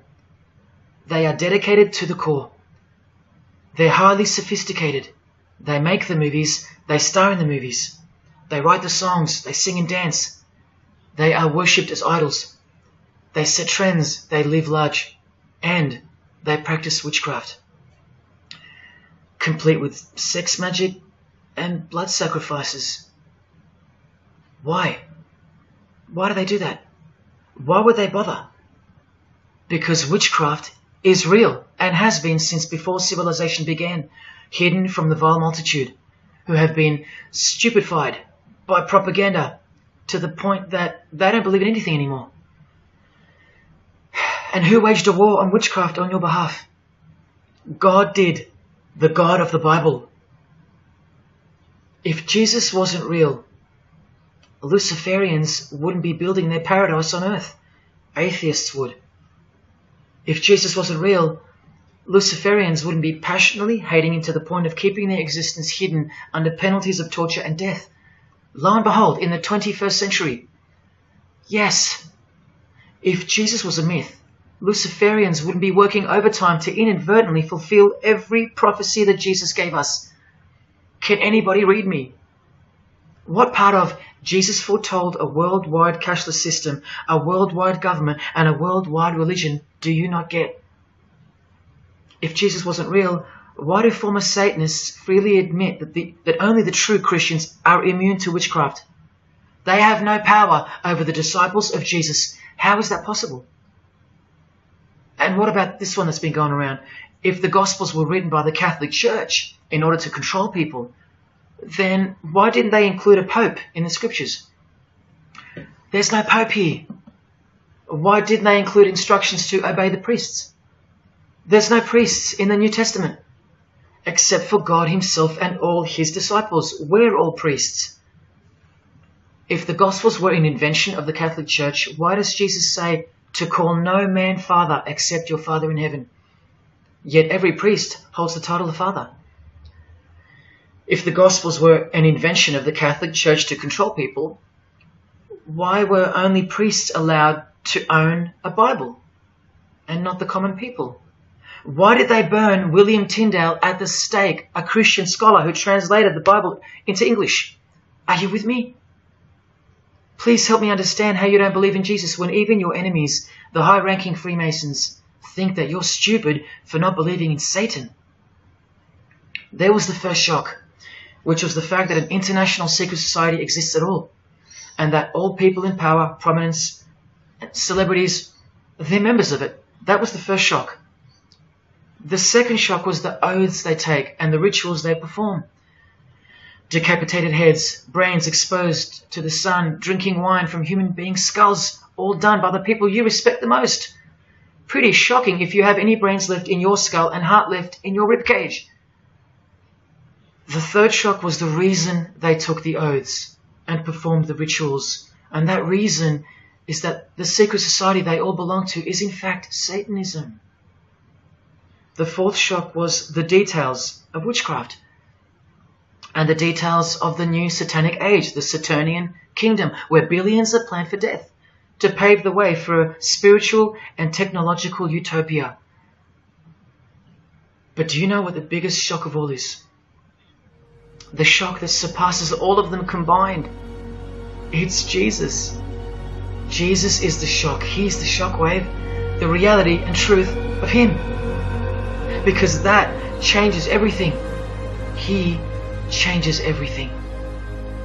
The greatest news you could never think up, that God left his abode to come here, a form of hell, manifest on earth, to be ridiculed and executed, to save our sorry asses by taking a bullet for us. Don't worry, his second coming won't be so sacrificial. Better start fearing like you fear a cop and like you fear a judge. Oh, I know you tremble in front of them. But you don't fear God?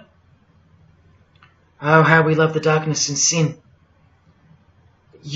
Possibly you, loved gossip, you loved sex and porn, you loved sodomy, you couldn't stop lying, you couldn't stop cussing, you loved your idols, singers, actors, sports people, sports teams, putting people who fart, smell and eventually die on a pedestal.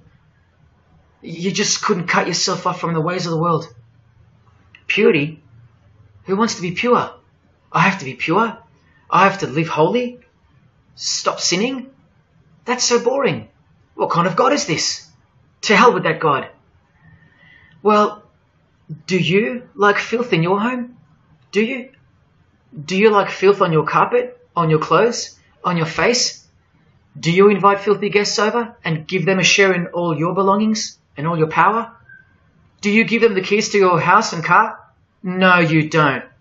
But the Creator, who has the greatest house of all, he should. We can barely earn $1,000 a week, and we don't give that away to anyone. But now God should share his wealth with you, the unclean, the unrepentant. Is it too much to ask your filthy guests to clean up before they enter? To watch their mouths, to control their willy? Is that too much to ask? Oh, but if God was real, what about all the children that die? What about them?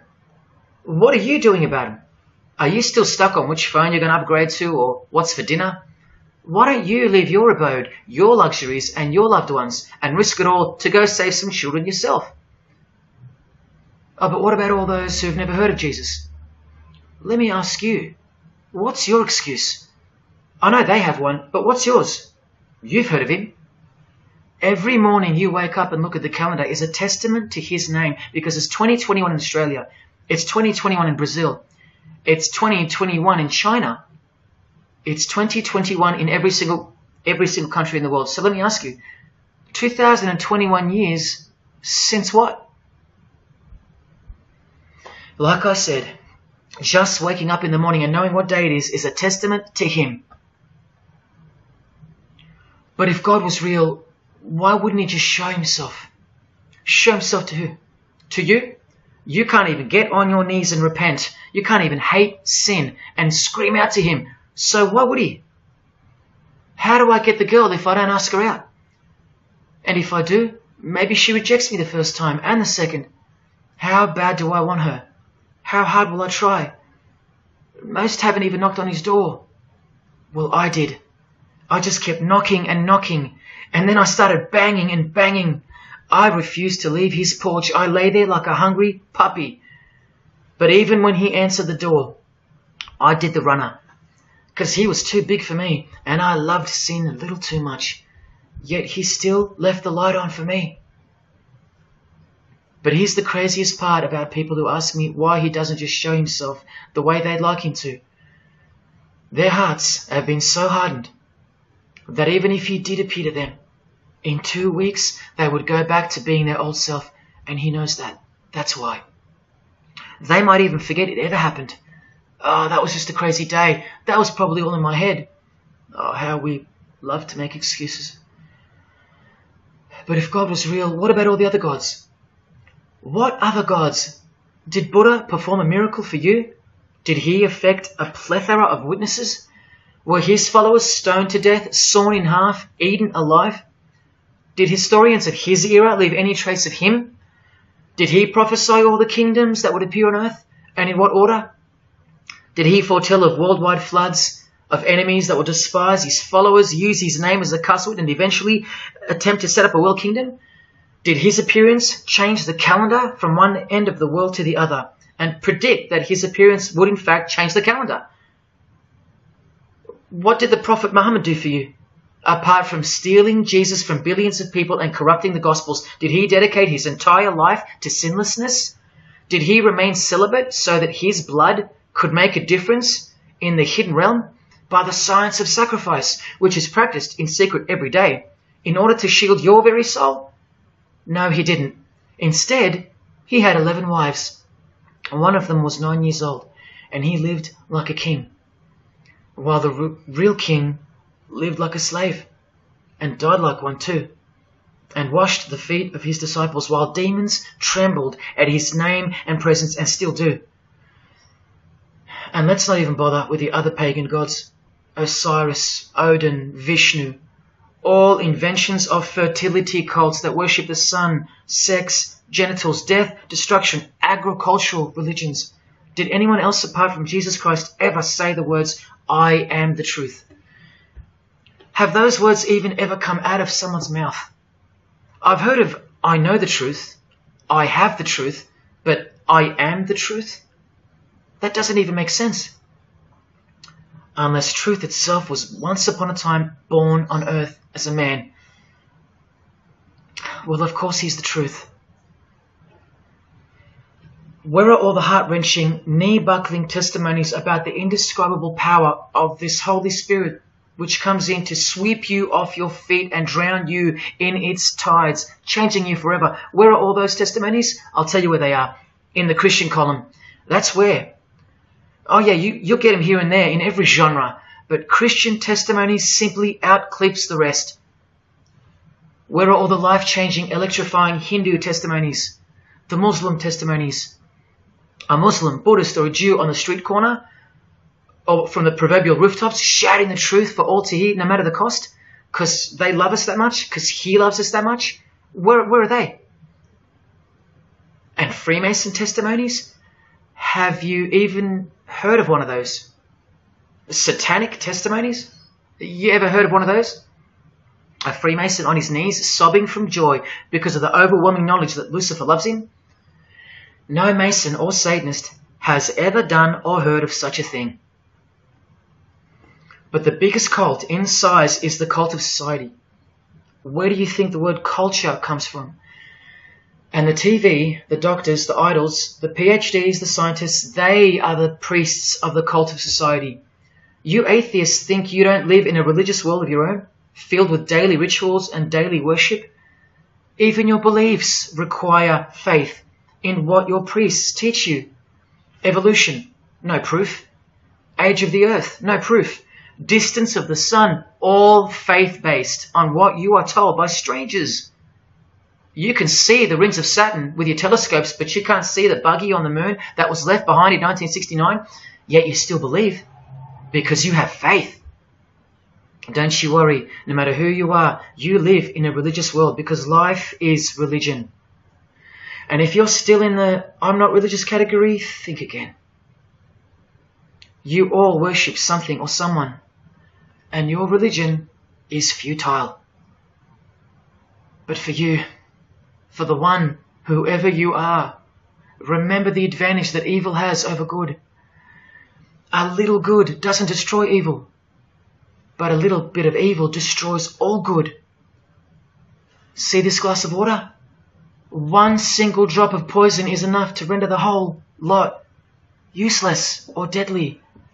That means that 99% of the goodness and purity of that water amounts to nothing, all because of one single drop. The whole glass is evil. And so it is with the human soul. You better believe it. Does anyone go out with a stain on their face or on their shirt? You think the soul can't be stained? Think about it. Just one lie makes you a liar. So you can't go where life is, stained with death. Now, in case someone thinks I'm playing the high and mighty role, I tell you this. I used to be a liar. I used to be a pervert. I used to be a drunkard. I used to smoke all kinds of poison. I used to have angry outbursts, use a filthy mouth, indulge in filthy humour. I used to. Past tense. But no more. He finally summoned me.